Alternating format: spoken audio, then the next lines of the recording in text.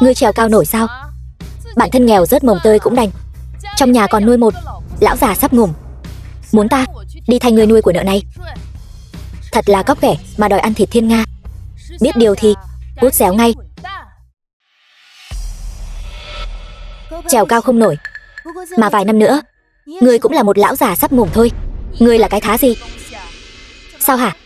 Như con cóc ghẻ vậy mà vẫn có thể nhìn chúng được hay sao? Nhưng mà hai người đúng là rất xứng đôi đấy. Đám hạ lưu này mãi mãi là hạ lưu. Đúng vậy, chúng ta đám hạ lưu xứng với đám hạ lưu. Mời ngươi cút nhanh đi. Con điên này dám ở đây tạt nước ta. Không muốn sống ở Vạn Thành nữa sao? Đây là những gì ngươi nợ anh ta, ta thay ngươi trả rồi. Không cần cảm ơn. Cao gia chúng ta ở Vạn Thành cũng coi như có chút địa vị. Hai người hôm nay đắc tội ta rồi. Chúng ta cứ chờ xem.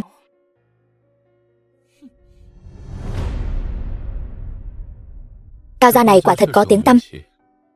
Ngươi thật sự không sợ bị trả thù sao? Thật lòng mà nói, hơi sợ. Người này tuy ăn mặc hơi lộn thuộm, nhưng nhìn vẫn có chút đẹp trai.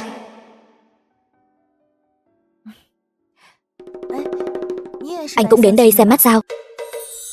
Có muốn cân nhắc tôi không? Cô không đùa đấy chứ? Tôi chỉ là người giao đồ ăn thôi.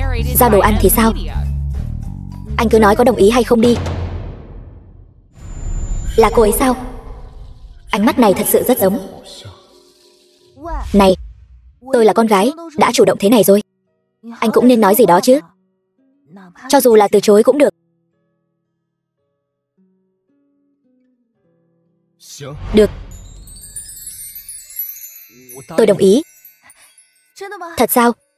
Tốt quá. Nhưng mà chúng ta phải nói rõ nhé. Tôi tìm là chồng hợp đồng. Nửa năm sau phải giải ước. Nửa năm chắc là đủ rồi.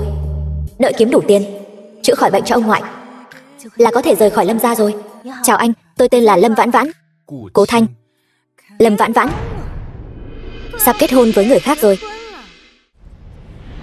Lâm Duyệt Duyệt, em gái Lâm Vãn Vãn. Còn ve vãn với loại người không ra gì này. Tôi thấy cô đúng là ngựa quen đường cũ. Lâm Duyệt Duyệt, chính thức giới thiệu với cô, đây là chồng tôi, anh rể của cô, Cố Thanh. Chúng tôi đã kết hôn rồi. Chồng Lâm Vãn Vãn, cô chắc không định dựa vào việc giả vờ làm vợ chồng với người khác để đào hôn đó chứ. Tôi khuyên cô nên bỏ cái ý định đó đi. Vương tổng ở Vạn Thành là người nói một là một, hai là hai. Ông ấy nói muốn cưới cô thì cô trốn không thoát đâu. Không tin? Ông xã.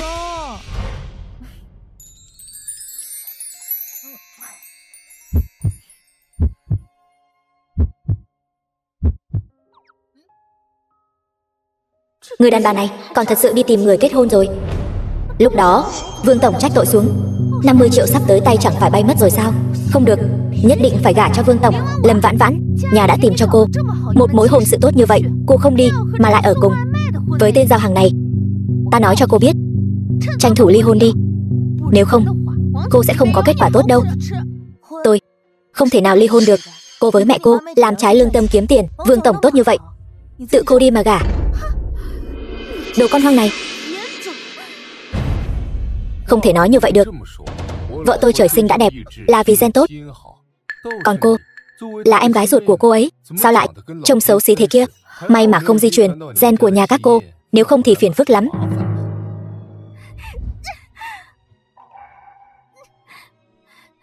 Lâm Vãn Vãn, ta nói cho cô biết, ngoan ngoãn ly hôn cho ta. Đừng có rượu mời không uống, muốn uống rượu phạt.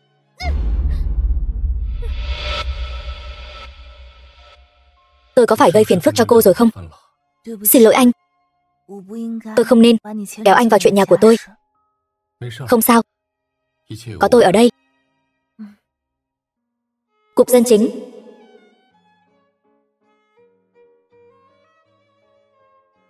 Không vấn đề gì. Ít nhất trong nửa năm tôi cũng không cần bị giục cưới nữa. Nhưng mà nhà cô muốn cô kết hôn thương mại, như vậy cô có thể trốn được sao? Nửa năm cũng đủ để mình điều tra rõ. Cô ấy có phải là người đó hay không? Đó là đương nhiên. Tôi đã kết hôn rồi, cũng không thể nào ép tôi tái hôn chứ. Xin chào, tôi tên là Lâm Vãn Vãn. Quãng đời còn lại, xin hãy chỉ giáo nhiều hơn. Tôi tên là Cố Thanh. Tân nương tử, xin chào. Chúng ta về nhà thôi. Giao hàng kiếm nhiều tiền vậy sao? Chung cư Cố Thanh Trạc. Vãn Vãn, giúp tôi lấy bộ đồ ngủ với.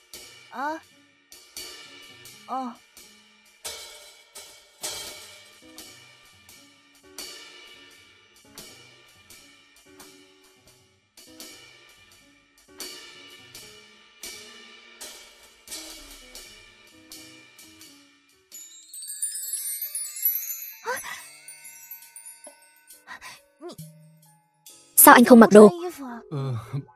Xin lỗi, tôi ở nhà một mình quen rồi. Cô đưa đồ ngủ cho tôi được không? Tôi hơi lạnh.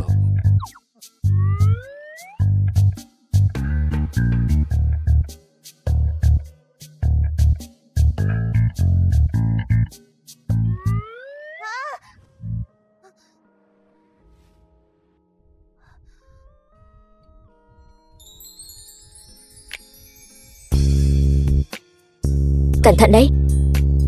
Làm hỏng tôi không đền nổi đâu. Tôi không cố ý.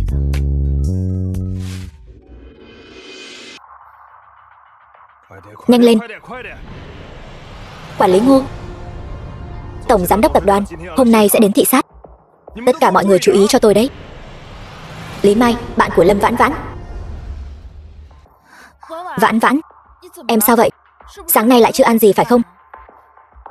Không sao, làm việc xong sẽ ăn sau. Không biết vị lãnh đạo lớn này đang nổi cơn điên gì nữa. Sáng sớm đã đến thị sát khách sạn của chúng ta. Ông chủ lớn là ai vậy? Cô không biết sao? Khách sạn của chúng ta là khách sạn trực thuộc của tập đoàn Nhất Tâm. Ông chủ lớn chắc chắn là thiếu gia Cố Thanh Trạc rồi. Lại là anh ta. Mấy ngày nay nghe tên anh ta mãi đến nhàm tai rồi.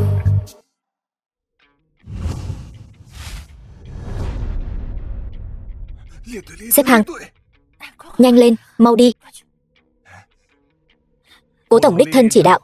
Khách sạn chúng tôi rất vinh hạnh. Sao lại giống Cố Thanh thế nhỉ?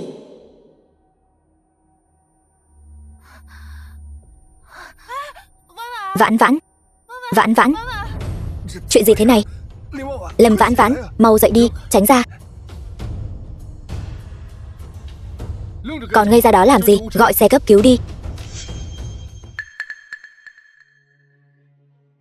Nhân viên của tập đoàn Nhất Tâm tuyệt đối không cho phép xảy ra bất cứ chuyện gì trong quá trình làm việc. Vâng.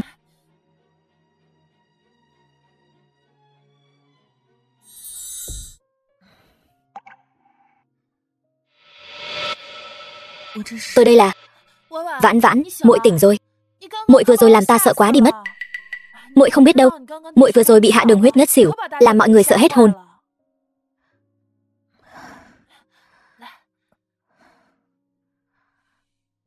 Cảm ơn tỷ đã đưa muội đến bệnh viện. Lý Mai, đâu phải ta, là Cố tổng, là Cố tổng đích thân bế muội lên xe cấp cứu, còn dặn dò ta nhất định phải chăm sóc muội thật tốt. Cố tổng? Cố tổng nào chứ? Con bé này có phải sốt đến hồ đồ rồi không? Chính là vị thiếu gia Vạn Thành kia, Cố Thanh Trạc. Là hắn sao? Vãn Vãn, có phải muội có quan hệ thân thiết với Cố tổng đó không? Lúc muội ngất xỉu, hắn rất lo lắng cho muội. Không có đâu, chúng tôi chưa từng gặp nhau. Nghe nói Cố Thanh Trạc gọi Vương tổng là thúc thúc. Chẳng lẽ tưởng ta là thầm thầm tương lai của hắn nên mới quan tâm ta như vậy sao? Vãn Vãn, Vãn Vãn. Cố Thanh, sao huynh lại đến đây? Muội không sao chứ? Muội không sao. Vãn Vãn, hắn là... Huynh ấy là chồng của ta là chồng cô ấy. Đầu óc Lâm Vãn Vãn này bị lừa đá rồi. Bỏ Vương tổng, Cố tổng, lại đi tìm tên nghèo kiết xác này.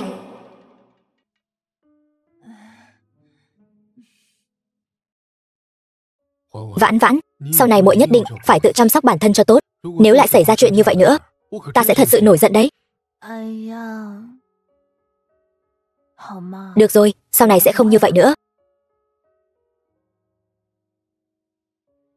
Kiếm tiền là việc của đàn ông. Xin lỗi, Hai người cứ tiếp tục. Đây chẳng phải là cái tên hôm nọ mua xe điện của ta sao? Tôi nhầm phòng rồi, tạm biệt. Không cần để ý đến hắn.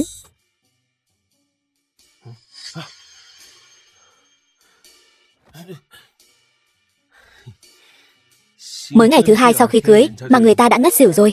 Cố tổng, ngài cũng phải chú ý sức khỏe đấy. Bớt nói nhảm với ta. Ta đã nói với cậu rồi, chúng ta là kết hôn giả, còn ngủ riêng giường nữa.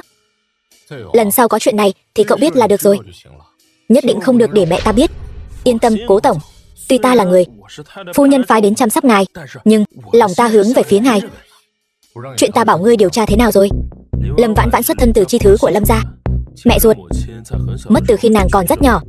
Sau đó cha ruột của nàng lập tức cưới thêm mẹ kế.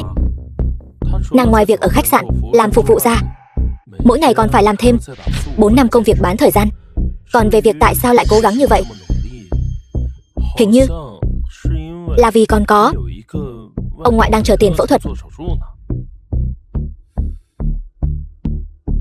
Người nói Lâm gia này ở Vạn Thành cũng coi như có chút danh tiếng.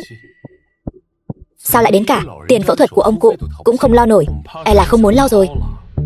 Người cha vô dụng và mẹ kế của cô ta sớm đã mặc kệ sinh tử của cô ta rồi, chỉ muốn nuôi dưỡng đứa em gái cùng cha khác mẹ, Lâm Duyệt Duyệt.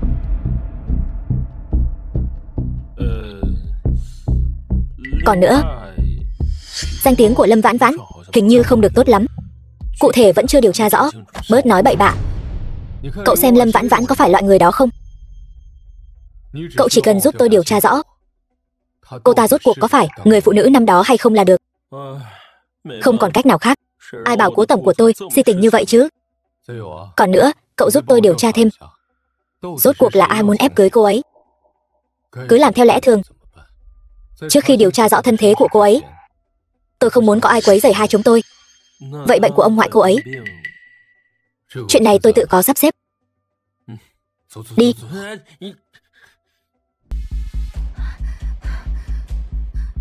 Ông ngoại làm sao vậy? Lên xe nói, nào.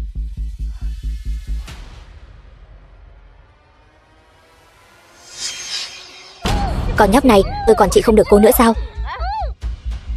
Còn nhìn cái gì, mau lái xe đi. Vương thúc đối với hai mẹ con ta rất quan tâm. Văn phòng Cố Thanh Trạc, hôm nay là ngày đại hỷ của ông ấy. Cố phu nhân, mẹ Cố Thanh Trạc nên đến chúc mừng. Đúng. Nói chính xác thì đây là lần thứ 6 Vương thúc làm đại hỷ rồi. Không biết cô gái nào lại không sáng mắt gả cho Diêm Vương sống này. Có thể sống đến năm sau hay không còn chưa chắc đâu. Sao con lại nói Vương thúc như vậy? Thôi bỏ đi. Nghe nói dạo này con thường xuyên không có ở công ty. Con bận gì vậy? Cố tổng. Phu nhân, bà ở đây sao? La hét ầm ĩ trong công ty. Đây là thư ký mà con tìm được sao? Không có quy tắc. Cậu ra ngoài trước đi, nhưng mà có chuyện gì thì lát nữa nói. Ra ngoài.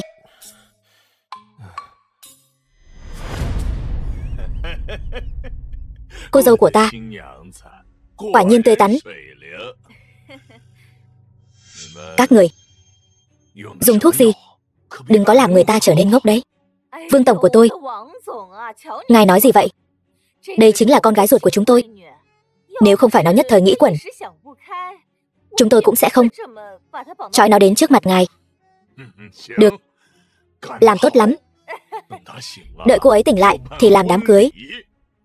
Vậy Vương tổng, đợi nó tỉnh, chúng tôi sẽ báo cho ngài. Tôi và cô dâu của tôi lần đầu gặp mặt, trước khi làm đám cưới cũng phải vun đắp tình cảm chứ. Vâng, ngài nói đúng. Vậy ngài cứ tự nhiên. Chúng tôi xin phép không quấy rầy nữa. Đi.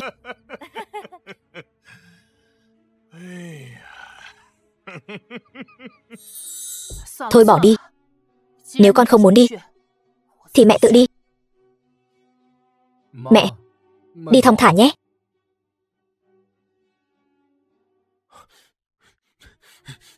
Cố tổng, không hay rồi, có chuyện lớn rồi. Lại sao nữa? Tôi đã nói với cậu rồi, khi có mẹ tôi ở đây thì cậu đừng hấp tấp như vậy. Bà ấy đã không chỉ một lần bảo tôi đổi thư ký rồi. Cố tổng, tôi rất trung thành với ngài. Ngài không tăng lương cho tôi. Nói nhanh lên, công ty xảy ra chuyện gì rồi? Không phải công ty, mà là vợ ngài.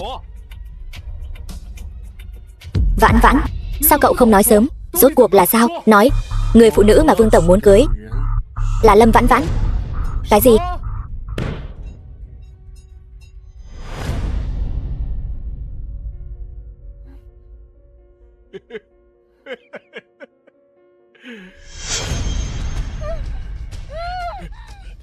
Đừng sợ, anh là chồng tương lai tốt của em mà, sẽ không làm hại em đâu. Vội vàng thế, là muốn nói những lời ngọt ngào với anh sao? Anh sẽ giúp em cởi trói.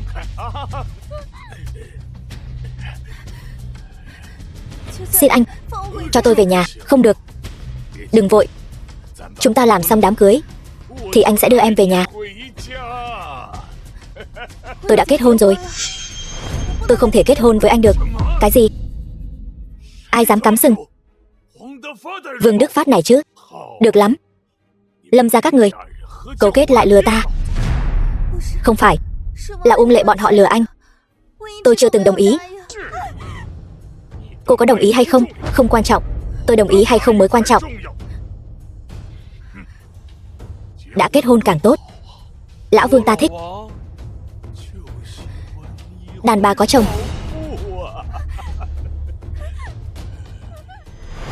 Còn tên chồng xui xẻo của cô, ta sẽ cho hắn biến mất. Nhưng trước đó, ta phải dạy dỗ cô cho ra trò.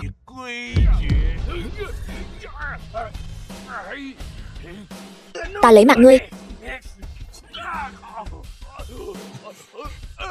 Lão Tôn, xử lý người bên ngoài đi. Vâng. Cố Thanh Trạc, cậu điên rồi.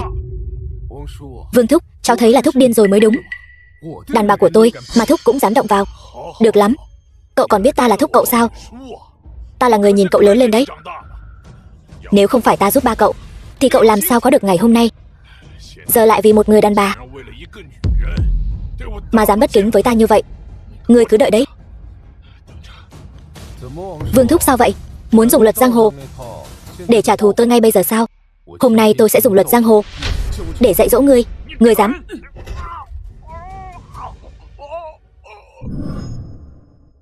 Ông đừng đi tới đi lui nữa. Chẳng lẽ ông vẫn còn lo lắng cho đứa con gái rượu của ông sao? Chẳng phải tôi lo lắng nó không chịu hợp tác sao? Lỡ như Vương tổng biết được nó đã kết hôn rồi, sau này trách tội xuống thì làm sao? Vương tổng này, ông còn không biết sao? Hắn ta chính là một lão già biến thái. Tôi thấy, biết đâu hắn ta biết Lâm Vãn Vãn đã kết hôn rồi, trong lòng còn vui mừng hơn ấy chứ. Điều chúng ta cần cân nhắc bây giờ là sau này làm thế nào để kiếm được nhiều lợi ích từ hắn hơn. Hiểu không? Chuyện gì vậy? Hỏng rồi. Chắc chắn là con nhỏ đó đã làm Vương tổng bị thương rồi.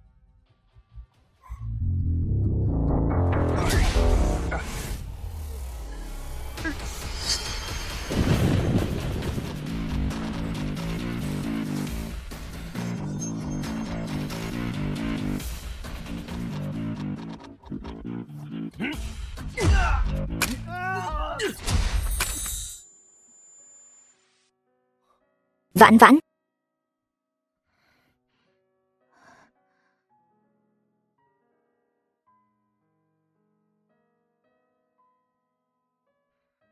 Đầu vẫn còn hơi choáng váng. Không sao, bác sĩ nói rồi. Đây là di chứng sau khi bị đánh thuốc mê. Nghỉ ngơi 2 ngày là khỏi. Cậu vẫn chưa nói cho tôi biết là cậu cứu tôi sao? Thật ra, hình như lúc đó cô ấy đã nhìn thấy mình rồi. Rốt cuộc phải nói thế nào thì cô ấy mới không nghi ngờ. Thật ra là tôi đã cứu cô. Cậu là ai? Cứ gọi tôi Tiểu Tôn là được rồi. Tôi với Cố Thanh là bạn tốt. Biết hai người đã kết hôn nên mới ra tay nghĩa hiệp cứu cô. Đúng, Tiểu Tôn là bạn tôi, quên giới thiệu với cô rồi. Cảm ơn cậu nhé, Tiểu Tôn. Cậu không phải là cái người đại gia hét giá trên trời đó sao? Đúng rồi. Nào, ngồi đi. Cô xem đó, bình thường vẫn phải kết bạn với mấy người giàu có này, nhiều lợi ích lắm. Đúng vậy, quan trọng là con người Cố Thanh rất tốt. Hỏng rồi, hỏng rồi. Ông ngoại tôi, bọn họ nhất định sẽ đi làm khó ông ấy. Cô yên tâm, ông ngoại cô bây giờ đang ở phòng bệnh VIP của bệnh viện Nhất Tâm. Đợi khi nào cô khỏe hơn một chút, tôi sẽ đi cùng cô thăm ông ấy. Bây giờ tôi đang ở phòng VIP của tập đoàn Nhất Tâm. Đúng vậy. Cố Thanh, mau làm thủ tục xuất viện đi. Tôi không sao rồi. Chúng ta mau về nhà thôi. Ông ngoại tôi sau này còn không biết tốn bao nhiêu tiền nữa. Lâm tiểu thư, cô cứ yên tâm đi. Dù cô có ở đây 1 năm, cũng sẽ không mất tiền đâu. Tại sao? Chuyện là vì tôi nhiều tiền, tiêu không hết. Đúng vậy. Chút tiền này đối với cậu ta mà nói chỉ như là tưới nước thôi mà, chuyện nhỏ. Được. Cảm ơn cậu nhé, Tiểu Tôn. Sau này tôi mà có tiền, tôi nhất định sẽ trả lại cho cậu.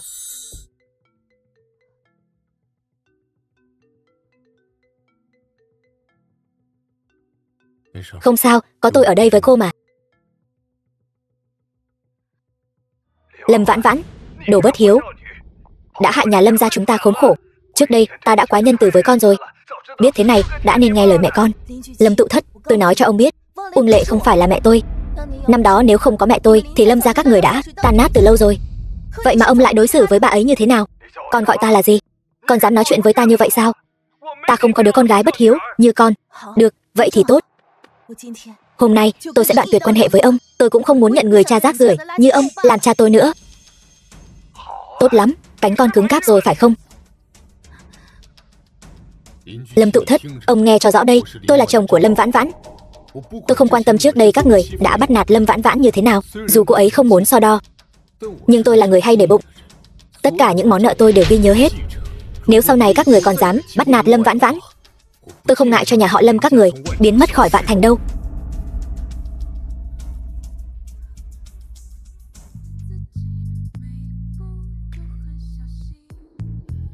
Cảm ơn anh, Cố Thanh. Sau này người thân của em chỉ còn anh và ông ngoại thôi. Có lẽ anh chỉ được tính là một nửa thôi, vì cuối cùng chúng ta cũng sẽ chia tay. Không sao đâu, anh sẽ luôn ở bên em. Rõ ràng là kết hôn giả, tại sao mình lại có ham muốn bảo vệ cô ấy mạnh mẽ đến vậy? Chẳng lẽ cô ấy thật sự là...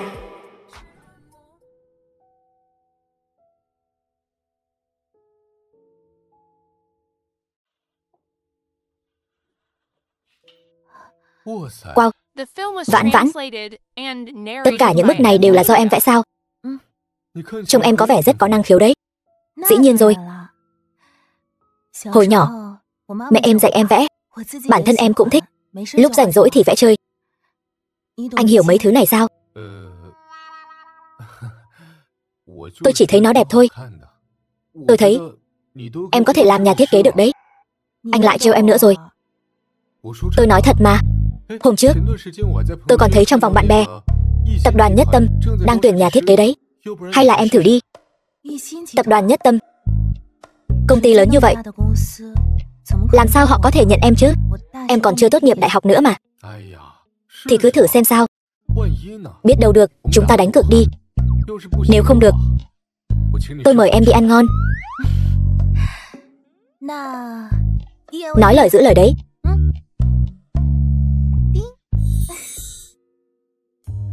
Tập đoàn Nhất Tâm.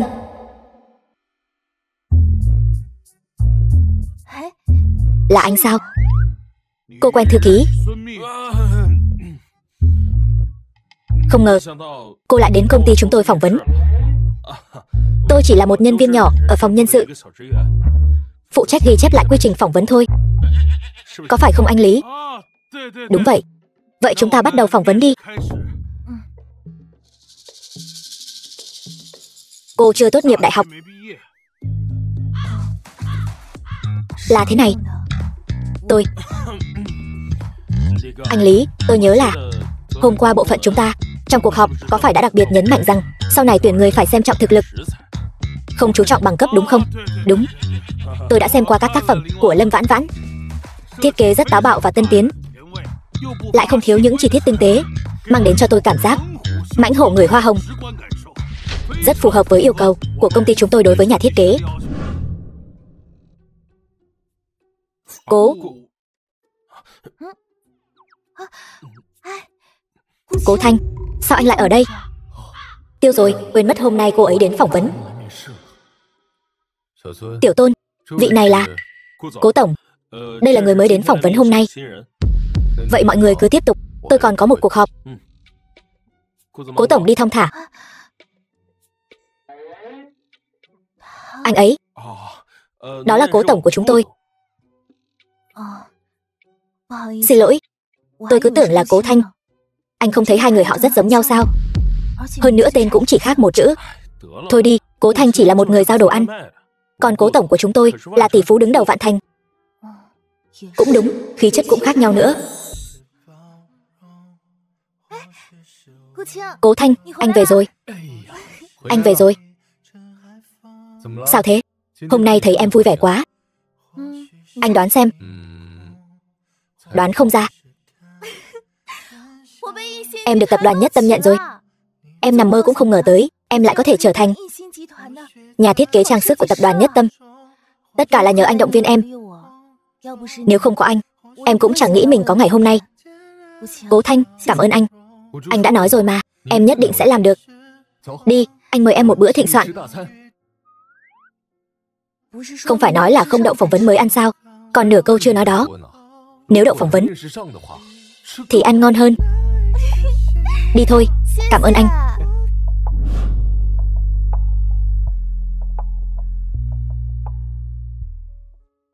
Chúng ta không phải đi ăn sao? Sao lại đến đây? Em không phải luôn nói thích trang sức sao? Anh định tặng em một món quà, coi như chúc mừng em vào được Nhất Tâm. Nhưng mà đồ ở Kim Ngọc Bách Hóa đều khá đắt đỏ. Không sao, em cứ xem trước đi. Đúng rồi, Vãn Vãn, anh hình như chưa từng thấy em đeo trang sức bao giờ. Có phải em có món trang sức nào đó rất quý giá, không nỡ đeo không?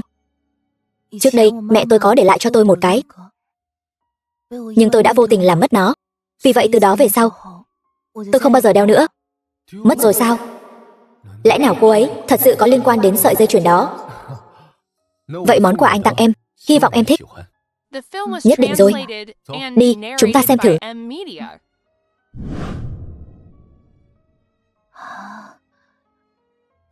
Đồ ở đây mắc lắm. Không sao, tôi đã nói rồi mà. Kim Ngọc Bách Hóa hôm nay sao toàn mùi nghèo nàn thế này? Hóa ra là có hai con chó hoang đang xin ăn ở đây. Anh xem, em đã nói rồi mà. Hôm nay đừng đến đây, cái kim ngọc này thật xui xẻo. Lâm Duyệt Duyệt, mấy ngày không gặp lại bám lấy tên ngốc nào rồi hả? Ngươi nói ai là tên ngốc hả? Ngươi ra ngoài hỏi thử xem, cả Vạn Thành này ai mà không biết Cao thiếu gia ta chứ? Cao thiếu gia, hai tên nghèo hèn này làm sao có thể biết ngươi được chứ? Đúng rồi, đây là người chị gái vô dụng của tôi. Còn hắn ta thì chỉ là một tên giao hàng hôi hám. Cô ta là người hồi đại học quan hệ nam nữ lăng nhăng bị đuổi học đó hả? Trông cũng được đấy. Thích câu dẫn người khác như vậy, chi bằng để thiếu gia ta đây sướng một chút chứ hả? Miệng mày nói chuyện sạch sẽ chút đi. Tôi là chồng cô ấy, một tên giao hàng hôi hám như ngươi. Tin hay không một cú điện thoại của ta là tay ngươi sẽ mất đấy. Ta lần đầu tiên nghe nói Cao gia có năng lực lớn như vậy đấy. Sao nào? Sợ rồi chứ gì. Bây giờ hai người chui qua hắn ta đây.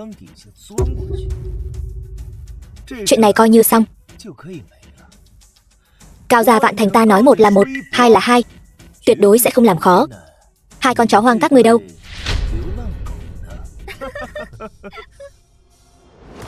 Cao gia nói một là một, hai là hai. Sao ta nghe nói Cao gia ở Vạn Thành này vẫn luôn là người đứng thứ hai. Ngươi nói bậy bạ gì đó? Rõ ràng là Cao gia chúng ta không muốn tranh thôi. Cao thiếu gia không cần thiết phải tức giận vì hai người bọn họ. Cao thiếu gia, ngài tới rồi, chúng tôi vừa nhập về một lô hàng mới, đang chờ ngài thẩm định đấy. Không vội. Kim Ngọc Bách Hóa các ngươi làm ăn kiểu gì vậy? Loại người nghèo kiết xác này cũng xứng đứng trước mặt ta sao? Chướng mắt ta quá. Đúng đó, nếu hai người họ không đi, ta sẽ không có tâm trạng mua trang sức đâu. Mời hai vị rời khỏi đây, nếu không tôi sẽ gọi bảo vệ đấy. Dựa vào đâu chứ, chúng tôi cũng là khách hàng mà. Chỗ các người làm ăn kiểu gì vậy, phân biệt đối xử như thế sao? Xin lỗi, Kim Ngọc Bách Hóa không hoan nghênh những vị khách không mua hàng, mà chỉ gây rối. Ai nói chúng tôi không mua hàng chứ? Người phân biệt đối xử như vậy, tôi có thể báo cảnh sát đấy. Ngươi Vãn Vãn, xem có thích gì không? Ta mua cho nàng.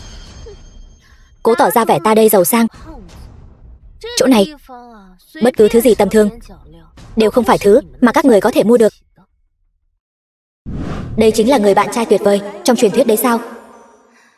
Cho dù không mua gì, cảm giác này cũng khá tốt.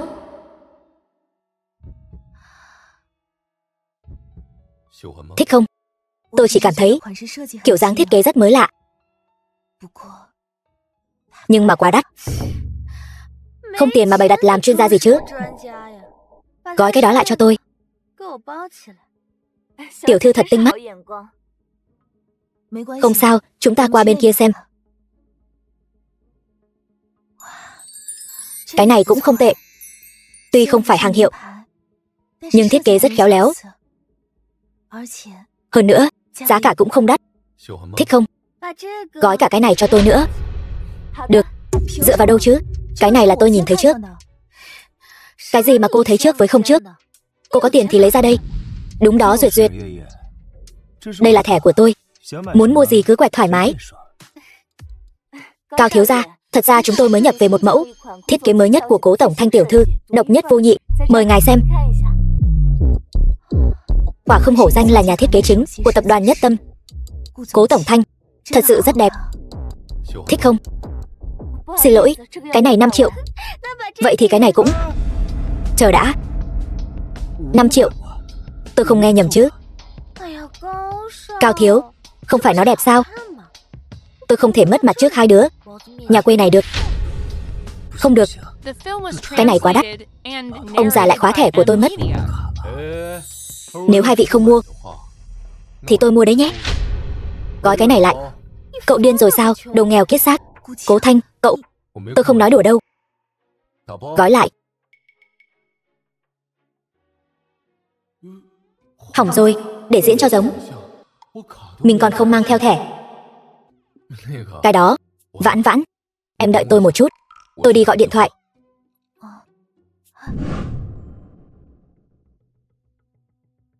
Lão Tôn, tôi nhớ chúng ta hình như đang bàn về việc mua lại Kim Ngọc Bách Hóa. Cậu mua nó lại cho tôi ngay lập tức, ngay bây giờ. Lão đại, chúng ta còn đang thương lượng mà. Bây giờ mua sẽ lỗ không ít đâu. Anh chắc chứ? Tôi chỉ cho cậu 5 phút. Đúng rồi. Cậu nói với người phụ trách bên đó. Lâm Vãn Vãn, tên chồng vô dụng của cô sẽ không phải diễn xong rồi. Bỏ mặc cô một mình ở đây chứ. Tôi về rồi. Cậu còn biết đường về sao? Nếu hắn ta có thể gom đủ 5 triệu này, tôi sẽ live stream trồng cây chuối. Đây là cậu nói đấy nhé. Khiến em lo lắng rồi. Vị tiên sinh này, nếu anh không có tiền mà còn ở đây gây rối, tôi sẽ gọi bảo vệ. Cố tiên sinh, tôi là tổng giám đốc ở đây. Họ Lưu, để ngài và phu nhân đợi lâu rồi. Tổng giám đốc, sao ngài lại đến đây? Ở đây có 2 người, không có tiền mà còn muốn. Cầm miệng, Cố tiên sinh là khách quý của chúng ta. Cô mau thu dọn đồ đạc đi, cút cho khuất mắt tôi. Tổng giám đốc Lưu, tôi nói này tổng giám đốc Lưu, anh bày trò gì thế này? Cao thiếu gia, xin anh đừng làm loạn nữa. Cố tiên sinh, sau này phu nhân nhìn chúng món đồ nào đều có thể lấy tùy ý. Tôi từng giúp ông chủ của họ một việc nhỏ, lúc này họ đang tìm cơ hội báo đáp tôi đấy. Ý gì đây? Lão Lưu, Cao gia chúng tôi cũng có cổ phần của Kim Ngọc Bách Hóa. Anh làm việc như vậy e là không ổn lắm đâu. Cao thiếu gia, nếu Cao gia có vấn đề gì có thể trực tiếp nói trong hội đồng quản trị. Tổng giám đốc Lưu, tôi nhớ Kim Ngọc Bách Hóa của chúng ta luôn đi theo con đường cao cấp thượng lưu. Cao gia bọn họ ở Vạn Thành vẫn chưa tính là thượng lưu đâu. Hay là đừng để họ tiếp tục làm cổ đông nữa. Anh thấy sao? Cố tiên sinh nói đúng. Tôi sẽ bắt tay vào việc thu hồi cổ phần của Cao gia, để Kim Ngọc và Cao gia hoàn toàn không còn quan hệ gì nữa. Anh nói cái gì? Lão Lưu, anh không muốn làm tổng giám đốc nữa sao? Đúng đó, làm tổng giám đốc kiểu gì vậy? Tôi nói cho anh biết, đắc tội với Tao Gia thì anh đừng hòng sống yên ổn ở Vạn Thành. Ai sống không yên ổn còn chưa chắc đâu. Cố tiên sinh, nếu ngài và phu nhân ưng ý chiếc vòng cổ này, tôi sẽ gói lại cho ngài ngay. Được, các người cứ chờ xem. Lâm Vãn Vãn, Cao Thiếu, chỉ giúp một việc nhỏ mà đã lấy được món trang sức 5 triệu. Làm sao có thể như vậy được? Chẳng lẽ mình gặp phải cái kịch bản phú nhị đại già nghèo tiếp cận mình sao? Vãn Vãn, em cầm giúp anh. Anh đi lấy xe. Được.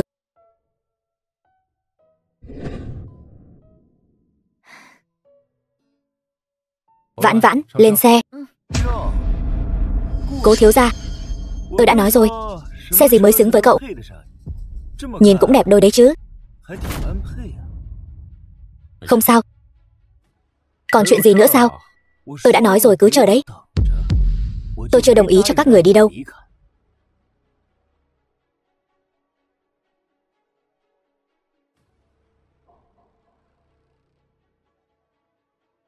Không sao. Anh để cô ấy đi rồi. Tôi chơi với các anh. Sao hả? Muốn anh hùng cứu mỹ nhân sao? Hôm nay ai cũng đừng hòng đi. Dám để tôi mất mặt trước mặt phụ nữ. Muốn đi cũng được thôi. Để cô ấy bầu bạn với ta một lát, phục vụ ta thoải mái đã. Ta nghe Duyệt Duyệt nói rồi, bề ngoài trông cô ta thanh thuần, thật ra chỉ là đồ hư hỏng thôi. Dám đánh ta, mau xông lên xử hắn cho ta. Các ngươi làm gì vậy? Cố Thanh, cẩn thận, ngươi tránh ra. Cố Thanh, Vãn Vãn, Vãn Vãn, đừng đánh nữa. Đừng đánh nữa. Cố Thanh. Cái gì? Đừng đánh nữa. Đi thôi. Vãn Vãn, anh không sao chứ? Tôi không sao. Thân hình của Cố Thanh này hoàn toàn có thể làm người mẫu được rồi. Xin lỗi, tôi có làm anh đau không? Không sao đâu. Không vấn đề gì.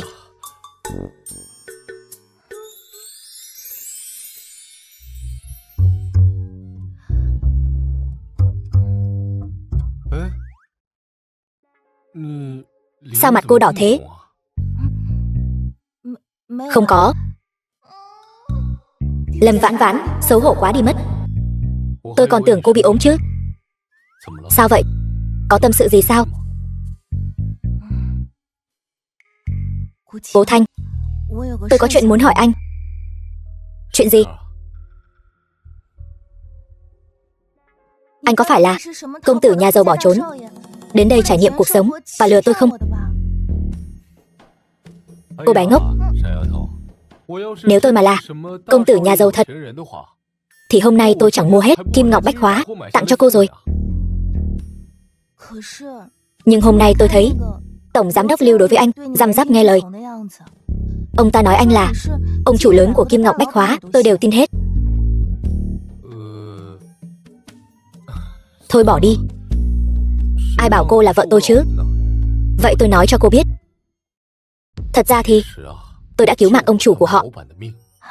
Quá trình vô cùng gian nan. Tôi không nói chi tiết với cô, thật ra cũng là vì sợ cô lo lắng. Cô nghĩ mà xem, đó chính là mạng của ông chủ kim ngọc bách hóa đó. Phải đáng giá bao nhiêu chứ? Chúng ta chỉ lấy của ông ta một món trang sức, ông ta cũng bằng lòng mà. Vậy cũng đúng. Tôi đeo cho cô nhé.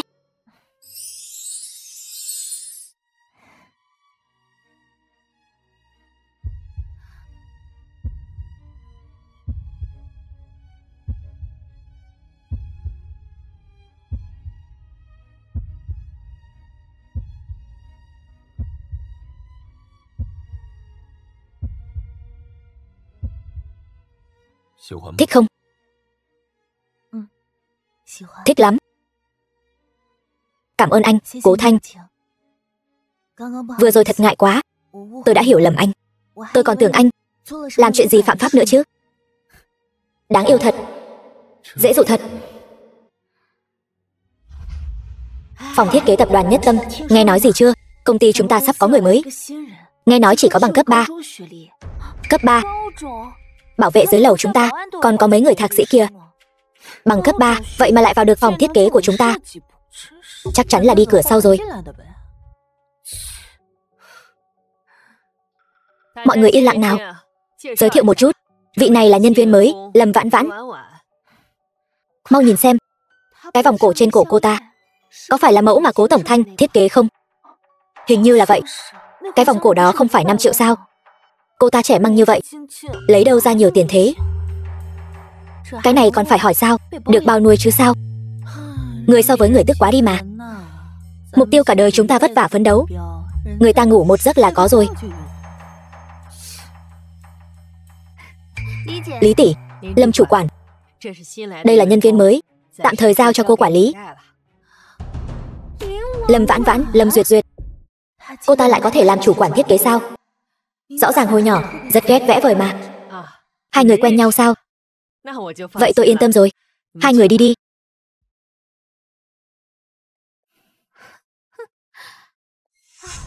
Lâm Vãn Vãn, tôi cũng không biết cô gặp được vận may gì mà có thể vào Nhất Tâm.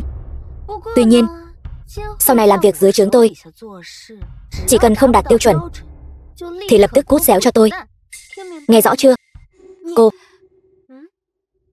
Lâm Vãn Vãn, cô nhất định phải ở lại Nhất Tâm.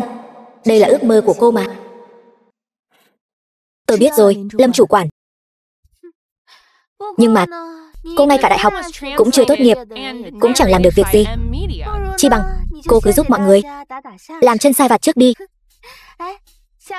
Tháng sau, cuộc thi thiết kế trang sức của chúng ta, mọi người nhất định phải nỗ lực nhiều hơn, cố gắng giành vinh quang cho Nhất Tâm chúng ta. Có việc lặt vặt gì đều có thể giao cho Lâm Vãn Vãn làm. Màu đỏ cho bộ phận sản xuất, màu trắng cho bộ phận marketing. Nhớ chưa? Nhớ rồi. Đúng rồi, đã đến bộ phận thiết kế của chúng ta rồi thì đều là người một nhà cả. Đừng khách sáo, cứ việc sai bảo.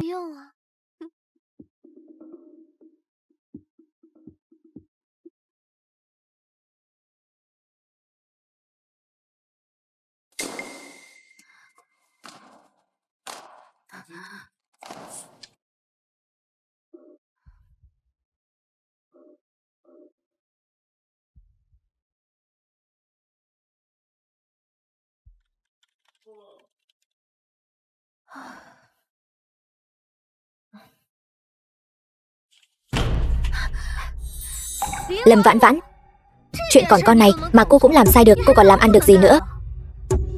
Tôi đã nói với cô rồi mà. Màu đỏ cho bộ phận marketing, màu trắng cho bộ phận sản xuất. Vậy mà cô cũng đưa nhầm được. Lâm Duyệt Duyệt, cô. Lâm chủ quản, cô lúc trước nói là màu đỏ đưa cho bộ phận sản xuất, màu trắng đưa cho bộ phận marketing. Tài liệu này là phải đưa hàng ngày đấy. Cả văn phòng đều biết, tôi làm sao mà nhầm được. Nếu không phải vì tôi không yên tâm nên đi xem lại. Cô biết lần này công ty bị thiệt hại bao nhiêu không? Đúng vậy, vị đồng nghiệp mới này là cô đã nhớ nhầm. Làm sai thì phải nhận, thoải mái thừa nhận là được rồi. Làm như chúng tôi đang chèn ép cô vậy. Chính xác, đi cửa sau vào thì thôi đi, còn làm gián đoạn công việc của chúng tôi nữa chứ. Đều là người của Lâm Duyệt Duyệt, bọn họ chắc chắn là cố ý làm khó mình. Lâm Vãn Vãn, tôi cứ tưởng là gì, tuy cô ngu ngốc, nhưng bảo cô làm chân sai vặt, đưa đồ thì chắc không sai được. Không ngờ, cô ngay cả đầu tiên tôi tự nộp hồ sơ, qua vòng phỏng vấn, mới vào được tập đoàn Nhất Tâm. Vị trí ứng tuyển là nhà thiết kế trang sức. Mới đến, thấy mọi người bận rộn, nên mới giúp đỡ mọi người. Thứ hai, tôi chắc chắn mình không nhớ nhầm. Không tin có thể xem camera. Cô cũng gan đấy. Một người đại học còn chưa tốt nghiệp thì cô lấy gì mà thiết kế? Đây chẳng phải là lãng phí trang sức, phung phí của trời sao? Tôi có khả năng thiết kế hay không, đương nhiên phải xem đồng nghiệp phụ trách tuyển dụng quyết định. Còn thiết kế của mọi người, nói thật thì cũng khá bình thường. Nói hay như vậy, Sao cô không lấy tác phẩm của mình ra cho mọi người xem thử? Được thôi, tôi sẽ tải xuống ngay bây giờ cho mọi người xem. Mình vào được Nhất Tâm là nhờ bản thiết kế thời xưa của Lâm Vãn Vãn. Nếu cô ấy lấy ra bản giống như vậy thì sẽ rắc rối. Lâm Vãn Vãn, bây giờ tôi đang nói với cô về vấn đề thái độ làm việc. Cô đừng có đánh trống lảng. Tôi rất chắc chắn mình không nhớ lầm. Lâm Vãn Vãn, cô nghĩ là nhiều người như vậy đều trách nhầm cô sao? Thôi bỏ đi. Xem như đây là lần đầu, nên tôi sẽ không tính toán với cô. Phạt cô dọn dẹp vệ sinh văn phòng 1 tuần. Nếu còn có lần sau thì viết đơn thôi việc rồi cút xéo cho tôi. Vẫn nên nghĩ cách ở lại đã. Ông ngoại phẫu thuật xong, hồi phục sức khỏe cũng cần rất nhiều tiền. Mình không thể mất việc này được. Xin lỗi Lâm chủ quản và mọi người. Vừa rồi đúng là thái độ của tôi không tốt. Sau này tôi sẽ khiêm tốn tiếp thu sự chỉ dạy của mọi người. Vậy mới đúng chứ. Làm việc cho tốt. Nếu văn phòng chúng ta đạt được giải thưởng vệ sinh nào đó, chẳng hạn, biết đâu tôi còn cho cô làm phụ tá cho nhà thiết kế của tôi. Tôi biết rồi, cảm ơn đã cho tôi cơ hội.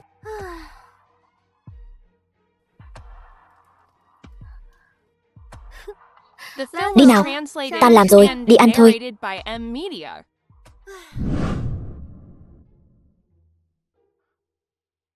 Lão đại, hôm nay là ngày đầu tiên phu nhân đi làm. Anh không đến xem sao? Đúng rồi, cậu không nói tôi cũng quên mất. Cô ấy ở phòng thiết kế phải không? Tôi đi xem sao? Lão đại, anh trực tiếp đến đó e là không ổn. Hay là để tôi đi xem giúp anh trước? Không sao, cứ phối hợp diễn với tôi là được.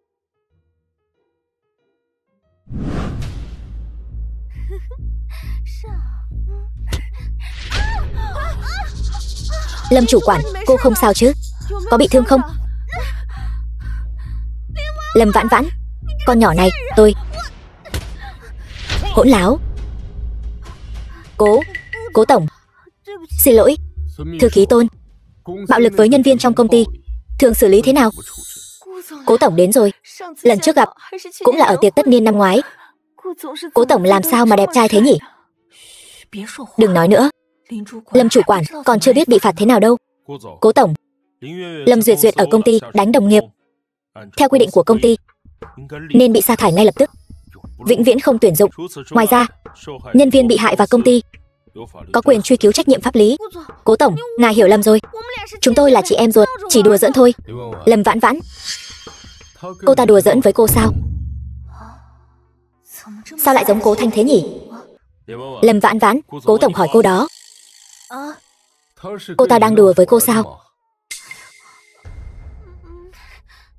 Lâm Duyệt Duyệt có thể vào Nhất Tâm, chắc chắn là có người chống lưng. Bây giờ dù có vạch trần cô ta, cũng chưa chắc đuổi được cô ta đi. Sau này còn trả thù mình gấp bội nữa. Thôi bỏ đi. Đúng vậy, Cố tổng, cô ấy là em gái tôi. Cảm ơn Cố tổng đã quan tâm. Nếu tôi đoán không nhầm, cô đến đây để làm thiết kế. Nhân tài mà công ty tuyển dụng lại bị cô dùng như vậy. Cô thích giữ vệ sinh thế thì chuyển sang bộ phận hậu cần đi. Không, Cố tổng, xin lỗi. Là lỗi của tôi. Xin lỗi nhé.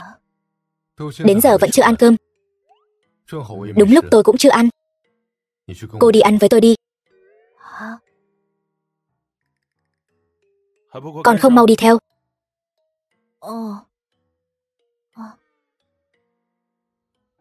Lâm Vãn Vãn đáng ghét. Tất cả là tại cô, suýt nữa hại tôi mất việc. Cô cứ đợi đấy. Nhìn từ phía sau cũng rất giống Cố Thanh. Tuy khí chất khác nhau. Thôi kệ đi, thử xem sao.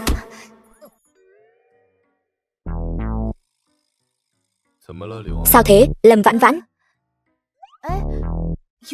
Có con muỗi. Sao lại biến mất rồi? Xin lỗi, Cố tổng. Không sao. Suýt nữa thì kêu lên vì đau. Xem ra Vãn Vãn đã bắt đầu nghi ngờ thân phận của mình rồi. May mà mình phản ứng nhanh. Xem ra phải diễn cho giống hơn mới được. Chẳng lẽ thật sự là mình nghĩ nhiều rồi? Nhưng gần đây trùng hợp quá nhiều. Trước đó Tiểu Tôn nói anh ta chỉ là nhân viên bình thường, sao bây giờ lại thành thư ký của tổng giám đốc rồi? Sao cô ấy cứ nhìn cậu mà không nhìn tôi vậy?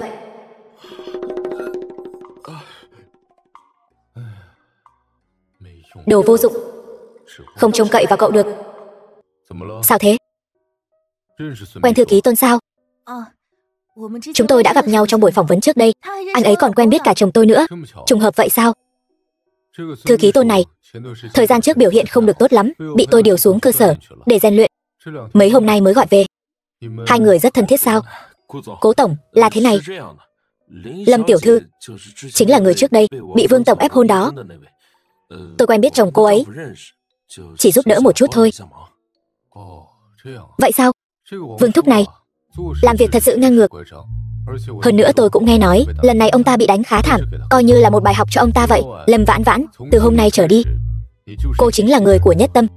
Hãy nhớ, dù có chuyện gì xảy ra đều có công ty làm chỗ dựa cho cô. Tương tự, cô cũng phải vì Nhất Tâm mà cống hiến tương xứng. Cảm ơn cố tổng. Sau này tôi nhất định sẽ làm việc thật tốt, nỗ lực báo đáp ngài. Là báo đáp Nhất Tâm. Đúng là khí chất của người giàu có. Trông thế này, anh ta và Cố Thanh chỉ là giống nhau thôi, vẫn có sự khác biệt. Xem ra đúng là mình đã nghĩ nhiều rồi. Tập đoàn Nhất Tâm. Cảm ơn cố tổng, cơm công ty mình ngon thật đấy. Vậy tôi đi làm việc trước đây. Đợi đã.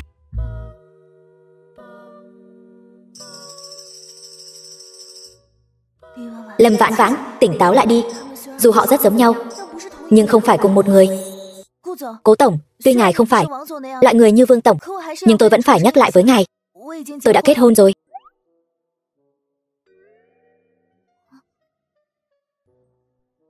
Hình như có cái gì dính trên răng cô. Tiêu rồi, mất mặt quá. Lại trời, có thể cho con một cái khe đất để nhảy xuống không? Được rồi, làm việc tiếp đi. Vâng, cố tổng. Cẩn thận.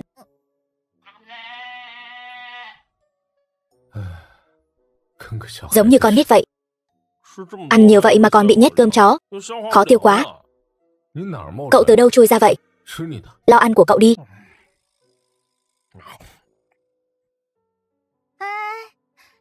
Nào, mọi người hãy dừng công việc lại một chút.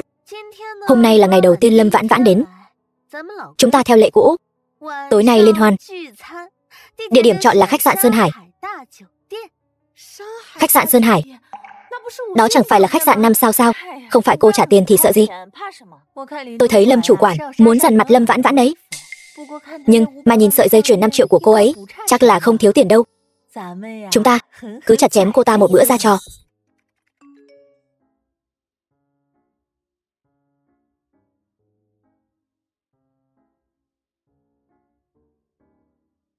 Lão Tôn, tối nay Lâm Vãn Vãn có buổi liên hoan. Điều tra giúp tôi địa điểm ở đâu, nhân tiện giúp tôi từ chối tất cả các cuộc gặp hôm nay. Lâm Vãn Vãn, tôi biết ngay, rồi sẽ có ngày cô nghĩ thông. Giờ mới chịu tới tìm ta. Quản lý Ngô, hôm nay tôi tới đây ăn cơm. Anh giữ thể diện cho mình chút đi, cô cũng từng làm việc ở đây mà. Cơm ở đây, cô ăn nổi sao? Ta biết rồi. Bám được đại gia nào rồi sao? Một tháng hắn cho cô bao nhiêu tiền? Anh nói chuyện sạch sẽ chút đi. Anh đê tiện vậy, mẹ anh có biết không? Tôi chỉ là đổi công việc mới thôi. Hôm nay phòng ban tới đây liên hoan thôi. Chỉ với cái bằng tốt nghiệp phổ thông của cô thì tìm được việc gì hay ho chứ? Chắc là làm cái nghề phục vụ người ta chứ gì. Dây chuyền của cô sáng lấp lánh thật đấy. Kim chủ nào tặng cho cô đấy? Chắc được kha khá tiền nhỉ. Ta cũng có thể cho cô tiền, cô cũng hầu hạ ta đi. Còn như vậy nữa tôi báo cảnh sát đấy. Cô nghĩ tôi sợ cô báo cảnh sát sao? Con nhỏ này.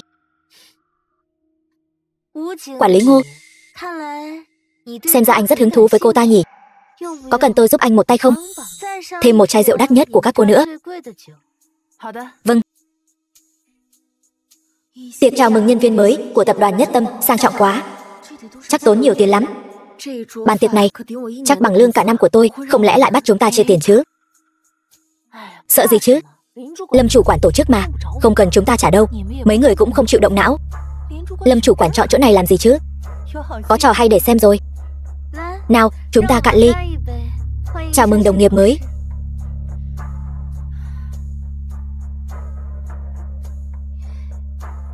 Cảm ơn mọi người.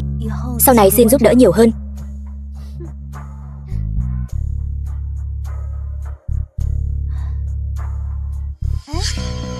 Lâm Vãn Vãn, hôm nay là tiệc chào mừng nhân viên mới.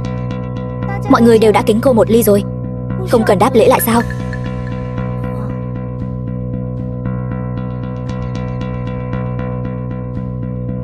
Vậy tôi kính mọi người một ly. Khoan đã, cô kính ai vậy? Đúng vậy, làm gì có ai qua loa như cô chứ? Cái này rõ ràng là không coi chúng tôi ra gì mà. Xin lỗi, tôi không uống được nhiều lắm. Vì mọi người đã yêu cầu như vậy rồi, thì cô cứ làm theo đi. Lâm chủ quản, vậy tôi kính cô một ly trước.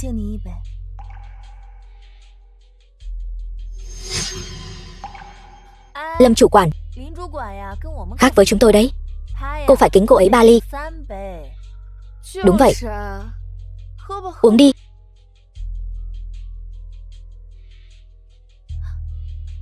Được rồi, cô rất biết điều đấy. Mau đi kính các vị tiền bối khác đi. Sau này họ nhất định sẽ chăm sóc cô thật tốt. Tôi kính cô một ly.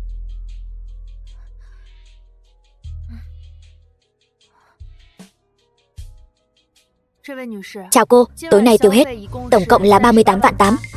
Cộng thêm phí phục vụ tổng cộng là 40 vạn chẵn. Cho hỏi thanh toán thế nào? Ai mời thì cô tìm người đó. Tôi mời. Hôm nay là tiệc chào mừng nhân viên mới. Cô là người mới, không phải nên mời các vị tiền bối một bữa sao? Không phải là công ty hoặc phòng ban chi trả sao? Công ty chi? Cô đã làm gì cho công ty mà công ty phải bỏ ra nhiều tiền như vậy cho cô? Hôm nay tôi đang giúp cô lấy lòng người ta đấy. Qua vài hôm nữa, cuộc thi thiết kế trang sức sắp bắt đầu rồi. Đáng lẽ ra cô không có tư cách tham gia. Hôm nay cô hãy mời mọi người một bữa thịnh soạn. Mọi người ăn vui vẻ thì 3 người họ còn có thể dẫn dắt cô. Lâm chủ quản, cô làm vậy chẳng phải là làm khó chúng tôi. Cô ta còn chưa tốt nghiệp đại học thì dẫn dắt kiểu gì? Tôi không thể dẫn dắt được đâu. Lâm chủ quản đã lên tiếng rồi. Chúng ta nên giúp thì vẫn phải giúp.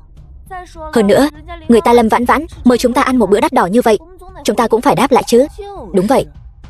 Nhưng mà Lâm Vãn Vãn, chắc cô không định quỵt nợ đấy chứ? Nhưng mà tôi thấy cô cũng không giống người nghèo. Xét cho cùng thì một sợi dây chuyền của cô cũng tới 5 triệu đấy. Cái gì? Lâm Vãn Vãn này lại có trang sức đắt đỏ như vậy sao? Lần trước mình hỏi cô ta có phải gian díu với Cố Thanh Trạc không, cô ta lại còn giả vờ lừa mình là không quen biết. Lâm Vãn Vãn, cô không thành thật với tôi thì đừng trách tôi không coi cô là bạn nữa. Vãn Vãn, tình hình kinh tế của cô thế nào? Tôi là người rõ nhất. Cô nói là cô mời cơm, sao lại dẫn người ta đến đây? Không phải cô định ăn chùa đấy chứ? Ăn chùa là phải đi tù đấy. Mọi người, hay là giúp cô ấy góp tiền đi. Đồng nghiệp cũ của cô đối xử với cô tốt thật đấy, nhưng mà góp thì không thể góp được. Lâm Vãn Vãn dẫn chúng tôi đến đây, không thể nào lại còn muốn chúng tôi giúp cô ta trả tiền chứ. Cô còn từng làm phục vụ ở khách sạn nữa cơ mà. 1 tháng mấy nghìn tệ, làm sao mua nổi sợi dây chuyền 5 triệu? Tôi đã nói rồi mà, trẻ như vậy sao có thể tự mua nổi chứ? Hơn nữa rõ ràng là chỉ có bằng cấp 3, vậy mà lại có thể vào phòng thiết kế trang sức của tập đoàn Nhất Tâm chúng ta. Điều này có nghĩa là gì? Chắc mọi người không phải không hiểu chứ. Vãn Vãn, sao cô có thể làm như vậy chứ? Trước đây quản lý Ngô đã nói với chúng ta rồi, nói là cô hay đi ngủ với người ta. Cô nói bậy. Được rồi, chúng tôi không có thời gian ở đây dây dưa với cô đâu. Mau thanh toán đi. Lâm Duyệt Duyệt, cô nhất định phải tuyệt tình như vậy sao? Chị gái tốt của tôi, cô hiểu lầm tôi rồi. Bữa ăn này tôi cũng không phải là không thể thanh toán giúp cô, nhưng nếu như vậy thì những đồng nghiệp này của chúng ta sau này có thể không có cách nào hòa thuận với cô được. Biết người biết mặt không biết lòng. Lâm Duyệt Duyệt, cô quả nhiên vẫn muốn hãm hại tôi. Nếu không thanh toán thì cô ta sẽ có lý do đuổi việc mình. Nhưng mình nào có nhiều tiền đến vậy. Mau trả tiền đi, chúng tôi còn phải quay về sửa bản thiết kế. Không có tiền đeo trang sức 5 triệu, còn định quỵt nợ sao? Mặt dày thế này, tôi mới thấy lần đầu. Lâm Vãn Vãn, cô mà như vậy thì đừng trách tôi vô tình. Tôi cũng chỉ vì công việc. Quản lý Ngô, có người muốn ăn quỵt. Ai? Ai ở đây ăn quỵt đấy? Là cô ta. Lâm Vãn Vãn, tôi đã nói, làm sao cô có tiền ăn uống ở khách sạn? Thì ra là định ăn quỵt. Tôi không có. Nếu không phải, vậy thì cô trả tiền đi. Nếu không tôi sẽ báo cảnh sát. Mau thanh toán đi. Nếu mà làm ầm lên đến đồn cảnh sát, cô không thấy mất mặt, tôi còn thấy mất mặt nữa đấy. Đúng đó, đến đồn cảnh sát, nhân viên có vết nhơ, tập đoàn Nhất Tâm sẽ không nhận đâu. Nếu cô thật sự không có tiền, cũng có thể dùng đồ trên người để thế chấp. Quản lý Ngô, cái dây chuyền của cô ta cũng đáng giá 5 triệu đấy. Nhiều vậy sao?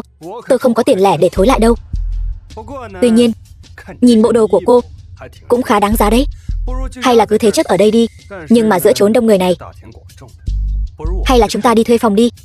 Quần áo tôi có thể không cần, chỉ cần cô chiều tôi vài lần. Anh nằm mơ đi, tên biến thái. Nếu cô đã không biết điều như vậy, Lý Mai, lột đồ cô ta ra. Vâng. Đừng đụng vào tôi. Lấy mạng người rồi.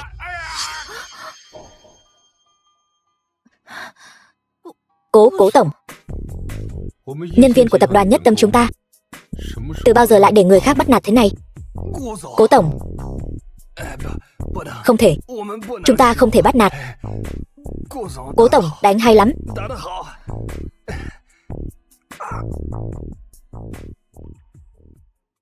Nói đi, đã xảy ra chuyện gì?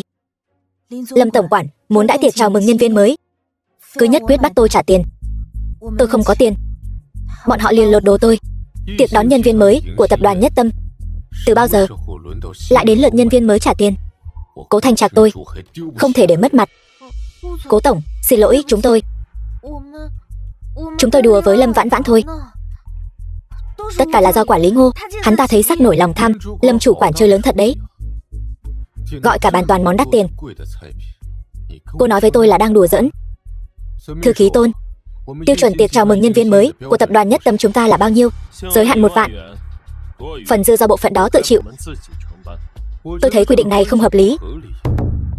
Bây giờ lập tức sửa lại. Từ nay về sau, chỉ cần Lâm chủ quản còn làm chủ quản ở phòng thiết kế, tất cả chi phí tiệc chào mừng nhân viên mới đều do cô ta tự gánh vác.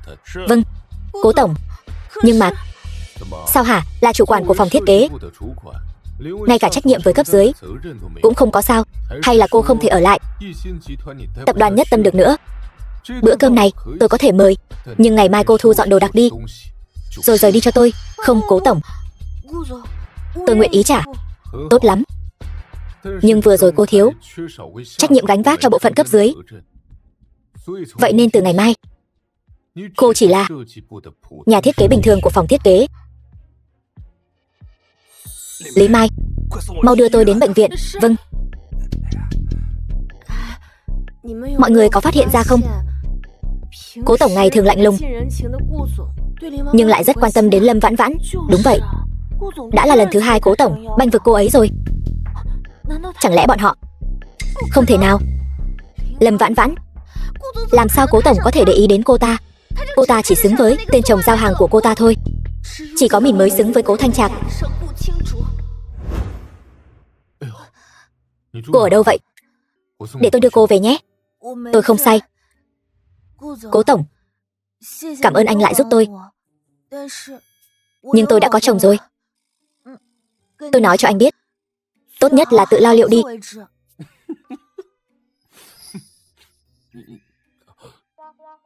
Cô uống nhiều rượu vậy rồi, tôi không thể bỏ mặc cô ở đây được. Nhưng tôi đã là đàn bà có chồng rồi. Cô xem, có phải hắn đang sàm sỡ cô ta không? Đúng vậy. Sao lại có thể như vậy chứ? Cô gái cần giúp đỡ không? Đừng báo cảnh sát, hai người họ là vợ chồng.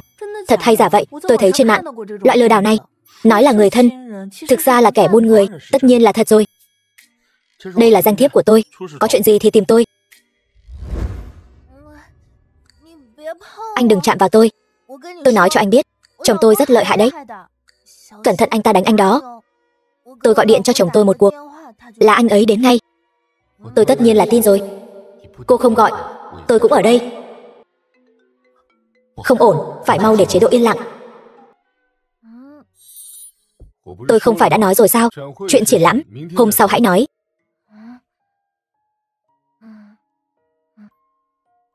Sao anh không nghe máy? Có phải vẫn đang đi giao hàng không? Hôm nay không rảnh. Đúng vậy.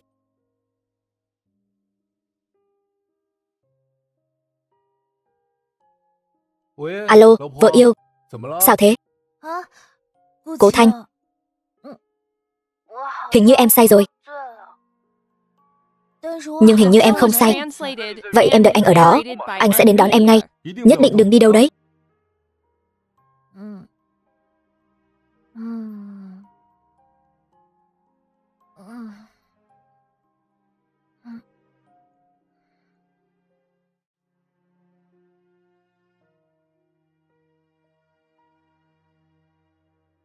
Tài xế đi thôi.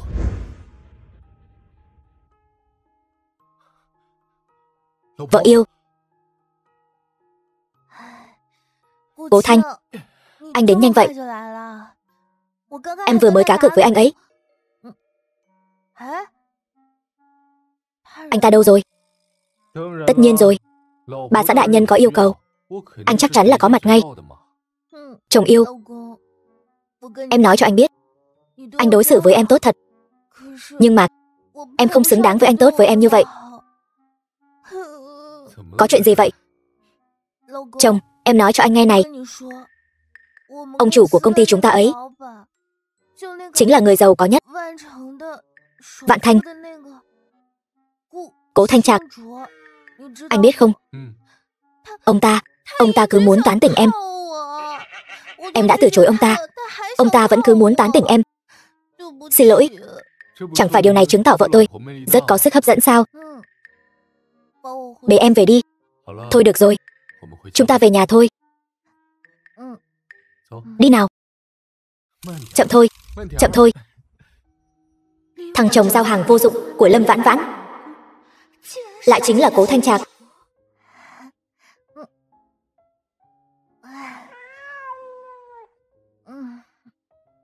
Cố Thanh, anh lại đây. Em nói cho anh một bí mật. Em nói đi. Anh nằm cạnh em đi. Anh ở xa thế này, làm sao em nói được?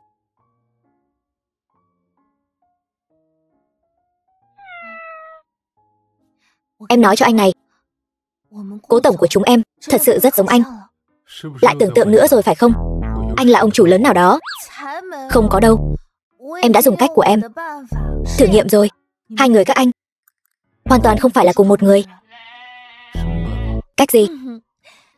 Chính là... Xin lỗi, em có làm anh đau không? Vậy thì anh đánh em đi. Sao anh nỡ đánh em chứ? Hơn nữa, người ta là giàu có nhất Vạn Thành đấy. Chúng ta lấy gì mà so với người ta chứ? Giàu nhất Vạn Thành thì sao chứ? Anh ta không tốt bằng chồng em. Anh xem anh ta đi, hơn 30, sắp 40 tuổi rồi, mà còn chưa có gia đình gì cả.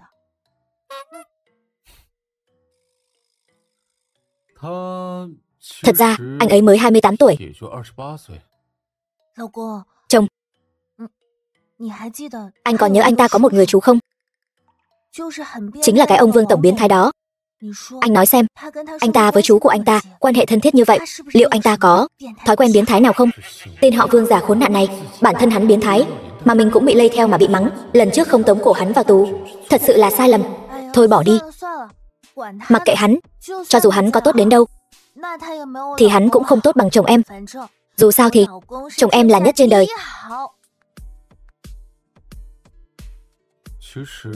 Thật ra, anh ta cũng khá tốt. Ý anh là gì vậy? Anh định đẩy em ra xa phải không? Không phải. Trên thế giới này, em chỉ còn lại anh và ông ngoại là hai người thân thôi. Đừng bỏ rơi em nhé. Vãn Vãn, anh còn thích em không hết đây. Sao lại bỏ rơi em được? Thật sao? Vậy thì... Chồng, nhưng chúng ta là kết hôn giả mà. Anh thật sự thích em sao? Anh thích em, Vậy nếu chúng ta đã kết hôn rồi, có phải là phải làm cho đủ thủ tục không? Thủ tục gì?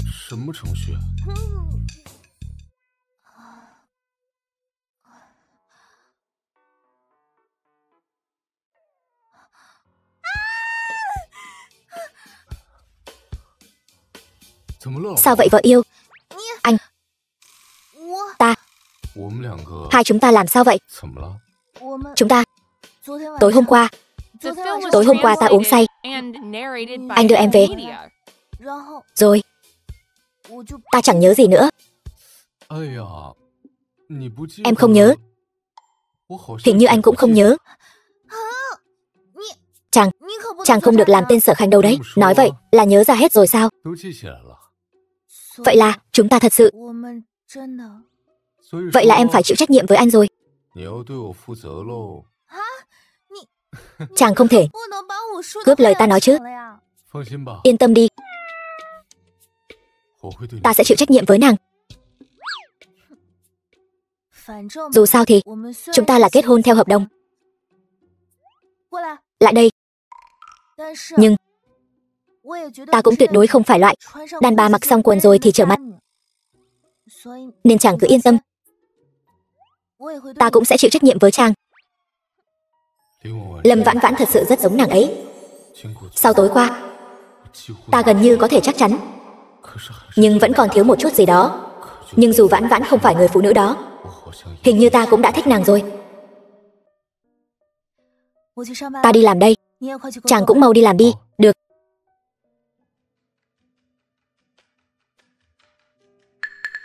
Đây là Lâm Vãn Vãn công ty các cô sao? Cô còn muốn làm việc ở đây không?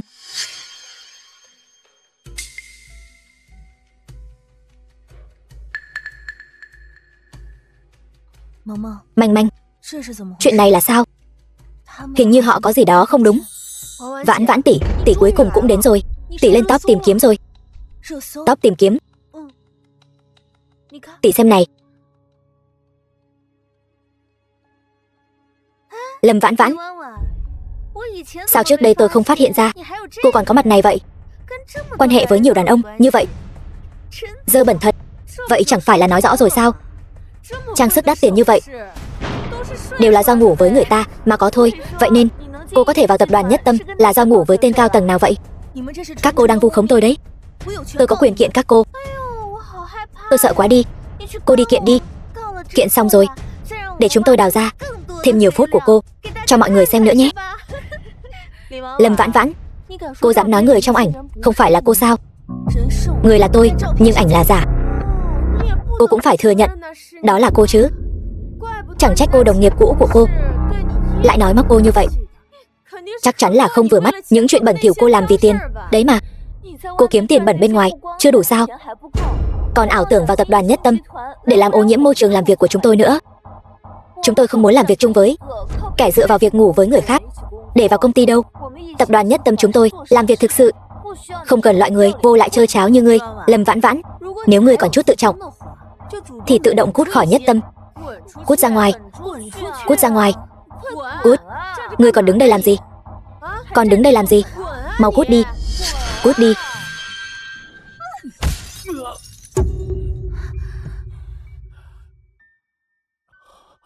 Sao rồi? Không sao chứ?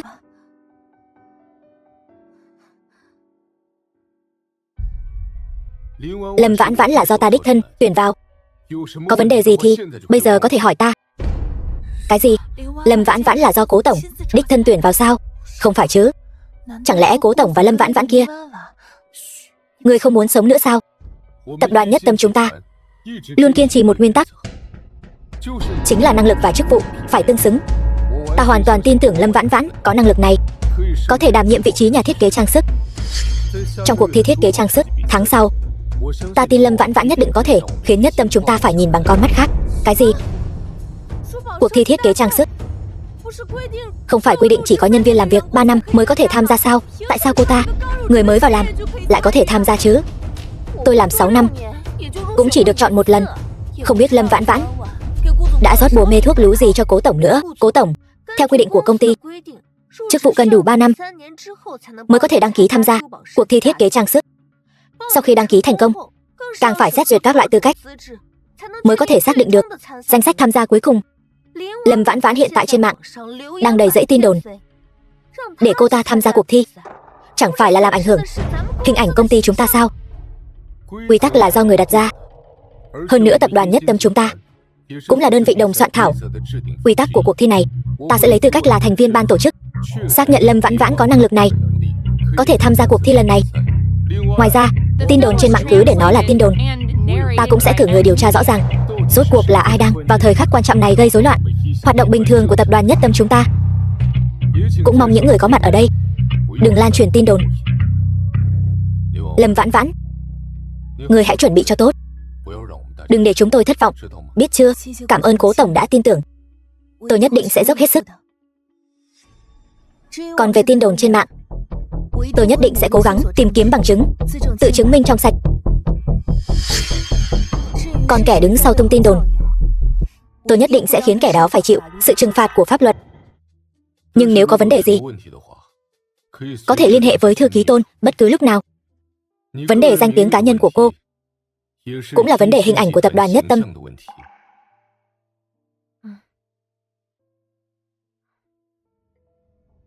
Còn nhìn cái gì nữa? Cố tổng, tuy Lâm Vãn Vãn là chị gái tôi, nhưng tôi với tư cách là nhân viên của Nhất Tâm vẫn cần phải báo cáo với ngài. Cuộc sống trước đây của Lâm Vãn Vãn rất hỗn loạn. Vừa lên đại học thì đã Lâm Duyệt Duyệt, tôi với ông chủ của truyền thông Vạn Sơn có quan hệ khá tốt. Hay là tôi giới thiệu cô đi làm phóng viên săn ảnh nhé. Lâm Vãn Vãn, con tiện nhân này, đừng hòng giả nai, lừa gạt Cố tổng. Sẽ có một ngày tôi sẽ vạch trần bộ mặt thật của cô. Vợ. Chồng, sao anh lại ở đây? Em không sao chứ? Em không sao cả. Chồng, tin nóng trên mạng anh đã thấy chưa? Anh nghe em nói đó đều là giả. Yên tâm đi, anh sẽ tin em. Chồng, cảm ơn anh. Em là vợ anh không tin lời em thì còn tin ai nữa? Bây giờ em định đi đâu? Tôi đến khách sạn Sơn Hải. Những bức ảnh đó chắc chắn là do quản lý Ngô làm ra. Lâm Vãn Vãn ơi là Lâm Vãn Vãn, khách sạn Sơn Hải, cô còn giả nai nữa, khiến tôi đắc tội với Cố tổng. Tôi cũng sẽ không để cô yên đâu. Ngô Địch Hiến, anh bịa đặt những bức ảnh này rốt cuộc là muốn làm gì? Cô đang nói gì vậy? Sao tôi nghe không hiểu? Những bức ảnh này đều là ảnh chụp màn hình từ camera giám sát. Anh là quản lý sảnh, lấy được những video này quá dễ dàng. Sao hả? Tôi có thể lấy được camera giám sát là có thể chứng minh tôi làm sao? Lâm Vãn Vãn, cô không còn làm việc ở đây nữa thì đừng có ngày nào cũng đến đây quậy phá nữa được không? Lý Mai, tiếc là trước đây tôi còn coi cô là bạn. Anh ta trước đây đối xử với tôi thế nào, cô quên rồi sao? Hôm qua anh ta bịa đặt vu khống tôi, kết quả bị phạt, nên mới ghi hận trong lòng, mới đối xử với tôi như vậy. Cô nghĩ nhiều rồi đấy. Quản lý Ngô dạy dỗ cô đều là xử lý việc chứ không nhắm vào người. Hôm qua rõ ràng là cô muốn ăn quỵt, sao lại thành chúng tôi hại cô rồi? Đúng vậy, tối qua cô say rồi, tôi cũng lười so đo với cô. Nhưng nếu hôm nay cô không đưa ra được bằng chứng, chính là cố ý vu khống và còn gây ra thiệt hại kinh tế cho khách sạn chúng tôi có thể báo cảnh sát ngay lập tức. Không sao, để họ báo cảnh sát đi. Tôi vừa nhờ bạn tôi điều tra rõ ràng rồi, những bức ảnh trên mạng đều xuất phát từ tập đoàn Sơn Hải. Đúng lúc, sau khi cảnh sát đến cũng có thể điều tra rõ ràng. Anh chỉ là người giao đồ ăn, xen vào chuyện này làm gì? Anh ấy là chồng tôi. Chồng cô, chắc chắn anh ta không biết cô ngủ với khách hàng để kiếm được một chiếc vòng cổ trị giá 5 triệu đồng chứ?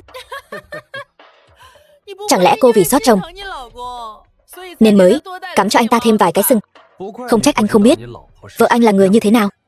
Khi cô ta làm việc ở khách sạn chúng tôi, gặp ai cũng ve vãn, lại còn giả vờ thanh thuần hơn ai hết, tỏ vẻ ngây thơ vô số tội. Chồng ơi, anh đừng tin lời họ nói, họ đều lừa anh đấy. Đừng chạm vào tôi. Cô còn bao nhiêu bí mật đen tối mà tôi không biết nữa. Quản lý Ngô, tôi sai rồi. Trước đây đều là tôi không biết lượng sức mình. Lần này tôi thật sự nhận ra mình đã sai rồi. Chồng tôi là người thật thà, anh có thể giúp tôi giải thích không? Anh muốn tôi làm gì, tôi đều bằng lòng. Nhưng tôi không thể sống thiếu anh ấy. Biết sai rồi sao? Biết rồi. Tôi thành tâm xin lỗi anh. Mong anh rủ lòng thương, tha cho tôi một lần. Giờ biết xuống nước rồi chứ gì. Nói đi. Tôi có thể tha thứ cho cô, nhưng còn phải xem biểu hiện của cô thế nào đã. Quản lý, cẩn thận cô ta lừa anh đấy. Cầm miệng. Không đến lượt cô lên tiếng. Quản lý Ngô, anh biết danh tiếng của con gái là trên hết mà. Xin anh hãy nói với chồng tôi và nói với những người khác. Tôi thật sự không có lăng nhăng với khách hàng. Chúng tôi chỉ giao tiếp bình thường thôi. Nếu không thì tôi thật sự ở Vạn Thành này không sống nổi mất. Xin anh đấy. Cô nói cô hiểu chuyện sớm như vậy thì đã chẳng có chuyện gì rồi. Khiến tôi tối qua phải cắt ghép video, làm tôi mệt quá đi mất. Quản lý Ngô, video này thật sự là do anh cắt ghép sao? Anh giỏi thật đấy. Tôi còn không phân biệt được thật giả. Đương nhiên rồi, cô biết gì chứ. Ngô Địch khiến tôi ở Vạn Thành này lăn lộn bao nhiêu năm, chẳng lẽ lại không có chút bản lĩnh phòng thân nào? Chồng, quay xong chưa? Ok, xong việc. Cái gì? Bằng chứng anh nhờ tôi thu thập, tôi đã thu thập đủ hết rồi. Có gì muốn nói? Đợi cảnh sát đến rồi hãy nói. Lừa tôi lấy mạng các người.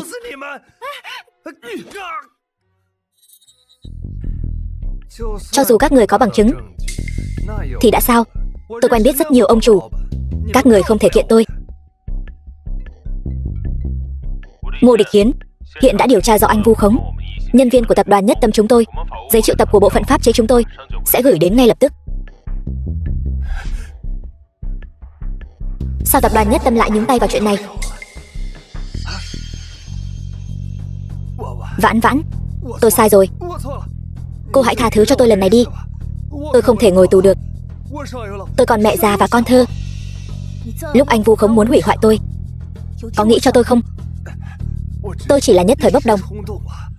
Vu khống chỉ bằng một câu nói, bác bỏ tin đồn thì chạy gãy cả chân. Cho dù anh không có bằng chứng, người bị vu khống như tôi cũng sẽ bị bôi nhọ ngày càng đen tối hơn. May mà chồng tôi tin tưởng tôi. Nếu không, bây giờ anh vẫn còn trốn trong góc tối nào đó mà cười nhạo đấy. Nhưng tôi có thể tha thứ cho anh, bởi vì loại người cặn bã như anh, tôi không cần phải ghi hận cả đời. Không đáng, nhưng pháp luật sẽ không tha cho anh. Anh cứ chờ nhận bản án đi.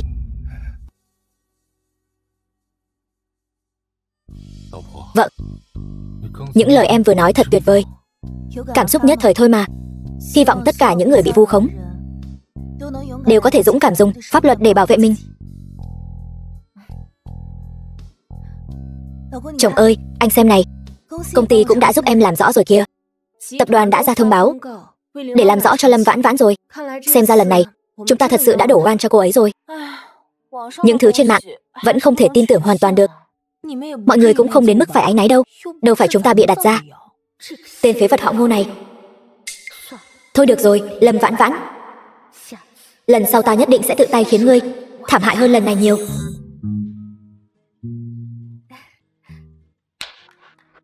Mọi người hãy dừng công việc lại một chút. Người tổng thiết kế của chúng ta, Cố Tổng Thanh trở về rồi. Nhà thiết kế của tập đoàn Nhất Tâm, Cố Tổng Thanh. Trước đây tôi đi giao lưu nước ngoài, nghe nói bộ phận thiết kế của chúng ta có một vài sóng gió nhỏ.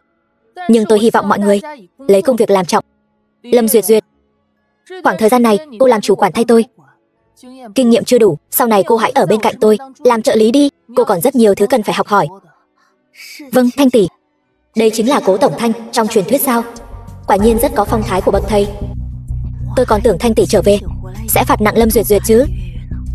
Nghĩ gì vậy? Từ khi Lâm Duyệt Duyệt vào công ty là do Thanh tỷ dẫn dắt. Địa vị của cô ấy với chúng ta không giống nhau. Đúng rồi, sắp đến cuộc thi thiết kế trang sức rồi. Chuyện trước đây tôi sẽ không truy cứu nữa. Tôi là người rất coi trọng năng lực. Tác phẩm của ai tốt, tôi sẽ đề cử người đó tham gia. Nhưng mà nếu năng lực của ai không được, tôi cũng không ngại loại người đó ra khỏi cuộc chơi. Tôi không quan tâm cô là ai, có bối cảnh gì. Ở trong bộ phận của chúng ta không cho phép có kẻ lười biếng, hiểu chưa? Hiểu rồi. Lâm Duyệt Duyệt, tác phẩm dự thi của em chuẩn bị tới đâu rồi? Em chuẩn bị gần xong rồi chị Thanh. Chỉ đợi chị về rồi chỉ bảo thêm cho em. Chị đã xem qua các tác phẩm trước đây của em, rất có tiềm năng. Mong rằng trong cuộc thi lần này em sẽ mang đến một tác phẩm tốt hơn. Vâng, chị Thanh, sẽ không làm chị thất vọng đâu. Lâm Duyệt Duyệt, thật sự có thực lực mạnh đến vậy sao? Ngay cả Cố Tổng Thanh cũng công nhận cô ấy. Ý tưởng thiết kế này của tôi gọi là thuần khiết. Mong rằng cô sẽ có trình độ xứng với nó. Chị Thanh, tôi sẽ dốc hết sức mình.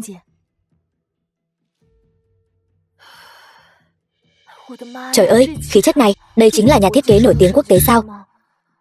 Tôi sắp không thở nổi rồi. Quan trọng hơn là cô ấy là chị gái ruột của Cố Tổng. Chị gái ruột.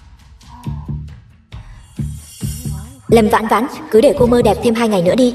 Sẽ có lúc cô khóc lóc cho mà xem.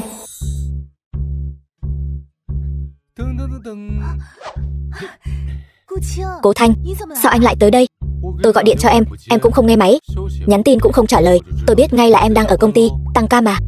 Xin lỗi. Điện thoại tôi hết pin rồi, tôi không hề biết. Không sao đâu. Bữa tối riêng tư được đặt làm theo yêu cầu. Anh luôn xuất hiện đúng lúc tôi cần nhất. Súp lơ hữu cơ em thích ăn nhất này. Ngửi thôi đã thấy thơm rồi. Đũa đây. Vậy tôi không khách sáo nữa nhé. Ngon thật. Ăn từ từ thôi. Có ai tranh với em đâu. Nếu hôm nay tôi không mang cơm cho em thì chắc em không ăn tối luôn đúng không? Tôi nói anh nghe này, Cố Thanh. Cuộc thi thiết kế trang sức lần này đối với tôi là một cơ hội đặc biệt quý giá. Tôi nhất định phải cố gắng hết sức, phấn đấu đạt được thứ hạng cao. Như vậy sau này anh sẽ không cần phải vất vả như vậy nữa. Mà nói đến đây, còn phải cảm ơn Cố Tổng chúng ta đã bật đèn xanh cho tôi nữa chứ. Đúng vậy. Con người Cố Tổng tốt thật đấy. Giá mà tôi là Cố Thanh Trạc thì tốt rồi. Như vậy tôi cũng có thể giúp em. Em cũng không cần phải cố gắng như vậy. Nhưng nếu mình tiết lộ thân phận thì em có rời bỏ tôi không? Cố Thanh, anh nói gì vậy? Tuy Cố Tổng là người tốt, nhưng trong lòng tôi anh mới là duy nhất. Thôi được rồi, toàn lời ngon tiếng ngọt. Ăn đi. Vãn Vãn, tôi hỏi em một câu nhé. Tôi chỉ ví dụ thôi. Em nói xem, nếu tôi mà là Cố Thanh Trạc thì em có còn muốn kết hôn với tôi?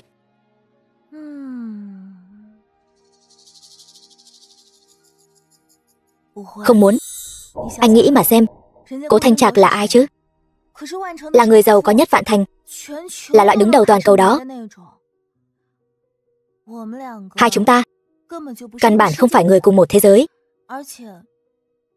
Hơn nữa kiến thức của hai chúng ta, môi trường gặp phải đều không giống nhau. Làm sao có thể ở bên nhau được? Thực ra cũng không nhất định. Giả như nếu cô rất hợp với anh ta thì sao? Cố Thanh, anh sao vậy? Cứ nói những lời kỳ quái. Hai chúng ta ở bên nhau, sống cuộc sống bình thường, không tốt sao? Tốt, tôi vừa mới nói rồi mà. Chỉ là một giả thiết thôi. Ăn nhanh đi, lát nữa nguội mất. Được.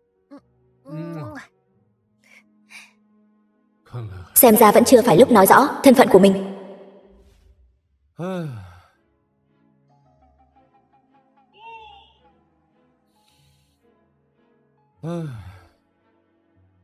Lão đại, không phải anh chưa bao giờ cho phép chúng tôi than thở sao? Nói là sẽ thở hết cả hạnh phúc đi mất. Đồ độc thân như cậu thì biết cái gì? Sao tôi lại không biết? Cậu chắc chắn đang lo lắng làm sao để đâm thủng lớp giấy cửa sổ đó. Nói vậy là cậu có cách rồi. Thật ra không có. Ai bảo cậu lúc trước cứ phải chơi trò cosplay đó chứ? Bây giờ muốn kết thúc trong êm đẹp quá khó. Tiểu Tôn này, khó khăn lắm mới cho cậu một cơ hội tăng lương, lại không nắm bắt được.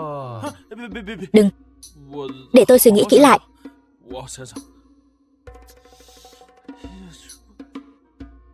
Tôi thật sự nghĩ không ra. Việc tăng lương của tôi mất rồi.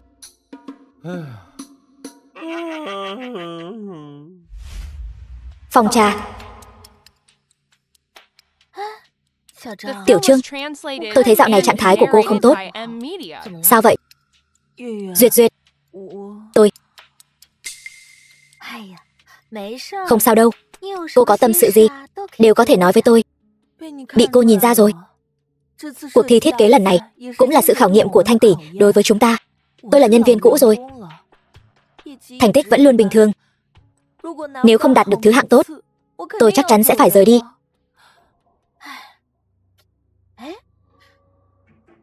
Vậy nếu cô ấy vi phạm quy định bị cấm thi, thì người khác sẽ không thể nói gì được nữa. Duyệt Duyệt, cô có cách nào hạ Lâm Vãn Vãn không? Tôi không phải nhắm vào cô ấy đâu. Tôi đây, tất cả đều là vì muốn tốt cho cô mới nghĩ ra cách này.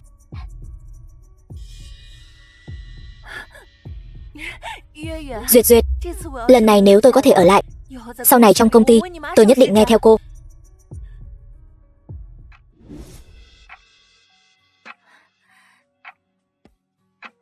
Chồng,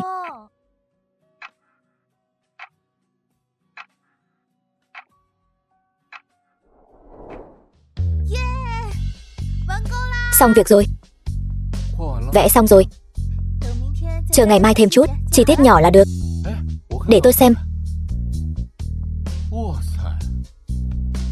Phải nói là vợ tôi quá giỏi. Em xem thiết kế này. Em lại xem đường nét này đi. Tuy tôi không hiểu, nhưng tôi cảm thấy nhất định sẽ đoạt giải. Hơn nữa còn phải là giải thưởng lớn. Vậy thì em xin nhận lời chúc may mắn của anh. Giờ cũng muộn rồi, tôi buồn ngủ quá. Về nhà thôi. Được, đi thôi. Về nhà thôi.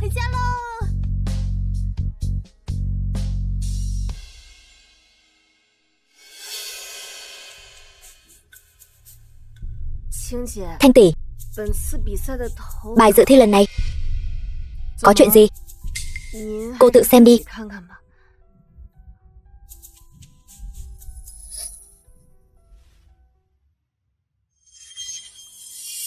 Mọi người đều biết tính tôi. Mắt tôi không chứa được sạn. Tôi chỉ nói với mọi người một câu: muốn thiết kế tốt, trước tiên phải làm người tốt. Lâm Vãn Vãn, tôi chính thức tuyên bố cô bị sa thải rồi. Lần đầu thấy Thanh tỷ nổi giận thế này. Lâm Vãn Vãn rốt cuộc đã gây ra chuyện gì vậy? Thiên cơ bất khả lộ. Thiết kế của những người khác tôi đều đã xem qua, đã đệ trình lên ban giám khảo cuộc thi rồi.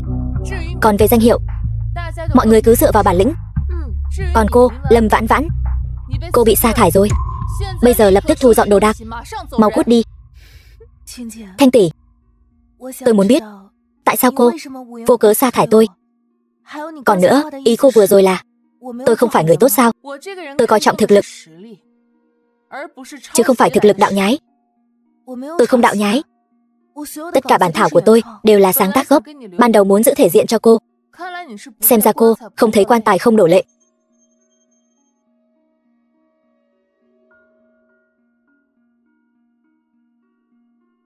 Phương án thiết kế của cô và Lâm Duyệt Duyệt giống hệt nhau. Đây chính là thứ cô nói với tôi. Thực lực của cô sao? Sao có thể? Lâm Vãn Vãn, chứng cứ rành ra đó. Cô nhận đi. Thế này còn không gọi là đạo nhái sao? Cô trực tiếp sao chép sao? Tôi ủng hộ quyết định của Thanh tỷ. Tuy tài năng tôi bình thường, nhưng tôi không thèm làm việc chung với kẻ đạo nhái. Lâm Vãn Vãn, cô giỏi thật đấy. Tôi luôn coi cô như chị gái, nên khi làm bản thiết kế đều không đề phòng cô. Giờ thì hay rồi, cô không chỉ không thể ở lại Nhất Tâm, mà ngay cả nghề thiết kế cũng vĩnh viễn không làm được nữa. Không đúng, tôi không đạo nhái. Cô còn dám cãi? Lâm Duyệt Duyệt là do tôi một tay dẫn dắt. Tác phẩm của cô ấy tôi đều đã xem qua. Ngay cả tác phẩm thời đại học của cô ấy tôi cũng biết một chút. Có thể nói phong cách rất rõ ràng. Tác phẩm này cũng là phong cách của cô ấy. Chẳng lẽ cô còn muốn nghi ngờ tôi? Nhưng mà Lâm Vãn Vãn, tôi khuyên cô nên tự biết thân biết phận, ngoan ngoãn cút khỏi Nhất Tâm. Nếu không, với hành vi đạo nhái này, tôi có thể lập tức khởi kiện. Thanh tỷ, tôi xin được xem tất cả bản thiết kế của Lâm Duyệt Duyệt. Lâm Vãn Vãn, chuyện đã đến nước này, cô còn muốn làm gì? Được rồi, nếu ngươi không ngại mất mặt, vậy ta sẽ đáp ứng yêu cầu của ngươi. Thanh tỷ, nhưng mà đưa cho cô ta.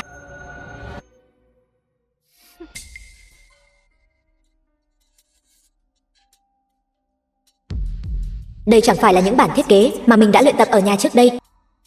Lâm Duyệt Duyệt, người đến Nhất Tâm làm nhà thiết kế, quả nhiên có vấn đề. Nhưng mà người ở đây sẽ không còn tin tưởng mình nữa, thà không đối chất vô ích trước mặt. Chi bằng, người còn gì muốn nói nữa không? Thanh tỷ, nếu tôi có thể chứng minh bản thân, tỷ có thể khôi phục tư cách dự thi của tôi không? Vậy ý ngươi là Duyệt Duyệt đã đạo nhái ngươi? Cô ta dựa vào việc sao chép tác phẩm của ngươi mà vào Nhất Tâm còn sớm hơn cả ngươi. Ta vẫn là câu nói đó, ta chỉ coi trọng thực lực. Nếu ngươi có thể chứng minh bản thân, ta sẽ không dung túng bất cứ ai đạo nhái. Chiều nay, cuộc thi sẽ chính thức bắt đầu. Ngươi không còn thời gian nữa. Nếu ngươi không thể chứng minh, vậy ta sẽ từ chức và vĩnh viễn rời khỏi ngành nghề mà tôi yêu thích. Ta hy vọng ngươi nói được làm được. Lâm Duyệt Duyệt, ngươi có dám ra ngoài nói chuyện riêng với ta không? Đi nào. Lâm Duyệt Duyệt, ngươi dám đạo nhái tác phẩm của ta. Bỏ cái trò ghi âm này đi, không có tác dụng với tôi đâu. Lâm Vãn Vãn, ta khuyên ngươi nên tỉnh táo lại một chút. Dù sao bây giờ ta mới là người mà Thanh tỷ coi trọng nhất. Chỉ dựa vào cô mà muốn hạ bệ ta, ta nhất định sẽ khiến ngươi phải trả giá. Vậy sao? Vậy ngươi phải nhanh lên đấy. Dù sao cũng chỉ còn vài tiếng nữa thôi. Alo mẹ, nếu hôm nay Lâm Vãn Vãn về nhà, nhất định không được cho cô ta vào. Còn nữa, mẹ dọn dẹp đồ đạc của cô ta đi, ném càng xa càng tốt. Duyệt Duyệt, mẹ đang định nói với con đây. Con nhỏ Lâm Vãn Vãn đó vừa mới chạy về nhà, cũng không nói gì, cứ thế vào phòng nó bê một thùng đồ linh tinh đi. Mẹ thấy hơi lạ. Vậy sao mẹ không cản cô ta lại? Mẹ thấy cô ta cũng không lấy đi thứ gì hữu dụng. Có chuyện gì vậy? Mẹ, thôi con không nói với mẹ nữa.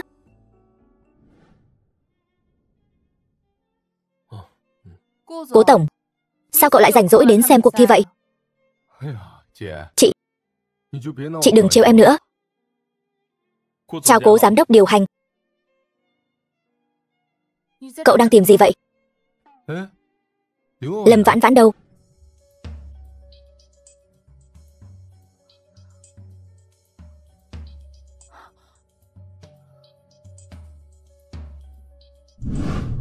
Lâm Vãn Vãn, mau tới đây, Thanh tỷ đang tìm cô kìa, sắp bắt đầu rồi.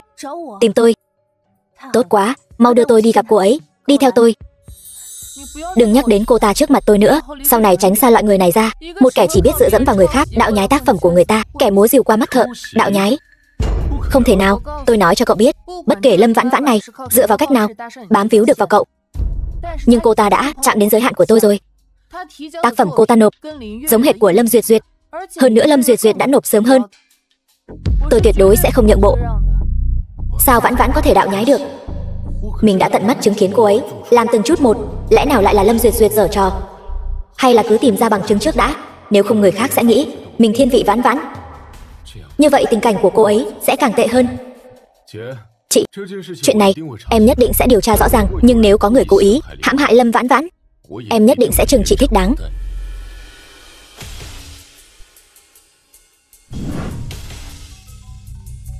Alo, cố tổng. Vãn Vãn, em đang ở đâu vậy? Sao tôi không thấy em đâu cả? Anh cũng đến xem em thi đấu sao? Tôi gặp chút chuyện ngoài ý muốn, tôi đến ngay đây. Vãn Vãn, Vãn Vãn, Vãn Vãn. Tiểu Trương, Tiểu Trương, Tiểu Trương, cô làm gì thế? Tiểu Trương, Tiểu Trương, cô mở cửa đi. Tôi thực sự không kịp nữa rồi, Tiểu Trương.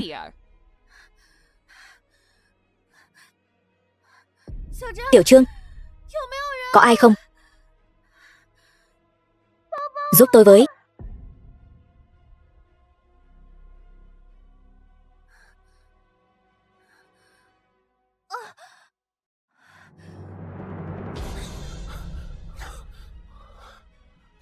Cố tổng, camera giám sát cho thấy nơi Lâm Vãn Vãn xuất hiện cuối cùng là ở đây. Tuy nhiên, camera phía sau bị hỏng, không thấy được vị trí cụ thể. Cậu đi hướng đó, hai người đi hướng đó.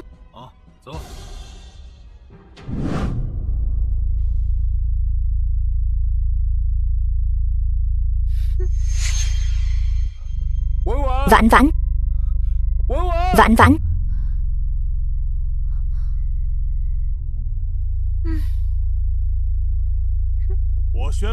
Tôi tuyên bố người chiến thắng cuộc thi thiết kế trang sức lần này là Lâm Duyệt Duyệt tiểu thư. Mời lên nhận giải.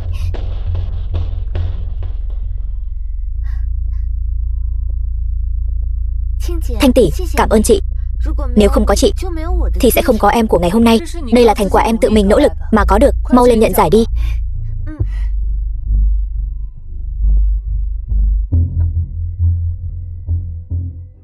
Khoan đã, tôi có bằng chứng chứng minh Lâm Duyệt Duyệt đạo nhái. Chuyện gì vậy? Người này là ai? Đạo nhái sao? Không thể nào. Đây là người mới mà Cố tổng hết lòng nâng đỡ mà. Ngay cả Cố tổng của tập đoàn Nhất Tâm cũng đến rồi. Xem trước đã. Lâm Vãn Vãn, tại sao cô cứ phải làm khó tôi? Cô đạo nhái tôi thì thôi đi. Hôm nay là ngày tôi nhận giải quan trọng nhất. Tại sao cô còn ở đây gây rối? Rốt cuộc ai mới là người đạo nhái, ai mới là người gây rối? Mọi người có thể nghe Lâm Vãn Vãn tiểu thư nói rõ ràng, rồi tự mình phán đoán.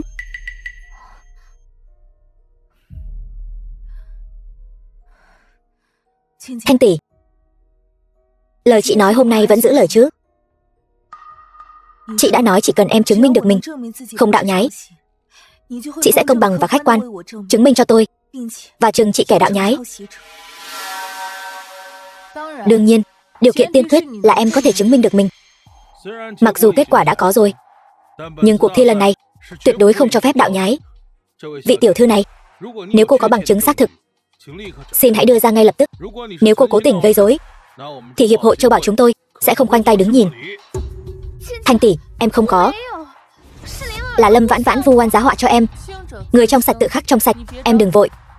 Tôi sẽ không dung túng bất kỳ kẻ đạo nhái nào, cũng sẽ không dung túng bất kỳ kẻ nào vu oan giá họa đã dám xuất hiện ở đây. Tôi nhất định là có bằng chứng. Lâm Vãn Vãn, tôi biết từ nhỏ cô đã không thích tôi. Cô cũng luôn coi thường đứa em gái này. Nhưng cô cũng không thể phá hủy cả sự nghiệp thiết kế trang sức mà tôi yêu thích nhất chứ. Cho dù cô không nể mặt Lâm gia, thì tôi cũng là em gái duy nhất của cô mà. Hóa ra hai người này là chị em sao? Có trách có chút giống nhau. Đem chuyện xấu trong nhà làm ồn ào đến một cuộc thi trang trọng thế này. Tỷ tỷ, nếu chúng ta có ân oán cá nhân gì, giải quyết riêng tư không được sao? Cần gì phải ở nơi công cộng để làm trò cười cho mọi người chứ? Tôi xin lỗi cô còn chưa đủ sao? Lâm Duyệt Duyệt, cô đừng có giả nhân giả nghĩa ở đây nữa. Hôm nay tôi đến đây là để cùng những người yêu thích thiết kế trang sức cùng nhau vạch trần vụ đạo nhái trắng trợn này. Không phải để xem cô giả nhân giả nghĩa. Cô... Thưa quý vị giám khảo, tôi không đạo nhái. Là Lâm Vãn Vãn. Lâm Vãn Vãn ghen tị với tôi. Cô ta vu oan cho tôi. Thanh tỷ, em vẫn luôn cảm thấy câu nói trước đây của tỷ rất đúng. Phong cách thiết kế của một người là không dễ dàng thay đổi. Vậy thì xin tỷ xem qua bản thiết kế này, xem là do ai vẽ. Đây đều là do Lâm Duyệt Duyệt vẽ. Tuy nhiên những tác phẩm này còn khá non nớt, là từ thời kỳ đầu của cô ấy, khi chưa được đào tạo bài bản mà vẽ ra. Tỷ chắc chứ? Có vấn đề gì sao? Nhưng những bản thiết kế này đều là do tôi vẽ ra. Cái gì? Cô nói bậy, cô đừng có lấy mấy thứ này ra mà vu oan cho tôi. Dừng tay. Cô phải cho tôi một lời giải thích. Tôi tốt nghiệp chuyên ngành thiết kế của một trường đại học danh tiếng, còn Lâm Vãn Vãn còn chưa tốt nghiệp đại học nữa. Cô ta dựa vào cái gì mà vu oan cho tôi? Cô giỏi giang như vậy, tại sao lại phải đạo nhái bản thiết kế thời trung học của tôi? Thật nực cười. Cô có biết những thứ này đều là tôi lấy từ trên bàn của tôi mà ra? Đừng có ngụy biện nữa. Cô vu khống tôi. Mấy bản thảo rách nát này rõ ràng ở trong giá sách của cô. Sao hả? Sao giờ lại thừa nhận đây là bản thảo của tôi rồi? Thanh tỷ, đã rõ hết rồi chứ? Tôi coi như đã hoàn toàn hiểu rõ rồi. Bản thiết kế cô đưa tôi lúc trước, bao gồm cả bản thảo cuối cùng khi cô vào Nhất Tâm nữa, đều là sao chép từ những bản thảo này. Trời ơi, thì ra những tác phẩm tiêu biểu của Duyệt Duyệt đều là đồ sao chép. Bản thảo thiết kế này của Lâm Vãn Vãn, nhìn là biết có tuổi rồi. Lâm Duyệt Duyệt lừa gạt tất cả chúng ta. Không phải. Tôi không lừa gạt mọi người. Là Lâm Vãn Vãn lừa gạt mọi người. Là cô ta vu oan giá họa cho tôi. Vậy cô giải thích cho tôi nghe xem. Tại sao bản thảo mà cô giao cho tôi lại là bản thiết kế cho Tết năm sau, lại nằm trong bản thiết kế của Lâm Vãn Vãn? Tác phẩm lần này rõ ràng là của tôi. Lâm Vãn Vãn, thật sự đã. Sao chép của tôi đấy. Sao chép bao nhiêu năm rồi mà vẫn chưa hiểu rõ. Ước mơ của tôi luôn là trở thành nhà thiết kế trang sức.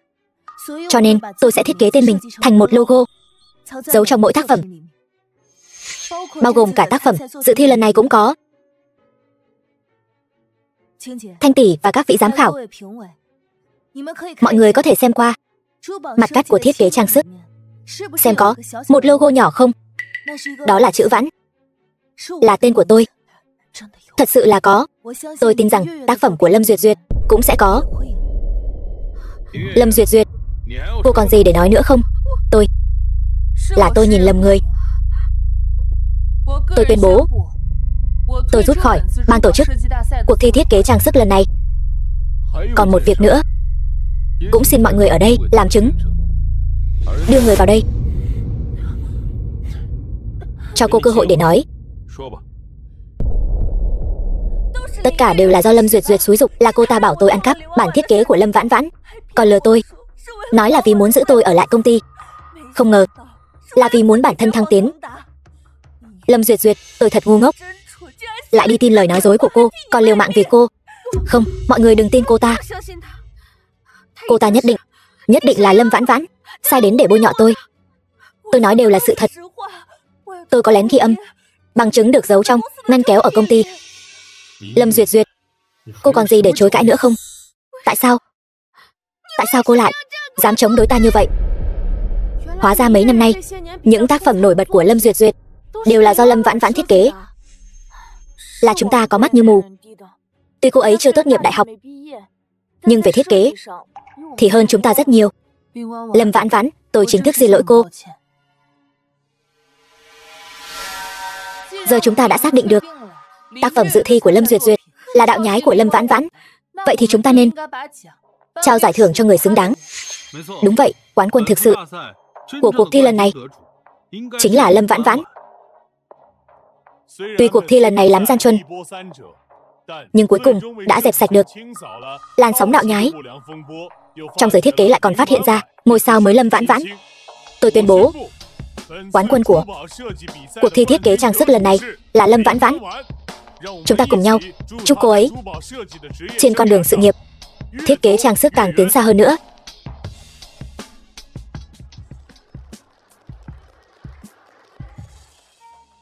Đi đi, hãy giành lấy những gì thuộc về cô.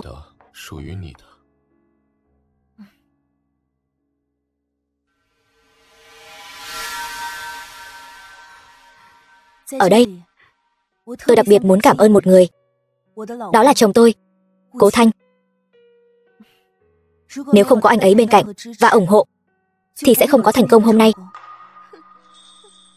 Thật mong có thể ngay lập tức chia sẻ điều này với anh ấy. Cảm ơn mọi người. Các người căn bản không biết quá khứ của người đàn bà này dơ bẩn đến mức nào. Cô ta vừa trưởng thành lên đại học là đã lăng nhăng với đàn ông, rồi lại lén lút ra ngoài gặp gỡ đàn ông, cuối cùng ở trong nhà vệ sinh sinh ra một đứa bé mất khi còn non. Hôm nay cô ta đứng đây nhận giải thưởng này, thật là nhục nhã. Cuộc thi này của chúng ta rốt cuộc là thi cái gì? Thi bóc phốt sao? Tài năng và đức hạnh chưa chắc đã tỷ lệ thuận với nhau. Bảo vệ, lôi ra ngoài. Lâm Vãn Vãn, mày hủy hoại cuộc đời tao. Tao cũng sẽ không để mày yên đâu. Giờ tất cả mọi người đều biết mày là loại đàn bà lăng loàn, ai cũng có thể ngủ cùng. Vãn Vãn, không sao chứ? Con trẻ lại xinh xắn thế kia, mà sao lại phóng đãng như vậy? Quả nhiên là con hoang. Đúng là nghiệp chướng, thật mất mặt. Tôi thấy xấu hổ thay cô ta. Cố Thanh, em xin lỗi. Em không cố ý giấu anh. Xin lỗi. Vãn Vãn. Vãn Vãn.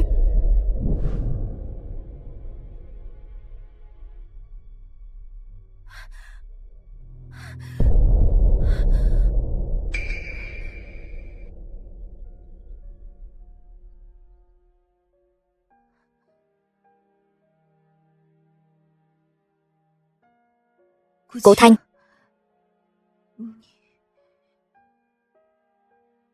Anh biết hết rồi sao? Yên tâm đi. Anh sẽ không tin những lời của người đàn bà điên đó đâu. Nhưng mà những gì cô ta nói đều là sự thật. Ít nhất trong lòng anh, em không phải như vậy. Cho dù chuyện này có xảy ra với em thì chắc chắn cũng là do những gì em đã trải qua khiến em buộc phải đối mặt. Đúng không? Đừng sợ. Có anh ở đây rồi. Cố Thanh, em vẫn luôn muốn nói với anh. Hôm nay em sẽ kể lại mọi chuyện đã xảy ra cho anh nghe. Nếu anh nghe xong không thể chấp nhận, em bằng lòng ly hôn với anh. Vãn Vãn, nàng là thê tử của ta. Ta sẽ không rời bỏ nàng.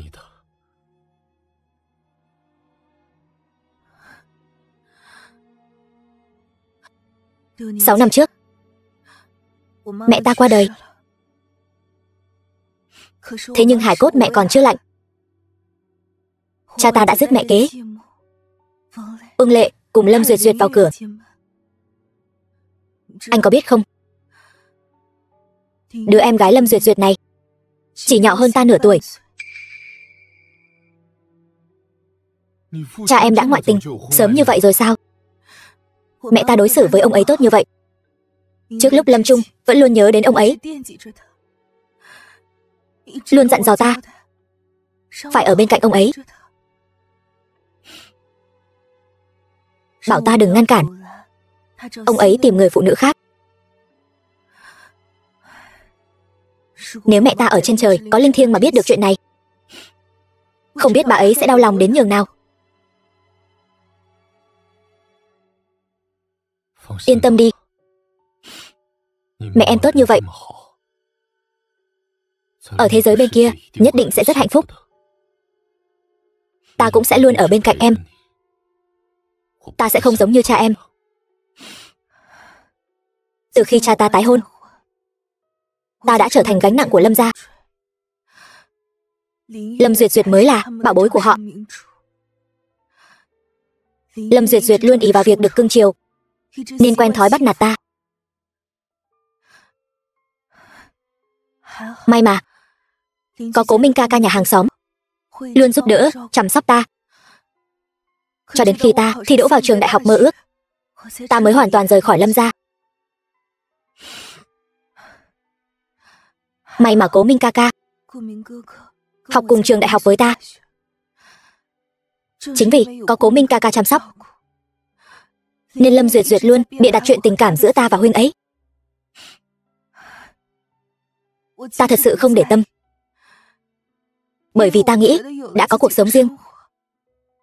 Ta có thể dựa vào việc làm thêm và học bổng để nuôi sống bản thân.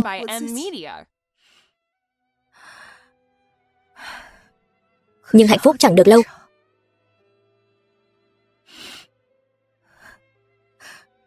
Đến bây giờ ta vẫn không biết tại sao bọn họ lại hận ta như vậy. Ở cái tuổi đầy hy vọng nhất của ta, họ dùng thủ đoạn hèn hạ bỏ thuốc để hủy hoại ta. 6 năm trước, bọn họ lấy cớ tổ chức sinh nhật cho ta, bỏ thuốc mê làm ta bất tỉnh. Khi ta tỉnh lại, ta đã nằm trên giường khách sạn. 6 năm trước, lúc đó là lúc cha gặp chuyện, là thời điểm mấu chốt ta kế thừa gia nghiệp. Ta cũng vào lúc đó bị người ta ám toán bỏ thuốc, bị dược tính khống chế. Ta đã làm tổn thương một cô gái. Vậy em còn nhớ là khách sạn nào không? Xin lỗi, ta không nhớ. Lúc đó, đầu óc ta trống rỗng. Ta chỉ nhớ, hình như hắn ta cũng bất đắc dĩ. Hình như hắn ta còn khóc nữa. Sau đó, Uông Lệ ép ta báo cảnh sát. Ta từ chối. Thứ nhất là, không muốn bị lộ ra trước giới truyền thông. Thứ hai, ta cảm thấy hắn cũng là một kẻ đáng thương cũng bất đắc dĩ.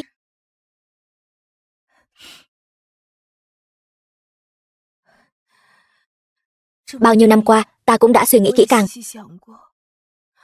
Từ đó về sau, việc buôn bán của Lâm gia khá lên nhiều.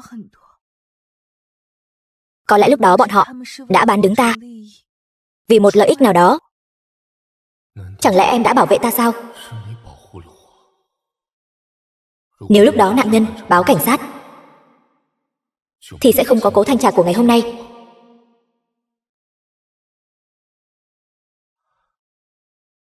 Ngoan nào. Ta không quan tâm quá khứ của muội. Ta chỉ quan tâm hiện tại và tương lai. Có thể ở bên muội không? Không. Anh nghe em nói hết đã. Kể từ đó, ta vốn định xem như chuyện chưa từng xảy ra. Nhưng rồi, ta phát hiện mình có thai.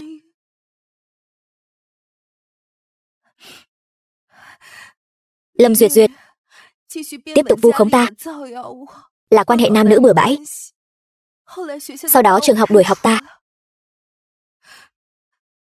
Uông Lệ nói, vì để bảo vệ thanh danh của Lâm gia,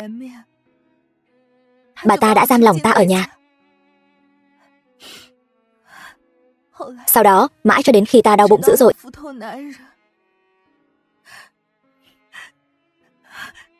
không ai giúp ta.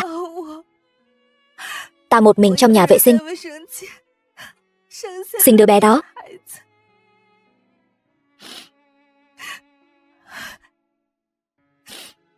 Sau đó vì mất máu quá nhiều, đứa bé đó cũng qua đời. Ta có lỗi với nó. Vậy Lâm Tụ Thất này, chẳng lẽ hắn một chút cũng không quan tâm muội sao? Ông ta chỉ là một tên vô dụng cực kỳ ích kỷ. Lúc đó ông ta cưới mẹ ta là vì nhắm vào tài sản nhà ngoại ta. Sau đó mẹ ta qua đời, hắn liền vội vã tìm đối tượng kế tiếp. Đối với ông ta, ta chỉ là một gánh nặng mà thôi. Tên khốn Lâm Tụ Thất này, ban đầu bọn họ nói ta không biết giữ mình, làm mất mặt Lâm gia. Ta không biết sự thật, chỉ có thể mặc cho bọn họ mắng chửi. Nhưng sau đó, khi ta biết được tất cả những chuyện này đều do bọn họ bày ra, ta mới biết mình ngu ngốc đến nhường nào, ngây thơ đến nhường nào. Ban đầu cứ nghĩ rằng chỉ cần kiên trì là có thể vượt qua những ngày tháng khó khăn đó. Nhưng rồi ông ngoại bị bệnh. Người duy nhất ông ngoại yêu thương chỉ còn lại mình ta.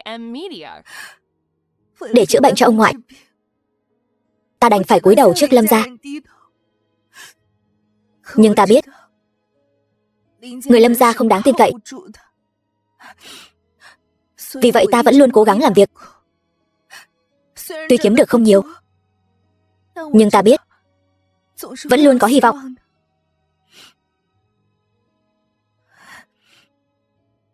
Vãn Vãn, đều tại ta đã không gặp muội sớm hơn, để muội phải chịu nhiều khổ cực như vậy. Ta cứ nghĩ chỉ cần ta nhanh chóng tích góp đủ tiền chữa khỏi bệnh cho ông ngoại là có thể nhanh chóng thoát khỏi Lâm gia. Nhưng Lâm gia sẽ không để ta yên ổn. Bọn họ lại vì tiền mà bán ta cho tên Vương tổng đó. Ta không muốn gả cho Vương tổng đó, cho nên mới tìm đến huynh. Kết hôn chớp nhoáng, đăng ký liền tay. Cố Thanh, ta tàn tạ như thế này, huynh vẫn có thể chấp nhận sao? Vãn Vãn, chính là đám người ô uế Lâm gia đã hãm hại muội. Ta nhất định sẽ khiến bọn chúng chịu tội. Cố Thanh, vô dụng thôi. Lâm gia tuy đến mức không thể cứu vãn, nhưng chúng có thế lực gia tộc. Chúng vì lợi ích, cái gì cũng dám làm. Hơn nữa ta nói với huynh những điều này là muốn thành thật với huynh, để huynh dễ quyết định, không phải để huynh giúp ta báo thù. Vãn Vãn, muội là thê tử của ta. Từ nay về sau ta tuyệt đối sẽ không để bất cứ kẻ nào làm hại muội nữa. Còn chuyện trước kia, ta cũng sẽ khiến Lâm gia cho muội một lời giải thích. Muội nghỉ ngơi cho khỏe. Ta ra ngoài một lát, sẽ quay lại ngay. Cố Thanh, huynh đừng đến chỗ bọn họ.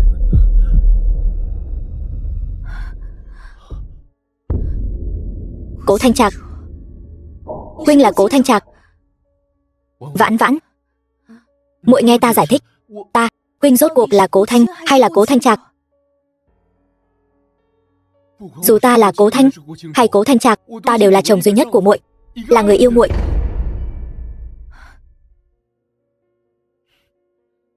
Khó trách, ta vẫn luôn cảm thấy hai người có điểm tương đồng, nhưng ta không ngờ hai người lại là cùng một người.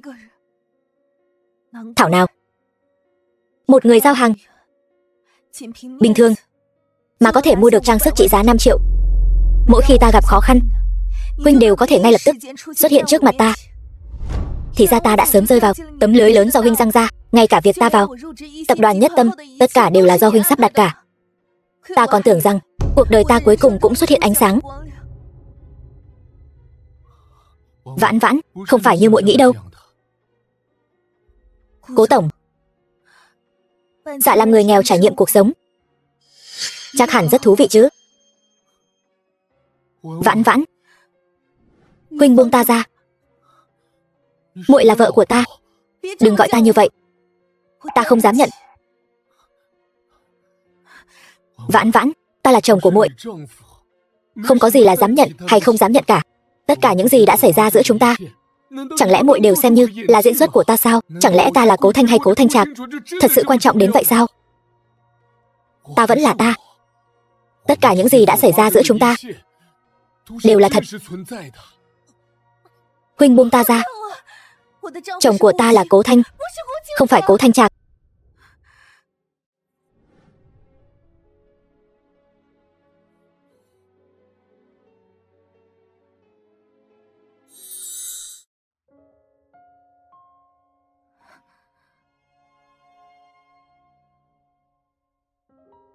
Vãn Vãn, ta thật lòng thích muội. Ta thừa nhận, ban đầu ta cũng có thái độ giống như muội, đều nghĩ đến việc kết hôn chớp nhoáng chỉ là để tránh một số phiền phức. Nhưng khoảng thời gian này, qua những lần gặp gỡ, tôi nhận ra mình đã yêu em tha thiết không lối thoát. Dù tôi là ai, tình cảm của tôi dành cho em sẽ không thay đổi. Lý do tôi dùng thân phận người giao hàng để đi xem mắt là bởi vì tôi từng có một quá khứ không mấy tốt đẹp. Tuy tôi là tổng giám đốc của tập đoàn Nhất Tâm, tuy bề ngoài hào nhoáng, nhưng bản thân tôi biết, nếu bỏ đi lớp vỏ bọc này, trong mắt người khác, tôi cũng chỉ là một con chó mất nhà mà thôi. Năm 22 tuổi, cha tôi gặp tai nạn xe hơi.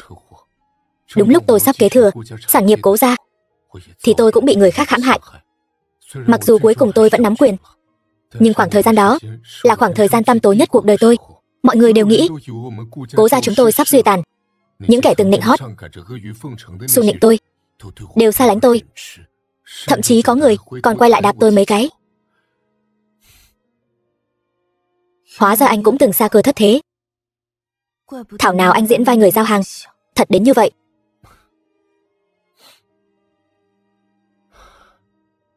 Cuối cùng em cũng chịu nói chuyện với tôi rồi. Tuy tôi là tổng giám đốc của tập đoàn Nhất Tâm, ngày ngày có người vây quanh, nhưng em có biết không, Khoảng thời gian làm người giao hàng này là khoảng thời gian vui vẻ nhất kể từ khi tôi trở thành tổng giám đốc. Tôi mong người bạn đời của mình là người yêu con người thật của tôi, chứ không phải vì tôi là ông chủ hay tổng giám đốc gì đó. Em đã mang đến cho anh rất nhiều niềm vui. Còn một số chuyện mình chỉ có thể nói cho em biết sau khi làm rõ chuyện 6 năm trước. Vãn Vãn, gặp được em là may mắn cả đời anh. Em có đồng ý cùng anh đi tiếp không? Cố Thanh, chúng ta ly hôn đi. Tại sao? Vì chúng ta không cùng một thế giới. Tôi tin là anh thật lòng thích tôi, nhưng những người xung quanh anh chắc chắn sẽ không chấp nhận tôi. Chúng ta không cùng một thế giới. Tôi không xứng với anh. Xứng hay không, không phải do người khác nói, mà là do tôi quyết định. Cố Thanh Trạc, có lẽ đối với anh, tôi chỉ là một cảnh sát hiếm gặp, chỉ có thể thu hút ánh nhìn của anh trong chốc lát, còn anh lại sở hữu cả một thế giới hoàn mỹ. Cảnh sát như tôi chắc chắn không thể giữ chân anh được. Vãn Vãn, sau vài tháng chung sống, em nghĩ anh là loại đàn ông bạc tình bạc nghĩa sao? Dù anh có cả thế giới, nhưng anh vẫn sẽ dừng chân cả đời trong khoảnh khắc của em. Cố Thanh Trạc, làm phiền anh hãy thoát khỏi thân phận Cố Thanh. Hãy dùng đầu óc của Cố Thanh Trạc suy nghĩ cho kỹ. Những gia tộc hào môn như Cố gia các người làm sao có thể đồng ý một người phụ nữ đầy tai tiếng như tôi gả cho anh chứ? Chuyện này em không cần lo. Tôi sẽ... Cố Thanh Trạc, mấy tháng nay chung sống, chúng ta cứ xem như một giấc mộng. Bây giờ tỉnh mộng rồi,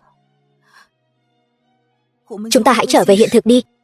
Vãn Vãn, lúc bắt đầu là do em quyết định, nhưng khi nào kết thúc cũng nên để anh quyết định một lần. Anh muốn làm gì? Anh làm gì vậy? Anh thả tôi xuống. Anh muốn đi đâu? Gặp phụ huynh? Ba mẹ? Hai người nghĩ cách đi chứ? Chẳng lẽ cứ để Cố Thanh Trạc trả thù chúng ta như vậy sao? Toàn bộ hợp đồng của Lâm Thị đều bị cậu ta dùng thủ đoạn hợp pháp cắt đứt rồi. Bây giờ nhà cũng phải thế chấp. Nếu không nghĩ cách thì cả Vạn Thành này cũng không còn chỗ dung thân cho chúng ta nữa. Vậy con sẽ phải ra đường sống rồi. Thôi được rồi, con bớt nói vài câu đi. Ba, đều tại ba. Nếu lúc đó ba không nhân từ với Lâm Vãn Vãn như vậy thì làm sao cô ta có cơ hội trả thù chúng ta? Duyệt Duyệt, sao con lại đổ hết lỗi cho ba? Ba vẫn luôn nói với hai người làm việc đừng quá tuyệt tình. Vãn Vãn, nói cho cùng vẫn là người một nhà với chúng ta. Lâm Tụ Thất, ông nói vậy là có ý gì? Ý của ông là chuyện xấu đều do hai mẹ con tôi làm, còn ông là người tốt. Vậy bây giờ ông đi tìm con gái cưng của ông đi, xem cô ta còn nhận ông không. Bà xã, tôi cũng không có ý đó. Bà xem. Ba nhìn lại mình xem. Chúng ta có thể có chút khí phách nam nhi không? Thôi được rồi. Nếu không phải tại con làm việc không nên thân lại còn làm hỏng việc thì sự việc làm sao ra nông nỗi này? Rõ ràng con biết Cố Thanh Trạc quen biết Lâm Vãn Vãn mà không nói cho ba mẹ biết. Bây giờ đắc tội với cậu ta rồi thì mới biết đổ lỗi cho ba mẹ. Đó chẳng phải là con muốn lấy lòng Cố Thanh Trạc trước hay sao? Con làm vậy đều là vì Lâm gia chúng ta, hay là thế này? Tôi đi tìm Vãn Vãn cầu xin. Thôi đi, cái bản mặt già của ông đáng giá mấy đồng. Tôi thấy vẫn nên nhanh chóng thu dọn đồ đạc, xem trong nhà còn vàng bạc châu báu gì không. Lát nữa người của ngân hàng đến thì chúng ta phải ra gầm cầu ngủ rồi. Mau dọn dẹp đi.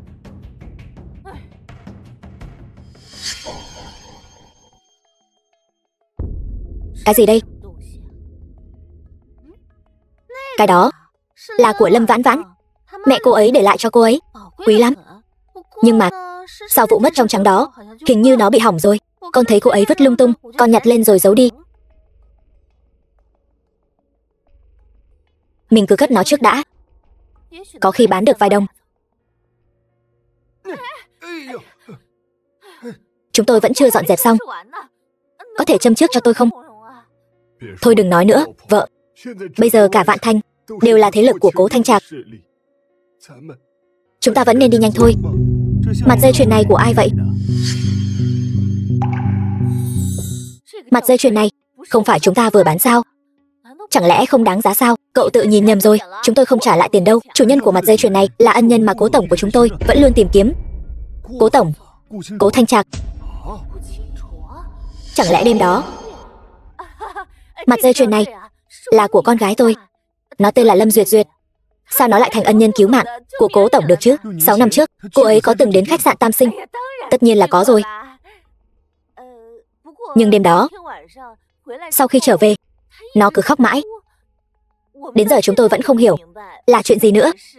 Vậy thì đúng rồi, để cô ấy đến gặp Cố tổng đi, Cố tổng sẽ báo đáp tử tế. Được, không vấn đề gì, chúng tôi sẽ gọi nó ngay. Chờ tôi một chút. Vâng. Cố Thanh Trạc đang tìm kiếm chủ nhân của mặt dây chuyền. 6 năm trước, người đó bảo chúng ta hãm hại người khác. Chẳng lẽ là hắn ta sao? Vậy Lâm Vãn Vãn và hắn ta? Vậy thì lúc đó người liên lạc với chúng ta chẳng lẽ thật sự đang làm gì đó hệ trọng sao?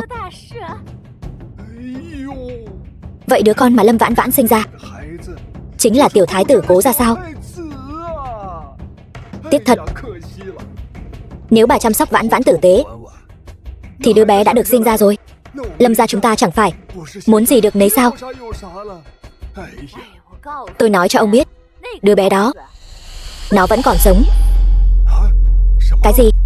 Tôi sợ ảnh hưởng đến danh tiếng của Lâm gia.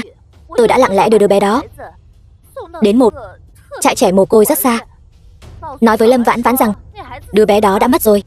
Vậy bây giờ con tìm lại được không? Tất nhiên là không vấn đề gì. Nhưng mà lúc đó nếu tôi biết đứa bé đó là của Cố Thanh Trạc, dù có nói gì tôi cũng sẽ không đưa đứa bé đi. Bây giờ để tôi nghĩ xem làm sao để lợi dụng đứa bé này. Có rồi. Lâm gia chúng ta lần này không chỉ xoay chuyển tình thế, tôi còn muốn làm mẹ vợ của Thanh Trạc nữa. Như này.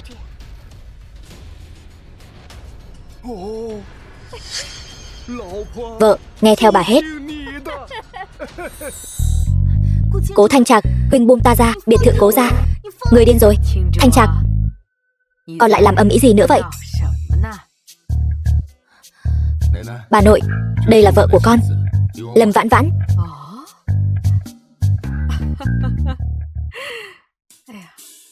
Lâm Vãn Vãn. Ta vừa xem trên tivi thấy con đạt được giải gì mà. Quán quân thiết kế trang sức, đúng không? Con xem đấy, ở ngoài con bé xinh đẹp hơn trên tivi nhiều. Đúng vậy bà nội, chính là cô ấy. Vãn Vãn, gọi bà nội đi. Chào bà nội. Tốt. Vãn Vãn nhà ta vừa xinh đẹp lại tài giỏi. Thằng nhóc nhà ta cưới được con bé, thật là phúc khí của nó. Con ở đây cứ coi như nhà mình, đừng câu nệ. Con đây là... Có phải thằng nhóc thối kia bắt nạt con không? Nếu nó bắt nạt con thì nói cho ta biết, ta sẽ thay con dạy dỗ nó. Không có, huynh ấy không có bắt nạt con. Tốt, không bắt nạt là tốt rồi.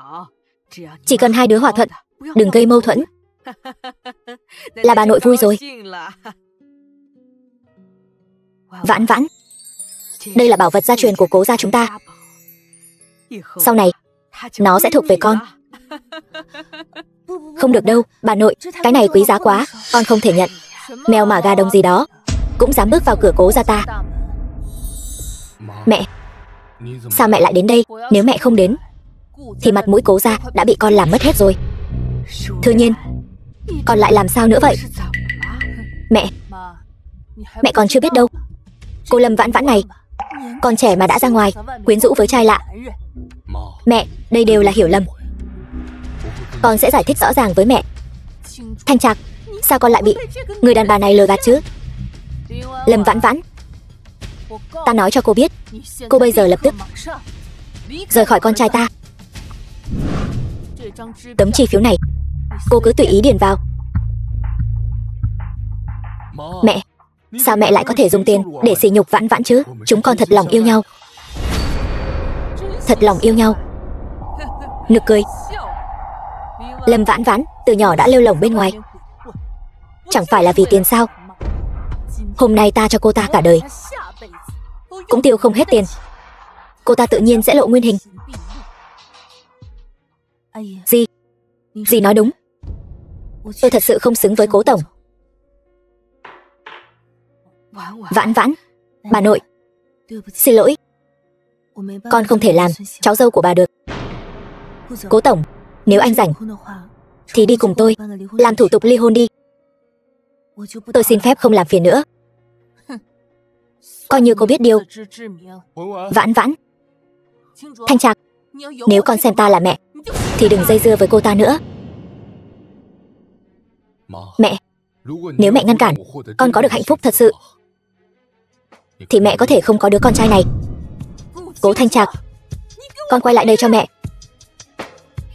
Thư Nhiên, con đấy, không thể để Thanh Trạc tiếp xúc với Lâm Vãn Vãn, càng không thể để nó điều tra chuyện năm xưa.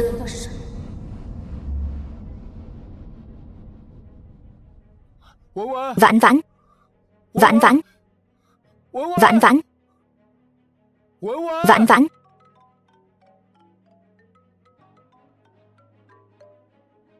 Nói đi, Cố tổng, không xong rồi, dự án trọng điểm ở khu khai phá xảy ra chuyện rồi, mời ngài mau tới xem. Cái gì?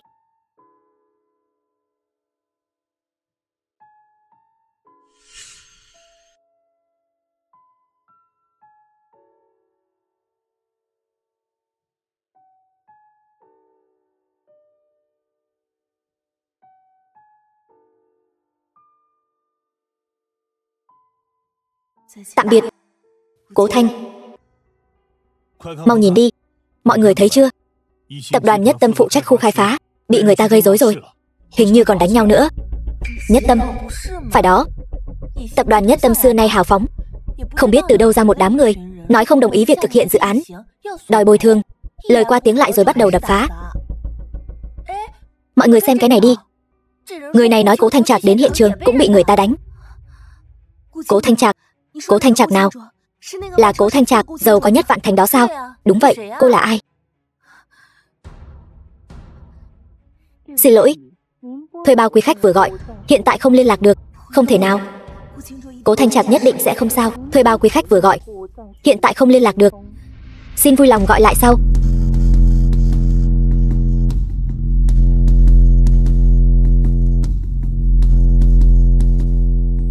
Cố Thanh Trạc, Cố Thanh Trạc. Xin chào, cho hỏi anh có biết Cố Thanh Trạc ở đâu không? Anh ấy thế nào rồi? Nhiều người như vậy, tôi làm sao biết được? Cố Thanh Trạc, tránh ra, nhanh lên. Cố Thanh Trạc, Cố Thanh Trạc, đồ lừa đảo. Chàng rõ ràng nói cả đời đều sẽ không rời xa ta. Cố Thanh Trạc, chàng đừng bỏ rơi ta có được không? Vãn Vãn. Cố Thanh Trạc, Cố Thanh Trạc, đồ tệ bạc. Ta đây, không sao đâu. Xin lỗi, đã làm nàng lo lắng.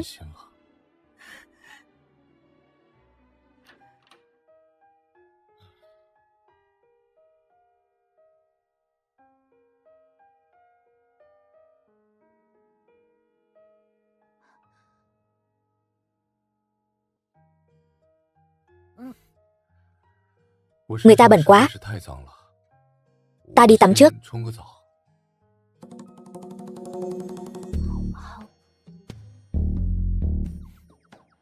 Sao vậy? Tắm thôi mà cũng không yên tâm sao?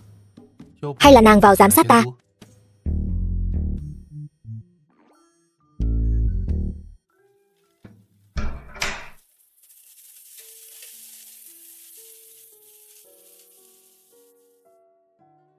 Nếu chẳng có mệnh hệ gì, ta nhất định sẽ hối hận cả đời. Thì ra cảm giác đau lòng là như thế này.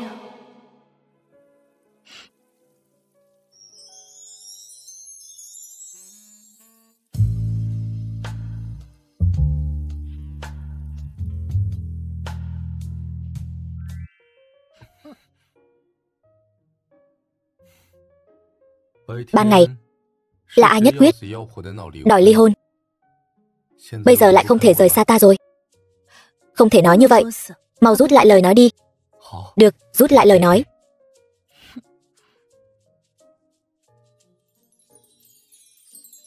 Ta nghĩ kỹ rồi.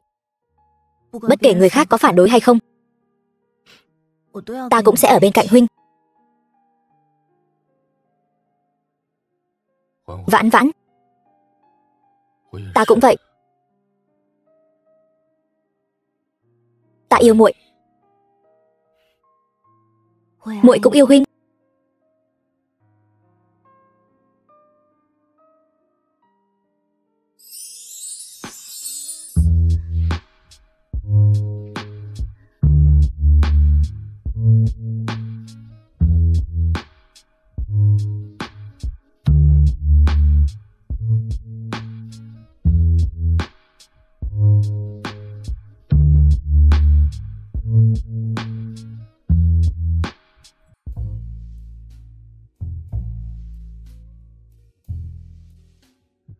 Cảm giác tỉnh dậy nhìn thấy Vãn Vãn như thế này, giống hệt 6 năm trước.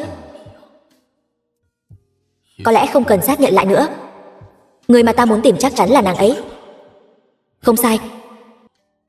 Thanh Trạc, đây có phải là mơ không? Có phải là sau khi tỉnh dậy thì huynh sẽ không còn ở đây nữa? Vậy ta phải giúp Vãn Vãn nhà ta xác nhận một chút, có phải đang nằm mơ hay không? Cố Thanh Trạc,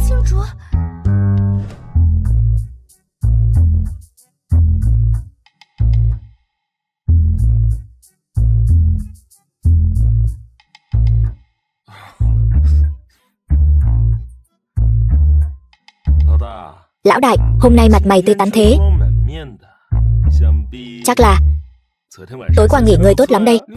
Bớt ba hoa với ta, hôm nay tâm trạng ta tốt, có chuyện gì cứ nói. Chuyện khu khai phá ta đã điều tra rõ rồi. Đám người gây rối đó bị một đám người bí mật thuê đến. Còn về việc ai là kẻ giở trò, vẫn chưa dám khẳng định. Người nói có phải là Vương Tổng không? Chuyện chưa điều tra rõ, chúng ta cũng không thể vội đưa ra kết luận. Nhưng mà không sao, bọn chúng nhắm vào ta thì nhất định sẽ lộ ra sơ hở lần nữa. Còn về Vương Tổng đó, cứ cho người giám sát hắn là được. Hãy an ủi những người bị thương và gia đình họ. Chuyện như thế này tuyệt đối không được tái diễn. Ngoài ra, cũng tăng cường an ninh cho công trình đang xây dựng, kiểm soát dư luận, tuyệt đối không để kẻ có mục đích có cơ hội lợi dụng, hiểu chưa? Vâng, Cố Tổng. Còn nữa, chuyện ngài bảo tôi điều tra, tôi cũng đã điều tra ra. 6 năm trước, Lâm Vãn Vãn bị hãm hại chính là ở khách sạn Tam Sinh. Nhưng mà camera giám sát của khách sạn đã bị ai đó cố tình xóa. Quả nhiên đúng như ta đoán, người đêm đó xác nhận chính là Vãn Vãn. Được rồi, bảo người bên dưới không cần điều tra nữa, ta đã biết là ai rồi. Người đó chính là... Chúc mừng Cố Tổng, tìm được người phụ nữ của 6 năm trước rồi. Nàng ta đã sinh hạ tiểu thiếu gia của Cố gia. Cái gì? Người phụ nữ 6 năm trước đó? Đúng vậy, Cố Thanh Trạc. 6 năm trước, tôi và bạn bè đến khách sạn Tam Sinh tụ tập, bị kẻ xấu chuốc thuốc mê. Tỉnh dậy thì phát hiện mình ở trong phòng 1288. Bên cạnh lại chẳng có ai. Số phòng 1288 thì đúng rồi.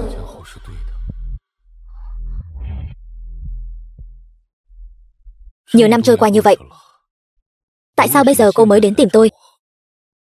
Duyệt Duyệt, chuyện năm đó chính là như vậy. Lâm Vãn Vãn đó vận may tốt quá vậy, không chỉ ngủ với người giàu nhất Vạn Thành, mà còn sinh con cho hắn ta. Không, bây giờ là cơ hội của con. Ý mẹ là sao? Năm đó Cố Thanh Trạc cũng không biết người đó là ai. Bây giờ bọn họ dựa vào sợi dây chuyền đó để tìm người. Mẹ đã nói với thuộc hạ của hắn, người đó chính là con. Mẹ đã đem con của Lâm Vãn Vãn vứt ở cô nhi viện. Bố con bây giờ đang đi đón nó về. Lát nữa con dẫn đứa bé đi tìm Cố Thanh Trạc. Gia đình chúng ta có thể đổi đời hay không là nhờ vào con rồi. Mẹ nghĩ chuyện này quá đơn giản rồi. Cố Thanh Trạc cẩn thận như vậy. Trước đây con còn đắc tội với hắn. Hắn làm sao có thể dễ dàng tin tưởng con không cần lo lắng. Con nhìn xem đây là cái gì. Nếu hắn không tin, con cứ đề nghị làm giám định huyết thống. Đây là tóc của Lâm Vãn Vãn. Đến lúc đó con cứ nói là của con là được rồi. Nếu không phải trợ lý của anh nhận ra sợi dây chuyền trên người tôi cũng sẽ không biết. Người đó chính là anh. Cố tổng, tôi ở tiệm cầm đồ tìm thấy sợi dây chuyền đó, hỏi thăm một hồi mới biết được đó là của Lâm Duyệt Duyệt tiểu thư, từ nhỏ đã đeo trên người. 6 năm trước, tôi mới 18 tuổi. Xảy ra chuyện như vậy, tôi căn bản không dám nói với người nhà. Liền một mình ra nước ngoài du học. Nhưng tôi lại phát hiện tôi có thai. Dù sao thì người đàn ông đêm đó cũng là người đàn ông đầu tiên của tôi. Đứa bé cũng vô tội, nên tôi quyết định sinh nó ra. Những năm qua, luôn là Tâm Bảo bên cạnh tôi. Sau đó bố mẹ tôi biết chuyện Tâm Bảo ra đời, cũng không trách tôi, ngược lại còn giúp tôi nuôi nấng nó. Nhưng vì Tâm Bảo không có bố, nên ở bên ngoài luôn bị người ta bắt nạt. Vì vậy bố mẹ tôi cũng giữ nó ở nhà, không cho người ngoài biết. Nhưng Tâm Bảo bây giờ càng lớn, đến tuổi đi học, nó không thể cứ ở nhà mãi được. Vãn Vãn rõ ràng nói là người phụ nữ này bỏ thuốc hãm hại cô ấy. Vậy tại sao cô ta lại biết rõ chi tiết đêm đó đến như vậy? Cố Thanh Trạc, tôi biết anh không tin tôi, nhưng Tâm Bảo không thể không có bố. Đây là tóc của chúng tôi. Anh có thể đem đi làm giám định huyết thống, mang đến phòng thí nghiệm của chúng ta.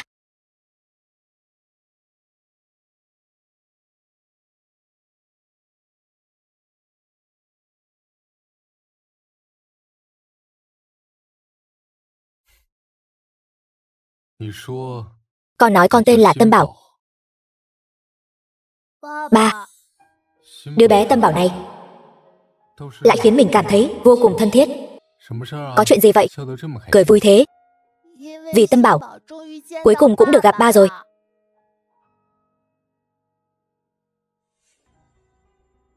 Sáu năm trước là tôi có lỗi với cô.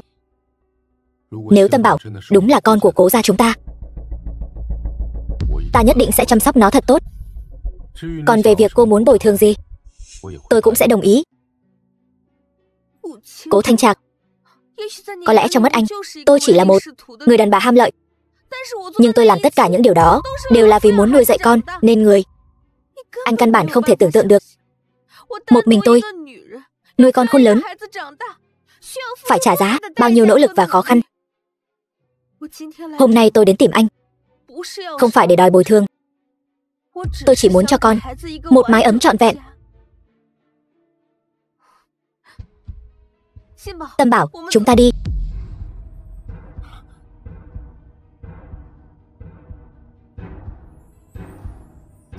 Tâm Bảo, ba bận rồi, chúng ta đi thôi.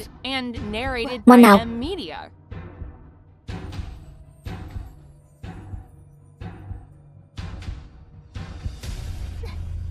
Lời mẹ mới dạy, con quên hết rồi sao? Gặp mặt, chỉ biết gọi ba. Mẹ, lần sau con sẽ nghe lời mẹ. Mẹ đừng bỏ con. Vậy mới được chứ. Lần sau gặp mặt thì bảo ba con cưới mẹ, nghe rõ chưa? Nghe rõ rồi. Đi thôi. Ông xã, anh xem tiền thưởng cuộc thi của em đã được chuyển rồi này. Em định dùng số tiền này để mở văn phòng làm việc. Nếu cứ mãi ở công ty, chắc chắn sẽ có lời ra tiếng vào. Cố tổng, kết quả giám định quan hệ cha con đã có rồi. Tâm Bảo đúng là con của ngài và Lâm Duyệt Duyệt.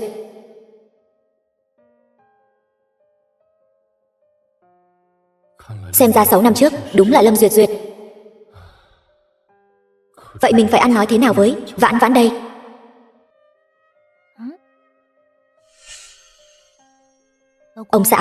Ông xã, anh đang nghĩ gì vậy? Bất kể sự thật 6 năm trước là gì, sau này mình cũng sẽ ở bên Vãn Vãn. Chuyện của Lâm Duyệt Duyệt phải nhanh chóng giải quyết ổn thỏa. Tốt nhất là đừng để Vãn Vãn biết, kẻo lại thêm rắc rối. Tôi đang nghĩ đến chuyện chúng ta tổ chức lại đám cưới. Nếu khó quá thì thôi không tổ chức nữa. Sao được chứ? Tôi muốn nói cho tất cả mọi người biết em là vợ của Cố Thanh Trạc tôi. Nhưng mà mẹ anh vẫn chưa chấp nhận em. Không sao cả, bà nội rất thích em mà.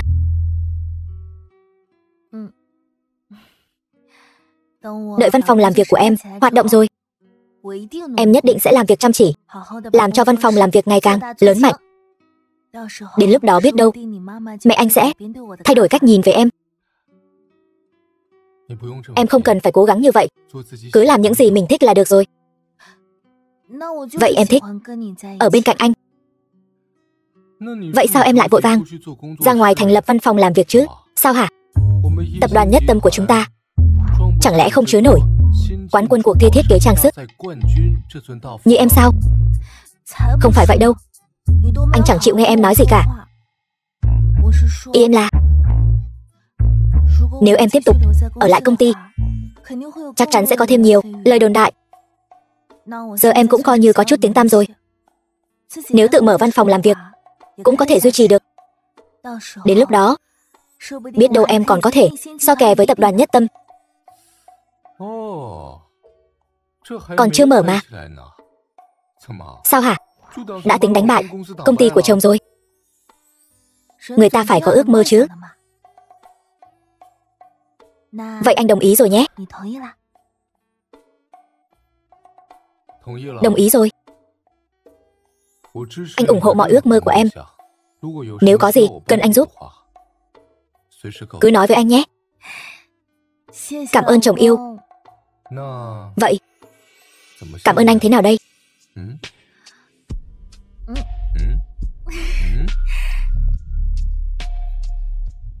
Cái này không hợp để cảm ơn anh.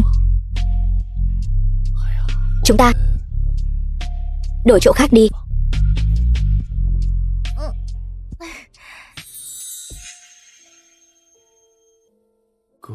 Mọi mặt thì Vãn Vãn lại giống người cách đây 6 năm hơn, nhưng kết quả giám định lại nói là Lâm Duyệt Duyệt.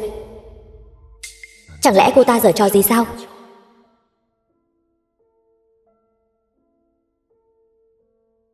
Xét nghiệm thêm một lần nữa xem, sẽ rõ ràng ngay thôi.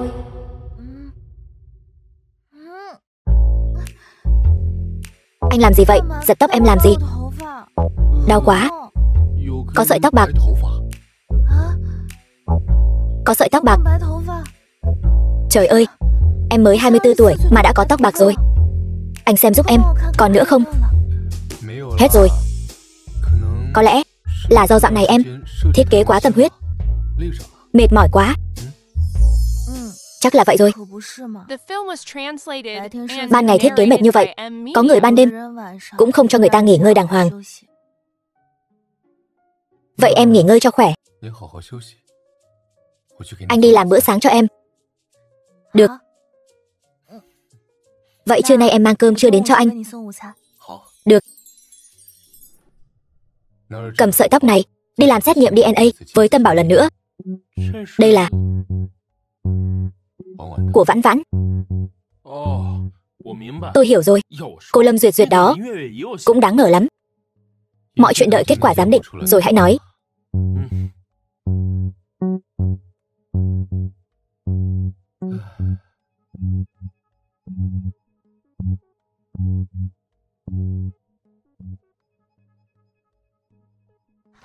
Ba. Tâm Bảo ngoan. Kết quả giám định có rồi. Có rồi. Tâm Bảo đúng là con của tôi. Cô thật sự không cần bồi thường gì sao? Tôi cần chứ. Tôi muốn anh cho tôi và Tâm Bảo một mái ấm trọn vẹn. Ba cưới mẹ đi. Con cũng muốn giống như trên tivi, đi công viên chơi với ba mẹ.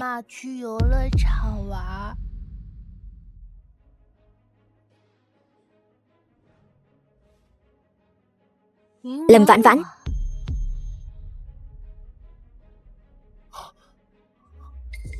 Vãn Vãn. Cố Thanh Trạc, sao anh còn dính dáng với cô ta nữa? Lẽ nào anh không cần tôi và Tâm Bảo nữa sao? Cô ta nói thật sao? Thằng bé thật sự là con của hai người.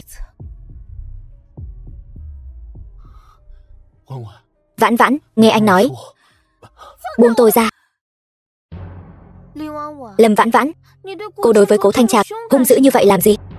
Năm đó sau khi cô bỏ nhà ra đi, đứa nhỏ này vẫn luôn ở Lâm gia. Chỉ là bây giờ tôi mới biết được nó là con của tôi và Thanh Trạc. Nhưng nếu Thanh Trạc vẫn lựa chọn cô, vậy tôi và Tâm Bảo đi là được. Ba đừng bỏ con. Tâm Bảo, không có ai cần mẹ con mình nữa, chúng ta đi. Khoan đã. Tâm Bảo là con của tôi, cô để thằng bé lại đây cho tôi. Vậy nó thật sự là con của anh? Đúng vậy. Vậy tôi là gì? Tất cả những chuyện giữa chúng ta là cái gì? Trò cười sao? Được. Nếu hai người đã có con với nhau rồi, vậy tôi chúc hai người hạnh phúc.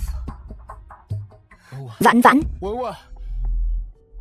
Ba, cô ta là ai vậy? Cô ta trông kỳ lạ quá. Tâm Bảo ngoan, ba sẽ quay lại ngay. Vãn Vãn, vừa rồi con làm tốt lắm. Nhớ kỹ người phụ nữ xấu xa vừa rồi. Cô ta không muốn bà ở bên con, muốn con quay lại cô nhi viện. Hiểu chưa? Người phụ nữ đó thật sự là người xấu sao? Nhưng cô ta ghét Tâm Bảo như vậy, lại không đánh Tâm Bảo. Nhóc con, mẹ nói con có nghe không? Mẹ ơi, Tâm Bảo nhớ rồi. Như vậy mới đúng chứ. Lần sau gặp lại người phụ nữ xấu xa đó, con nên làm gì? Tâm Bảo sẽ đuổi người phụ nữ xấu xa đó đi, không cho cô ta đến gần ba. Ngoan lắm. Vãn Vãn, đừng qua đây. Vãn Vãn.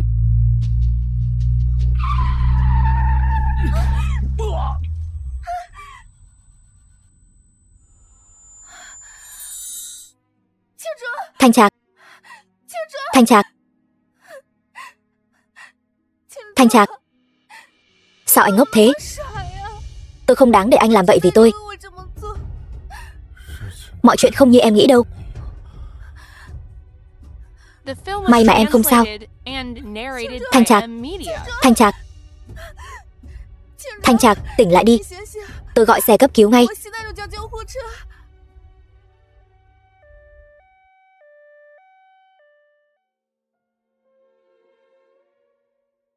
Xin lỗi Thanh Trạc.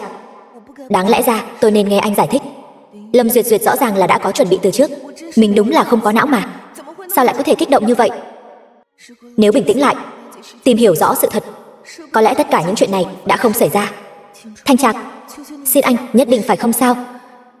Ông trời ơi, xin hãy để Cố Thanh Trạc bình an vô sự. Lâm Vãn Vãn tôi nguyện dùng cả đời sau sống cô độc để đổi lấy sự bình an cho Cố Thanh Trạc lần này. Bác sĩ, anh ấy rốt cuộc thế nào rồi? Tình hình cụ thể ta cũng không rõ, ca phẫu thuật vẫn đang tiến hành. Nhưng mà tình hình của bệnh nhân quả thực không tốt lắm, ta phải vào đó ngay.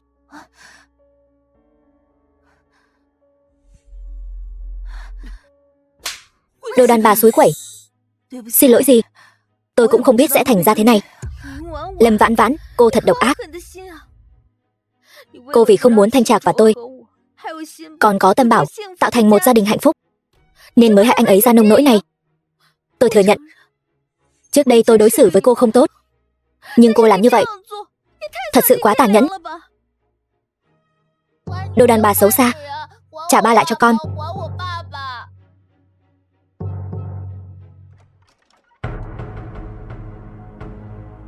Bác sĩ, con trai tôi sao rồi? Ca mổ tuy rất thành công, nhưng mà vì cậu ấy bị thương ở đâu nên chúng tôi không chắc có di chứng gì không. Chỉ có thể đưa vào phòng ICU theo dõi. Qua giai đoạn nguy hiểm là sẽ an toàn. Bác sĩ, tôi cầu xin ông, cứu lấy con trai tôi. Tìm chuyên gia, tốn bao nhiêu tiền tôi cũng chịu. Yên tâm, chúng tôi nhất định sẽ cố gắng hết sức. Lâm Vãn Vãn, cô hại con trai tôi chưa đủ sao? Tôi cảnh cáo cô, từ nay về sau, tránh xa con trai tôi ra. Nếu không, thì tôi sẽ không khách khí với cô đâu. Lâm tiểu thư, cô đừng qua đó nữa. Cố tổng hiện đang rất yếu. Đợi cố tổng tỉnh lại, tôi sẽ nói hết mọi chuyện cho cô biết. Đều tại tôi. Đều tại tôi. Cô cũng đừng quá tự trách. Có lẽ tất cả đều là ý trời. Nếu không phải chuyện 6 năm trước, thì lão đại cũng sẽ không dây dưa với Lâm Duyệt Duyệt rồi. Vì vậy Tâm Bảo chính là con trai của anh ấy và Lâm Duyệt Duyệt. Tôi cũng đã xem kết quả xét nghiệm DNA rồi. Này Lâm tiểu thư, Lâm tiểu thư, người đâu? Bác sĩ, có người ngất xỉu.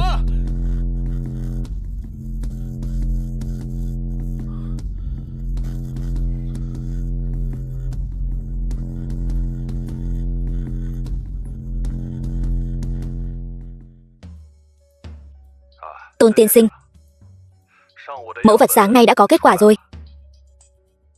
Kết quả cho thấy Lâm Vãn Vãn và Tâm Bảo có quan hệ huyết thống với nhau. Cái gì? Ngoài ra, mẫu tóc của Lâm Vãn Vãn và mẫu tóc của người phụ nữ tên Lâm Duyệt Duyệt hôm qua, sau khi kiểm tra, đều cùng một người. Được, tôi biết rồi. Lão đại ngày nào cũng cùng Lâm Vãn Vãn sớm tối bên nhau, lấy được tóc chắc chắn là của Lâm Vãn Vãn. Vậy Lâm Duyệt Duyệt cũng dùng thủ đoạn nào đó lấy được tóc của Lâm Vãn Vãn, giả làm của mình. Nói như vậy, Tâm Bảo là con của Lâm Vãn Vãn và lão đại, chẳng liên quan gì đến Lâm Duyệt Duyệt cả. Không được, mình phải đem sự thật này nói cho phu nhân biết. Nếu không phu nhân nhất định sẽ nghĩ Lâm Duyệt Duyệt mới là con dâu của mình. Lão đại và Lâm Vãn Vãn sẽ không thể nào đến được với nhau.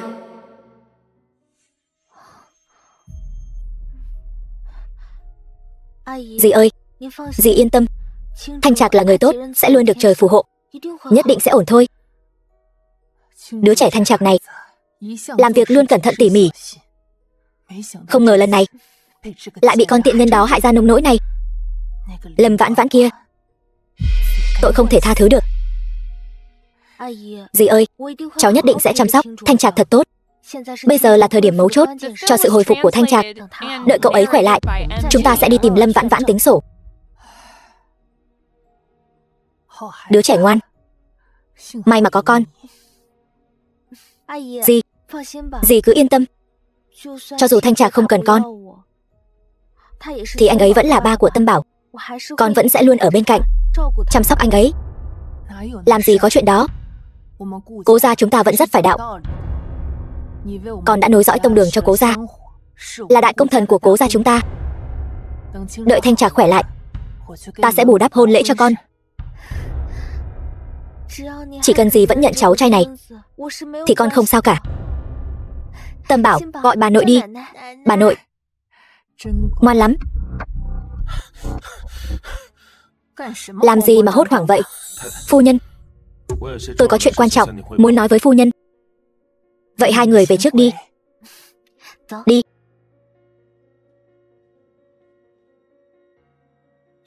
Tâm Bảo không phải là con của cố tổng với Lâm Duyệt Duyệt. Cái gì? Tâm Bảo không phải cháu trai của cố ra sao? Không, Tâm Bảo là con của cố tổng, đương nhiên cũng là cháu trai của dì. Nhưng mẹ ruột không phải là Lâm Duyệt Duyệt. Thôi được rồi, Tâm Bảo chỉ cần là dòng máu của cố gia là được rồi. Chuyện khác cậu không cần phải lo. Nhưng cố tổng và Lâm Vãn Vãn mới là thật lòng. Thật lòng. Tiểu Tôn, cậu ở bên Thanh Trạc bao nhiêu năm rồi mà vẫn ngây thơ thế? Lúc trước nó đóng giả nhân viên giao hàng, có thể nói là thật lòng. Nhưng bây giờ nó là tổng giám đốc tập đoàn Nhất Tâm, giàu có nhất Vạn Thành. Duyệt Duyệt có phải là mẹ ruột của Tâm Bảo hay không, không quan trọng. Quan trọng là cô ta trong sạch hơn Lâm Vãn Vãn. Nếu Lâm Vãn Vãn bước vào cửa cố gia, rất nhiều kẻ muốn lợi dụng cố gia sẽ thừa cơ gây chuyện. Cậu hiểu không? Phu nhân nói đúng. Nhưng mà Đây là chuyện của cố tổng, càng là chuyện của cố gia chúng ta. Cậu với Thanh Trạc làm việc lâu như vậy rồi, nhưng dù sao cũng không phải người cố gia. Thanh Trạc tạm thời không thể bình phục nhanh được. Cậu cũng nên nghỉ ngơi đi. Phu nhân, ý của bà là muốn đuổi tôi đi. Thanh Trạc là người trọng tình cảm. Cậu và nó từ nhỏ đã là huynh đệ tốt. Giữ cậu lại sẽ ảnh hưởng đến phán đoán của nó. Tấm chi phiếu trắng này, cậu cứ việc điền. Phu nhân, bà cũng quá đề cao tôi rồi. Cố tổng luôn đối đãi với tôi không tệ. Tấm chi phiếu này tôi không nhận được. Cáo từ. Hiện tại lão đại vẫn còn hôn mê, chỉ có thể đợi anh ấy tỉnh lại rồi tính tiếp. Theo dõi hắn cho kỹ. Hắn không nhận chi phiếu, chứng tỏ hắn vẫn chưa hết hy vọng. Không thể để hắn làm chuyện phá hoại được. Vâng. Thanh Trạc, đừng cử động. Thanh Trạc vẫn còn đang truyền dịch, đã mang thai rồi, cảm xúc vẫn còn kích động như vậy. Bác sĩ, tôi có thai rồi. Đúng vậy, đã hơn 1 tháng rồi, thai nhi vẫn chưa ổn định. Dù là vì con, cô cũng phải giữ gìn sức khỏe. Là con của mình và Thanh Trạc. Nếu Thanh Trạc biết, nhất định sẽ rất vui. Nhưng chuyện này không thể để mẹ Thanh Trạc biết. Bà ấy không ưa mình như vậy. Mình không thể để con gặp nguy hiểm. Bác sĩ, chuyện tôi mang thai, còn ai khác biết không? Có thể đừng nói cho ai khác biết không? Cô yên tâm, đây là chuyện riêng tư. Chúng tôi nhất định sẽ giữ bí mật. Khoảng thời gian này, cơ thể cô khá yếu, nhất định phải chú ý nghỉ ngơi cho tốt. Có vấn đề gì, cứ gọi tôi bất cứ lúc nào. Được.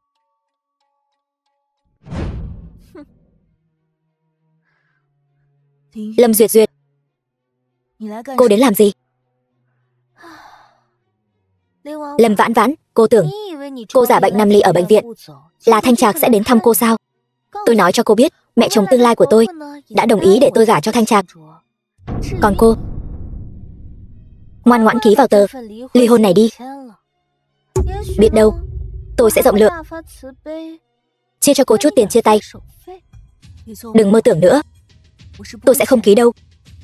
Cô thật sự nghĩ loại đàn bà dơ bẩn như cô có thể bước chân vào cửa cố ra sao? Nhờ hai mẹ con các người, trước đây tôi đúng là đã từng có một quá khứ không mấy tốt đẹp, nhưng kẻ thật sự dơ bẩn là các người. Lòng dạ các người còn dơ bẩn hơn tôi gấp trăm gấp ngàn lần. Cô thật sự nghĩ Than Vãn những điều này sẽ có người nghe sao? Tôi sẽ không ký đâu. Trừ khi Cố Thanh Trạc, anh ấy đích thân nói với tôi muốn ly hôn với tôi. Tôi chính là con dâu được Cố gia đích thân chọn đấy. Tôi muốn cô ly hôn. Thanh Trạc sẽ không nói giúp loại đàn bà dễ dãi như cô đâu. Người hãy từ bỏ ý định đó đi. Đàn bà dễ dãi, theo đúng nghĩa luật pháp thì ta mới là vợ hợp pháp của Cố Thanh Trạc. Đàn bà dễ dãi là để hình dung ngươi đấy. Ngươi thật là ngoan cố mà. Lâm Vãn Vãn là ai giả nhân giả nghĩa nói bản thân mình không xứng với Thanh Trạc. Sao hả? Bây giờ lại giả bộ không nổi nữa rồi.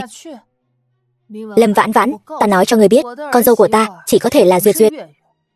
Bất kể ngươi có mục đích gì, tốt nhất là ký nhanh vào đơn ly hôn đi. Nếu không, ngươi sẽ không nhận được một đồng nào đâu. Ta nói lại lần nữa, trừ khi Cố Thanh Trạc đích thân nói với ta. Nếu không ta sẽ không ký đâu. Kính rượu mà không uống thì phạt rượu. Lâm Vãn Vãn, ta sẽ khiến ngươi hối hận.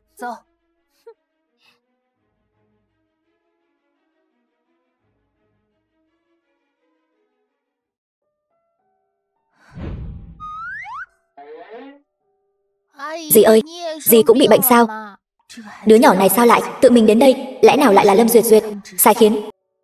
Dì ơi, xin lỗi, Tâm Bảo trước đây không nên đánh dì, nhưng Tâm Bảo phải nghe lời mẹ. Cái bánh ngọt nhỏ này ngon lắm, Tâm Bảo không nỡ ăn nên tặng cho dì ăn. Kỳ lạ là cậu bé là con của Lâm Duyệt Duyệt. Lẽ ra tôi phải ghét cậu ta mới đúng, nhưng tại sao lại vô thức muốn đến gần cậu ta? Dì không thích ăn sao? Dì ơi, Tâm Bảo là đứa trẻ hư, không, dì rất thích. Tốt quá rồi, dì không trách Tâm Bảo nữa chứ? Vậy cháu có thể nói cho dì biết mẹ cháu đã nói gì với cháu không? Bởi vì ai cho con chạy đến đây? Đau mẹ. Nó là con của ngươi mà. Sao ngươi có thể đối xử với nó như vậy? Chỉ vì nó là con của tôi, nên tôi muốn làm gì thì làm. Cục cưng còn không mau lại đây. Được thôi, bây giờ con dám không nghe lời rồi, phải không? Con hãy suy nghĩ cho kỹ đi, lại đây. Mẹ ơi, đừng bỏ con. Con của Lâm Duyệt Duyệt. Lẽ ra mình không nên lo làm gì. Nhưng tại sao nhìn thấy những điều này, mình lại thấy khó chịu trong lòng. Thôi bỏ đi, điều quan trọng bây giờ là giữ được thai nhi trong bụng an toàn. Con trai, con tỉnh rồi. Có thấy khó chịu ở đâu không? Hôm qua, là ai đã đưa tôi vào bệnh viện vậy? Tôi đau đầu quá. Thư ký Tôn đâu? Tôi đi tìm bác sĩ. Bắt được kẻ hạ độc con chưa? Hạ độc? Ai hạ độc con? Ta nhớ hôm qua con ở khách sạn Tam Sinh. Chẳng phải bị người ta bỏ thuốc sao? Hôm qua mà con nói là năm nào? Dĩ nhiên là năm 2018 rồi. Bác sĩ, ông mau xem giúp. Con trai tôi hình như mất trí nhớ rồi. Bệnh nhân hồi phục tốt, đầu không bị bầm tím, cũng không bị va đập mạnh. Theo lý mà nói thì không nên mất trí nhớ. Mất trí nhớ? Thanh Trạc, thật ra bây giờ là năm 2024 rồi. Tạm thời chưa tìm ra nguyên nhân. Tôi đề nghị trước tiên cứ quan sát thêm. Có thể là do bị kích động. Đợi hồi phục lại là được. Cũng có khả năng cả đời cũng không hồi phục được. Dù sao thì não người là một cơ quan rất phức tạp. Mất trí nhớ? Mất trí nhớ giờ phải làm sao? Con gái ngốc. Mất trí nhớ cũng tốt. Mất trí nhớ rồi, nó sẽ không nhớ. Lâm Vãn Vãn nữa. Thanh Trạc, ta sẽ chăm sóc chàng thật tốt. Ở bên cạnh chàng. Mẹ. Bọn họ là vợ và con của con đó. Con đã kết hôn rồi sao? Đúng vậy. Chuyện này nói ra thì dài.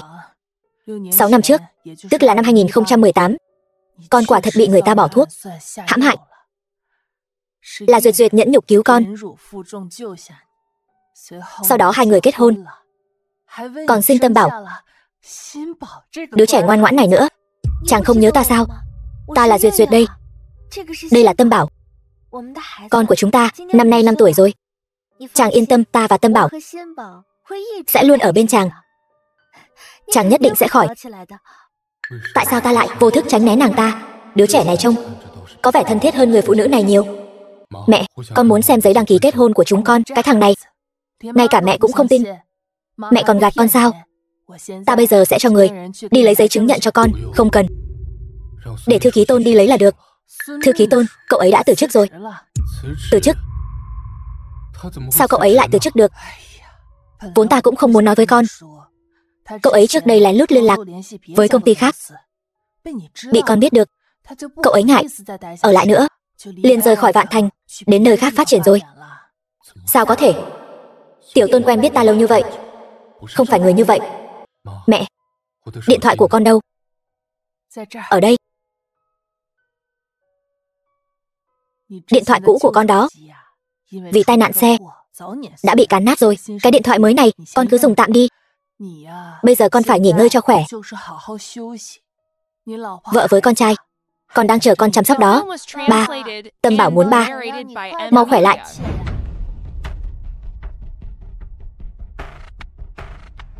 Hôm nay dù phải dùng bất cứ thủ đoạn gì, tôi cũng phải lấy được giấy đăng ký kết hôn của Thanh Trạc và Lâm Duyệt Duyệt, tiện thể làm luôn cả giấy ly hôn của nó và Lâm Vãn Vãn.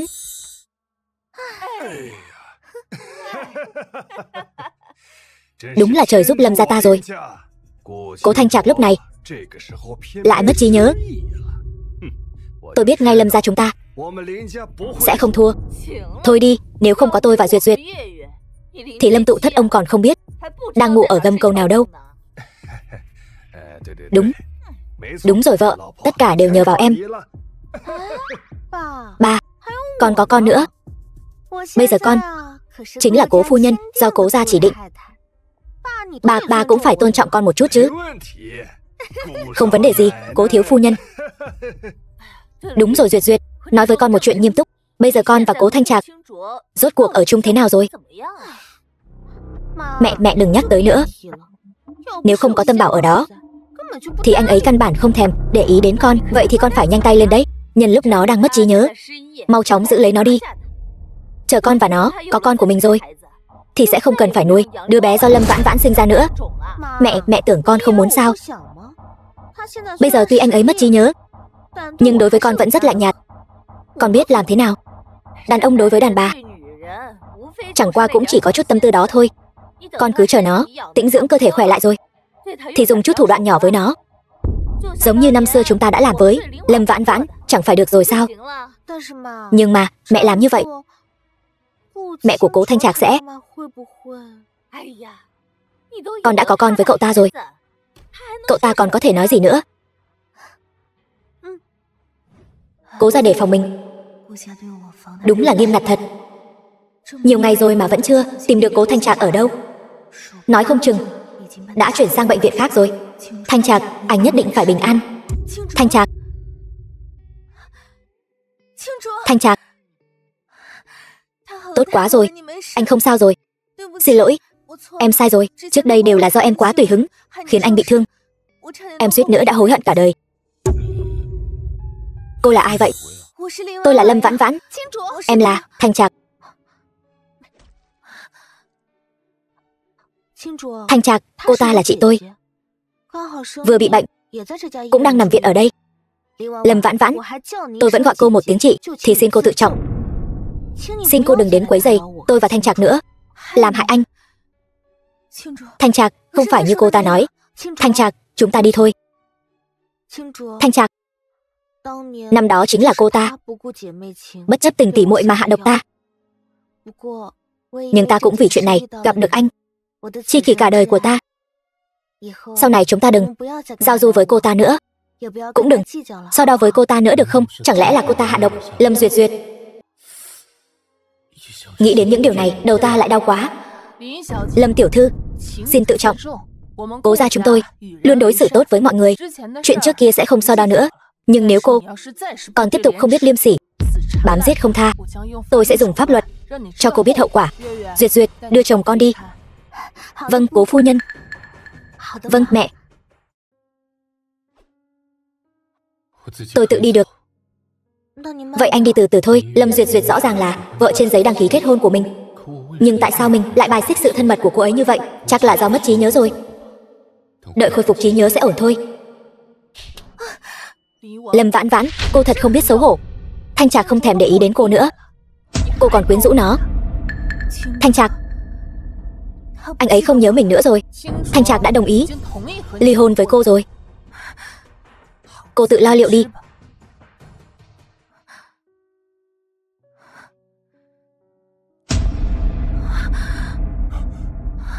Vãn Vãn, cô không sao chứ? Cố Minh ca, sao anh lại ở đây? Xin lỗi, anh về trễ rồi, khiến em phải chịu nhiều khổ cực như vậy. Xin lỗi, Cố Minh ca.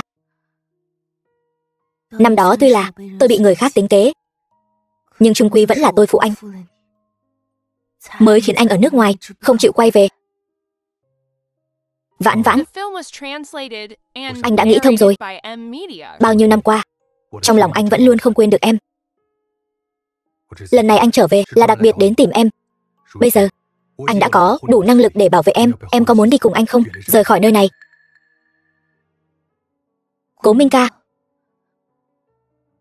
em đã kết hôn rồi, không sao cả. Hai người không phải đã ly hôn rồi sao? Hơn nữa, tên khốn Cố Thanh Trạc đó, mấy tháng sau anh ta sẽ cùng Lâm Duyệt Duyệt tổ chức hôn lễ đấy. Cái gì? Em còn chưa biết sao? Cả top tìm kiếm đều là tin tức của bọn họ. Vãn Vãn, đã như vậy rồi, tiếp tục kiên trì còn có ý nghĩa gì nữa? Vãn Vãn, bây giờ em còn đang mang thai, nhất định đừng kích động quá. Cố Minh ca, em vẫn muốn giữ đứa bé này. Anh hiểu em. Anh nhất định sẽ cùng em nuôi dưỡng đứa bé này thật tốt. Cùng anh ra nước ngoài đi, được không? Em nhất thời không thể đưa ra quyết định này. Không sao cả, ta có thể đợi. Khoảng thời gian này cứ để ta chăm sóc nàng thật tốt nhé. Cảm ơn huynh. Cố Minh ca, thật kỳ lạ, tại sao ta lại đối với tỷ tỷ của Lâm Duyệt Duyệt lại có cảm giác thân thiết như vậy, giống như Tâm Bảo vậy? Không, cảm giác này thậm chí còn mãnh liệt hơn cả với Tâm Bảo. Thanh Trạc, uống nước. Con làm cái gì mà hốt hoảng vậy? Chỉ là một cốc nước thôi mà, cần gì phải đánh con chứ? Tâm Bảo, lại đây để mẹ xem nào. Tay có sao không? Tâm Bảo, lần sau không được chạy lung tung nữa, cẩn thận ngã đấy. Tâm Bảo, lại đây để ba xem có sao không. Ba, con không sao. Chuyện gì vậy? Sao con nó lại có nhiều vết thương thế này? Đều là do cô đánh sao? Nói đi. Xem ra con chưa từng nuôi dạy con cái. Trẻ con ở tuổi này nghịch ngợm lắm, chạy nhảy lung tung, va chạm là chuyện bình thường. Đúng, tôi vừa đánh nó cũng là sợ sau này nó bị ngã đau hơn. Nếu cô không chăm sóc tốt, tôi có thể cho bảo mẫu chăm. Trước đây tìm bao nhiêu bảo mẫu, con đều không vừa ý. Bình thường con lại bận, đều là Duyệt Duyệt chăm con đừng trách nó nữa. Vừa hay dạo này tôi rảnh, tôi sẽ tự mình chăm Tâm Bảo. Chuyện này không ổn đâu. Bệnh của con vẫn chưa khỏi, chăm con là việc tốn sức lắm. Đúng vậy, huynh cần phải nghỉ ngơi nhiều hơn. Ta chỉ bị mất trí nhớ thôi, nhưng ta không có ngốc. Các người rốt cuộc có chuyện gì giấu ta? Bác sĩ đã dặn huynh phải bớt lo nghĩ, nghỉ ngơi nhiều, như vậy mới có lợi cho việc hồi phục. Xem ra phải liên lạc với Tiểu Tôn mới có thể biết được toàn bộ sự thật. Nhưng bọn họ lại tìm mọi cách ngăn cản ta. Vậy là đúng rồi. Thanh Trạc, con đừng nghĩ nhiều nữa, nghỉ ngơi cho khỏe đi. Cố gắng trước hôn lễ hồi phục sức khỏe. Hôn lễ gì? Ta và nàng chẳng phải đã kết hôn rồi sao? Con lại quên rồi. Trước đây hai người chỉ đăng ký kết hôn thôi, nhưng con luôn bận, vẫn chưa tổ chức hôn lễ. Duyệt Duyệt đúng là cô gái tốt, bằng lòng chịu thiệt thòi lấy con. Nhân dịp con nghỉ phép, chúng ta sẽ tổ chức hôn lễ để khỏi làm Duyệt Duyệt ở ngoài bị người ta chỉ trỏ. Trước tiên cứ chiều theo họ, đợi xuất viện rồi tính sau. Vậy chúng tôi không làm phiền con nữa, phải ngoan ngoãn ở đây với ba, nghe lời, biết chưa? Vâng.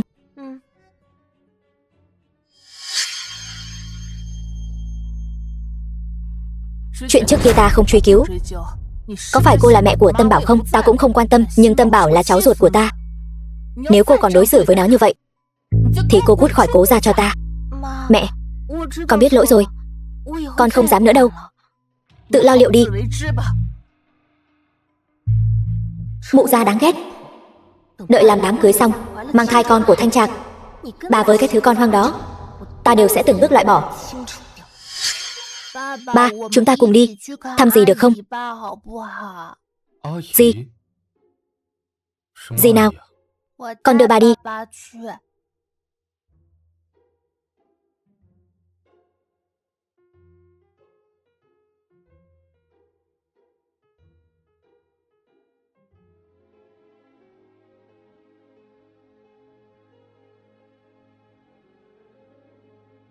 Chào. Xin hỏi, ba, tên vô lương tâm nhà anh còn mặt mũi đến đây sao? Cố tổng, tìm tôi có việc gì sao? Lời hắn vừa nói là ý gì? Cái gì mà tôi là kẻ phụ tình? Chúng ta quen nhau sao? Dĩ nhiên là chúng ta quen nhau rồi. Tôi là chị gái của vợ anh mà. Cố tổng tìm tôi là muốn tôi chúc phúc cho anh sao? Tiếc là tôi mấy hôm nữa sẽ xuất ngoại, không có phúc phận tham dự đám cưới của hai người rồi. Dù trước đây gặp bao nhiêu trắc trở, tôi đều tin rằng con người có thể chiến thắng số phận, tin rằng bản thân nhất định có thể dựa vào nỗ lực để thay đổi tất cả. Nhưng Cố Thanh Trạc, anh đã cho tôi biết, số phận chính là số phận. Dù tôi có cố gắng thế nào, tôi cũng không thể nào ở bên anh được. Cố tổng, mời về cho. Dì sắp xuất ngoại sao? Tạm thời không về nữa. Con về với ba đi. Dì mệt rồi, muốn nghỉ ngơi.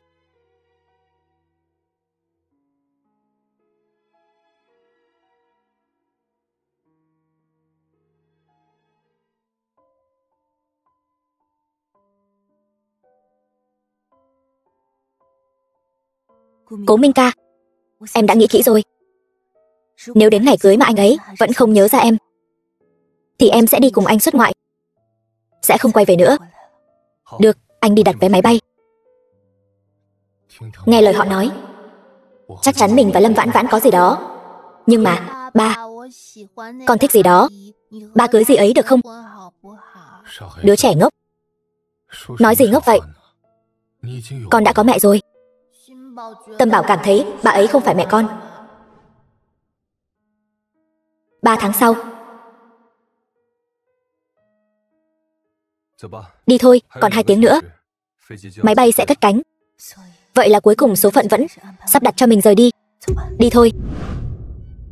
Khung cảnh lễ cưới. Qua hôm nay, mình chính là phu nhân của người giàu có nhất Vạn Thành. Không ai có thể lay chuyển được vị trí của mình. Cố phu nhân, sau này chúng ta chính là người một nhà rồi. Mong sau này được bà chiếu cố nhiều hơn. Được thôi, đối với Thông gia, Cố gia chúng tôi giúp đỡ cũng là điều nên làm. Được.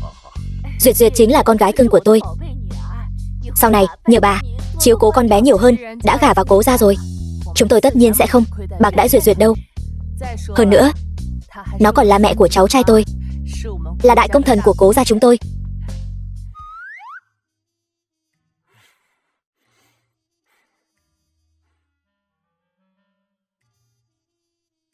Anh, việc này để em làm thay anh cho. Anh đi nghỉ ngơi đi, hiểu chuyện ghê. Vậy lát nữa em cứ theo yêu cầu của người dẫn chương trình mà đổi slide ảnh là được. Anh đi thong thả nhé.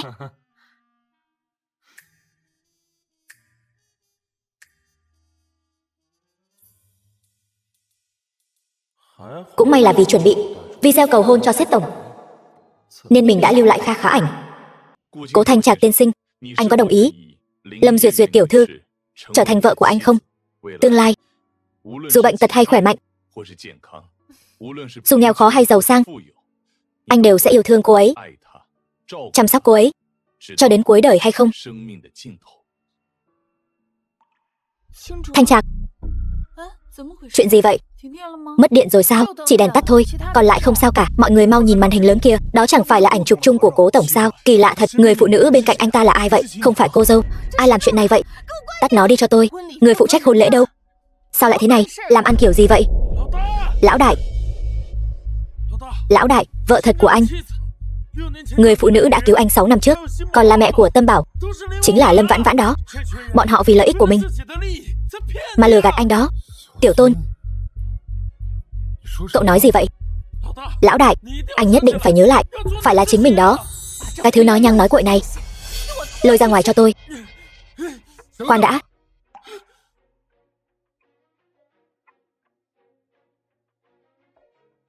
Con chỉ là mất trí nhớ thôi, chứ con không có ngốc. Người đang nói chuyện với con là người bạn tốt nhiều năm của con. Hôn lễ hủy bỏ. Vợ tôi là Lâm Vãn Vãn, chứ không phải là Lâm Duyệt Duyệt. Vãn Vãn hôm nay xuất ngoại. Thư ký Tôn, chuẩn bị xe đến sân bay. Vâng. Lão đại, cuối cùng anh cũng nhớ ra rồi. Không uổng công tôi cả tháng nay trốn đông trốn tây để truyền tin cho anh. Cuối cùng cũng vào ngày lịch sử trọng đại này mà đánh thức ký ức ngủ quên bấy lâu của anh. Lão đại, anh nói đi. Anh mau nói đi. Tôi thể hiện thế nào? Tiểu Tôn, nếu ngươi có thể đuổi kịp, ta cho ngươi nghỉ phép hưởng lương 2 năm. Nhanh lên. Được thôi. Vì tự do. Không, vì hạnh phúc. Ta biết ngươi sẽ còn tới tìm ta. Bảo ngươi giải quyết Lâm Vãn Vãn, người của ngươi làm hỏng việc rồi, còn làm con trai ta bị thương. Lần này phải giúp ta. Không vấn đề gì. Vậy điều kiện của ta, ngươi không có lựa chọn. Theo ta được biết, Thanh Trạc đã điều tra việc năm xưa được kha khá rồi. Nếu ngươi không giúp ta, sớm muộn gì cũng bị lôi ra ánh sáng. Được, các điều kiện khác đều dễ nói, nhưng nhất tâm nhất định phải mang họ Cố. Đi theo dõi, báo cáo tình hình bất cứ lúc nào, nghe theo chỉ thị của ta. Vãn Vãn, Lâm Vãn Vãn. Tiên sinh, chào ngài, xin hỏi tôi có thể giúp gì ngài không? Xin hỏi chuyến bay đến nước A đã cất cánh chưa? Đã cất cánh rồi. Vậy phiền cô giúp tôi đặt một vé máy bay nhanh nhất đến nước A được không? Được tiên sinh. Cố Thanh Trạc. Sao vậy?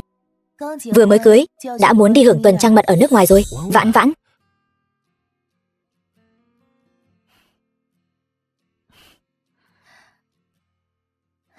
Xin lỗi, Vãn Vãn. Tôi đã nhớ ra tất cả rồi.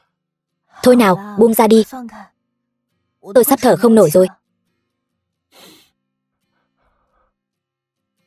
Xin lỗi, Vãn Vãn. May mà em chưa đi. Nếu không anh sẽ hối hận cả đời.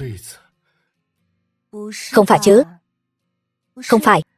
Đường đường là tổng giám đốc Nhất Tâm, lại khóc trước mặt mọi người.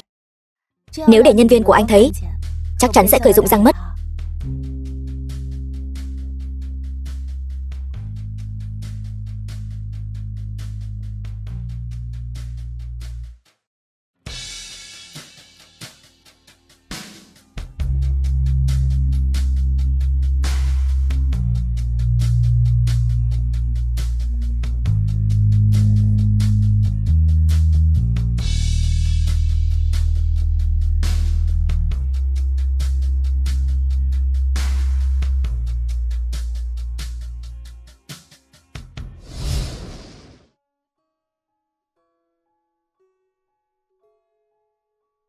Sao vậy, Vãn Vãn? Tôi vẫn không quên được anh ấy. Cố Minh ca. Cho dù sau này anh ấy không còn nhớ tới tôi nữa, tôi cũng muốn lần cuối cùng vì bản thân mình mà tranh đấu một lần. Xin lỗi. Em đã suy nghĩ kỹ rồi chứ? Quả nhiên, em vẫn như xưa. Nhưng mà, đây mới là Vãn Vãn mà anh thích. Rất vui, vì em đã trở lại là chính mình. Nhưng anh vẫn sẽ đợi em.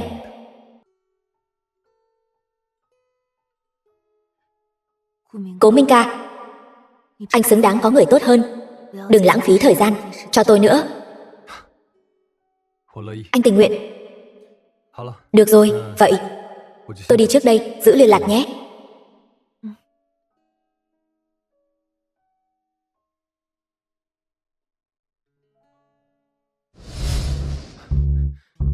Hoan nghênh phu nhân tổng giám đốc trở lại. Đừng có lắm mồm.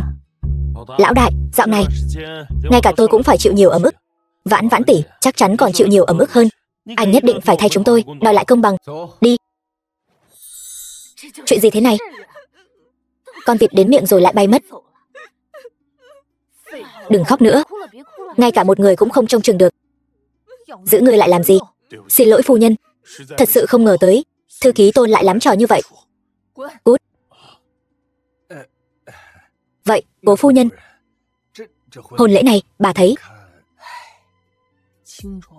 Thanh Trạc đã khôi phục trí nhớ rồi. Hôn lễ này, tôi e là không thể tổ chức được nữa. Tất cả đều tại Lâm Vãn Vãn đó. Đúng là tại nó. Nếu không phải tại nó, thì Thanh Trạc sao lại rời bỏ Duyệt Duyệt của chúng ta chứ? Cố phu nhân, Lâm Vãn Vãn cũng là con gái tôi. Vậy thì chúng ta dù sao vẫn là thông gia, bà thấy. Có phải không? Người cũng xứng gọi là cha của Vãn Vãn sao? Cố tổng, Lâm Duyệt Duyệt, Lâm gia các người dám trong lúc tôi mất trí nhớ liên kết lại lừa tôi.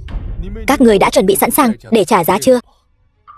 Cố tổng, ngài nghe tôi giải thích đã. Thư ký Tôn, từ ngày mai trở đi, toàn bộ Vạn Thành không được phép xuất hiện bất kỳ tin tức gì về Lâm gia nữa. Vâng, cố tổng. Cố tổng, ngài, xin ngài hãy tha cho chúng tôi. Cầu xin ngài, chúng tôi đều nghe. Cố phu nhân sắp xếp làm việc thôi. Cô im miệng cho tôi. Cố tổng, ngài hãy nể tình, tôi đã sinh tâm bảo cho ngài. Tha cho gia đình chúng tôi đi.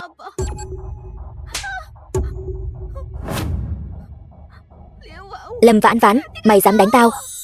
Cái tát này là vì bản thân tôi, còn vì con tôi, Tâm Bảo, vì Thanh Trạc, tát thêm cô mấy cái nữa. Uông Lệ, năm đó bà lừa tôi, đứa bé đã mất. Bỏ đứa bé ở cửa trại trẻ mồ côi để nó tự sinh tự diệt. Tội của bà là gián tiếp sát hại mạng người. Lâm Tụ Thất, Uông Lệ, từ nay về sau tôi sẽ không bao giờ giúp các người che giấu bất kỳ tội ác nào nữa. Các người phải trả giá cho tất cả những gì mình đã làm. Vãn Vãn, con hãy giúp ba thêm một lần nữa đi. Chỉ một lần thôi, cầu xin con.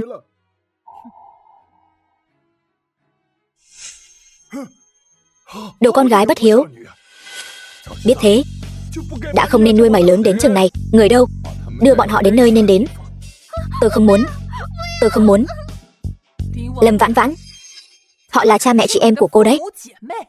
Sao cô có thể nhẫn tâm như vậy? Mẹ, những lời hay ý đẹp vẫn là mẹ nói giỏi nhất. Ý con là gì? Sao con lại nói chuyện với mẹ như vậy? Năm đó nếu mẹ không nhất quyết tranh giành quyền lực với ba con, thì sao lại tạo cơ hội cho người ngoài hại ba con được? Bao nhiêu năm rồi, mẹ thật sự một chút cũng không biết hối cải. Mẹ vẫn muốn dùng chiêu trò đã dùng với ba con để khống chế con sao? Nếu không phải tại mẹ, con và Vãn Vãn sao phải chịu nhiều khổ sở như vậy? Đây cũng là do thư ký Tôn điều tra ra. Sao hả? Cả con cũng muốn đuổi mẹ ra ngoài sao? Dĩ nhiên là không. Mẹ là mẹ của con chỉ mua cho mẹ một tấm vé máy bay đi hải đảo. Khoảng thời gian này, mẹ đã lo lắng cho con trai quá nhiều rồi. Nên đi du lịch, thư giãn một chút. Đồ nghịch tử. Tập đoàn Nhất Tâm sẽ bị con hủy hoại mất. Mẹ, con chỉ muốn mẹ ra ngoài thư giãn thôi. Bình tĩnh lại một chút, đợi con lôi ra từng kẻ năm xưa, rồi sẽ đón mẹ về. Thanh Trạc, nghe mẹ nói, con không đấu lại Vương tổng đâu. Còn cô gái Lâm Vãn Vãn này, toàn thân vết nhơ, cô ta không xứng bước vào Cố gia chúng ta. 6 năm trước, chính là con và Vãn Vãn cùng bị hãm hại. Tâm Bảo chính là con ruột của con và Vãn Vãn. Mẹ, chẳng lẽ mẹ nghĩ con không xứng làm người Cố gia sao? Biết sự thật thì sao chứ? Tất cả mọi người chỉ có thể nhìn thấy vết nhơ của cô ta, hoàn toàn không xứng bước vào cửa Cố gia chúng ta. Mẹ con đã cho người phát thông cáo báo cho các phương tiện truyền thông lớn. 6 năm trước người đàn ông gian díu với Vãn Vãn chính là con.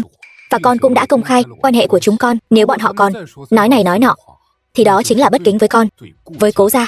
Còn về Vương tổng, bao nhiêu năm qua tâm cơ, ông ta chẳng phải là muốn đoạt quyền sao? Mẹ yên tâm, con không thể nào cho ông ta cơ hội đó. Hơn nữa, ông ta cũng sẽ phải trả giá cho tất cả những gì mình đã làm. Con điên rồi sao?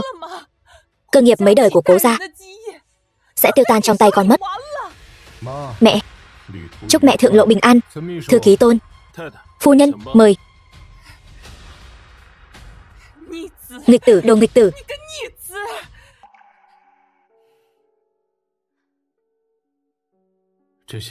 Mấy năm nay đã để em chịu khổ rồi. Từ hôm nay trở đi, chúng ta nhất định sẽ rất hạnh phúc bên nhau.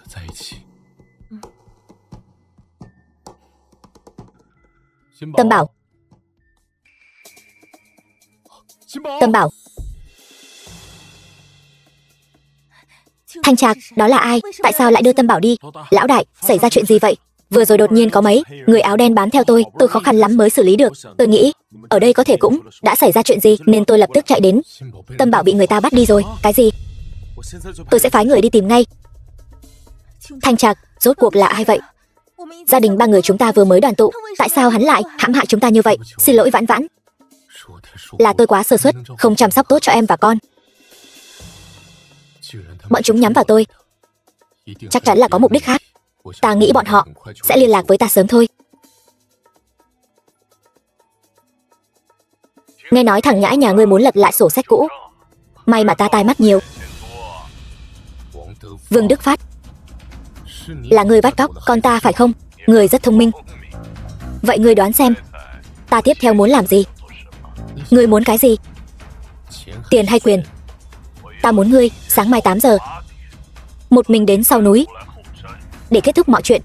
Ta cảnh cáo ngươi, tự mình đến cũng không được báo cảnh sát. Ta đã xử một người lớn tuổi của Cố gia rồi, không ngại xử thêm một đứa nhỏ đâu.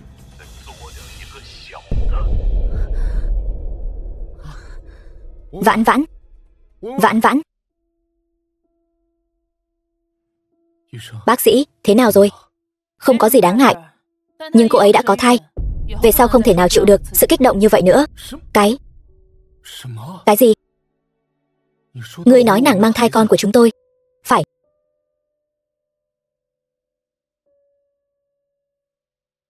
Lão đại, Tâm Bảo bên đó, tôi mang người qua đó. Không được.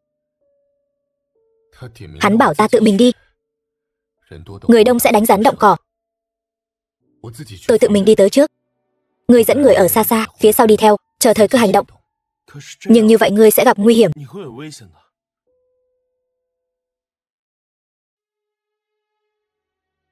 Những năm này, ta nợ Vãn Vãn và Tâm Bảo quá nhiều. Ta cảm thấy ta nên gánh vác trách nhiệm gia đình. Không sao, tôi sẽ tùy cơ ứng biến.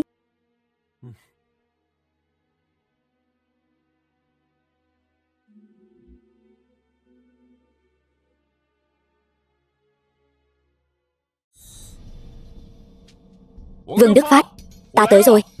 Ngươi nên xuất hiện rồi chứ. Người đâu, lấy mạng hắn cho tôi.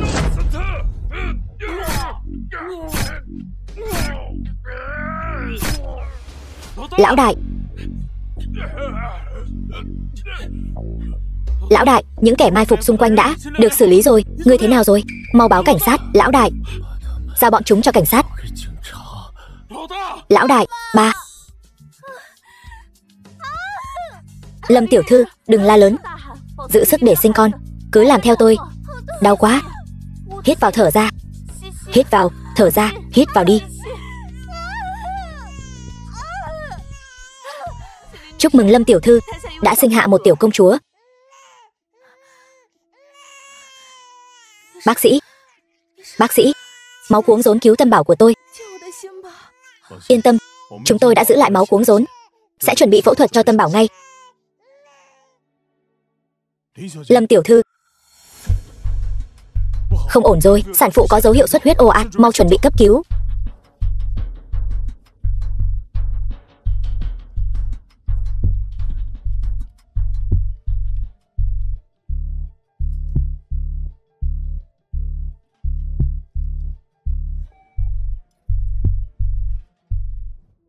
Tỉnh rồi sao? Có thấy khó thở gì không?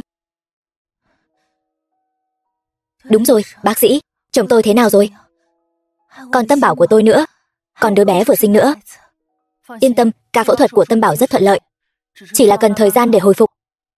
Còn đứa bé vừa sinh của cô, sinh non 1 tháng, đang nằm trong lồng kính, nhưng các chỉ số sinh lý đều ổn định. May quá, con tôi không sao rồi. Vậy chồng tôi thì sao? Anh ấy thế nào rồi? Bác sĩ, có ý gì thế? Chẳng lẽ anh ấy không qua khỏi sao? Lão đại đã đến bệnh viện rồi. Anh nhất định phải cố gắng lên. Vãn Vãn, anh đã cứu được con của chúng ta rồi. Em yên tâm, bác sĩ nhất định phải cứu anh ấy. Tôi xin bác sĩ đấy. Yên tâm, chúng tôi sẽ dốc toàn lực cứu chữa.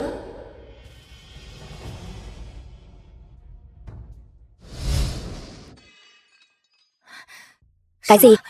Thanh Trạc, anh ấy, mau đưa tôi đi gặp anh ấy. Thiếu phu nhân yên tâm. Lão đại đã thoát khỏi nguy hiểm tính mạng rồi. Thiếu phu nhân đừng lo lắng, thiếu phu nhân còn có con mà. Nếu đã thoát khỏi nguy hiểm tính mạng, tại sao không cho tôi đi gặp huynh ấy? Lão đại, anh ấy. Cố tiên sinh trước đây từng bị thương, cộng thêm lần này bị thương khá nghiêm trọng, nhất thời khó mà tỉnh lại. Huynh ấy nhất định sẽ tỉnh lại. Thiếu phu nhân nhất định phải giữ gìn sức khỏe của mình. Yên tâm đi. Huynh ấy làm tất cả những điều này đều là vì muốn giữ gìn gia đình này. Ba, sao ba còn chưa tỉnh dậy? Mặt trời chiếu đến mông rồi. Thanh Trạc, đây là lần đầu tiên anh gặp con gái của chúng ta. Nó còn chưa có tên đâu. Nó vẫn đang đợi anh dậy đặt tên cho nó đấy.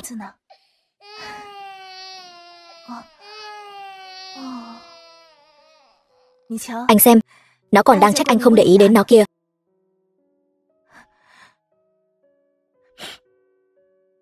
Cố Thanh Trạc, con không thể không có cha. Nếu anh còn không tỉnh lại, tôi sẽ... Nàng dám. Mẹ ơi, ba tỉnh rồi.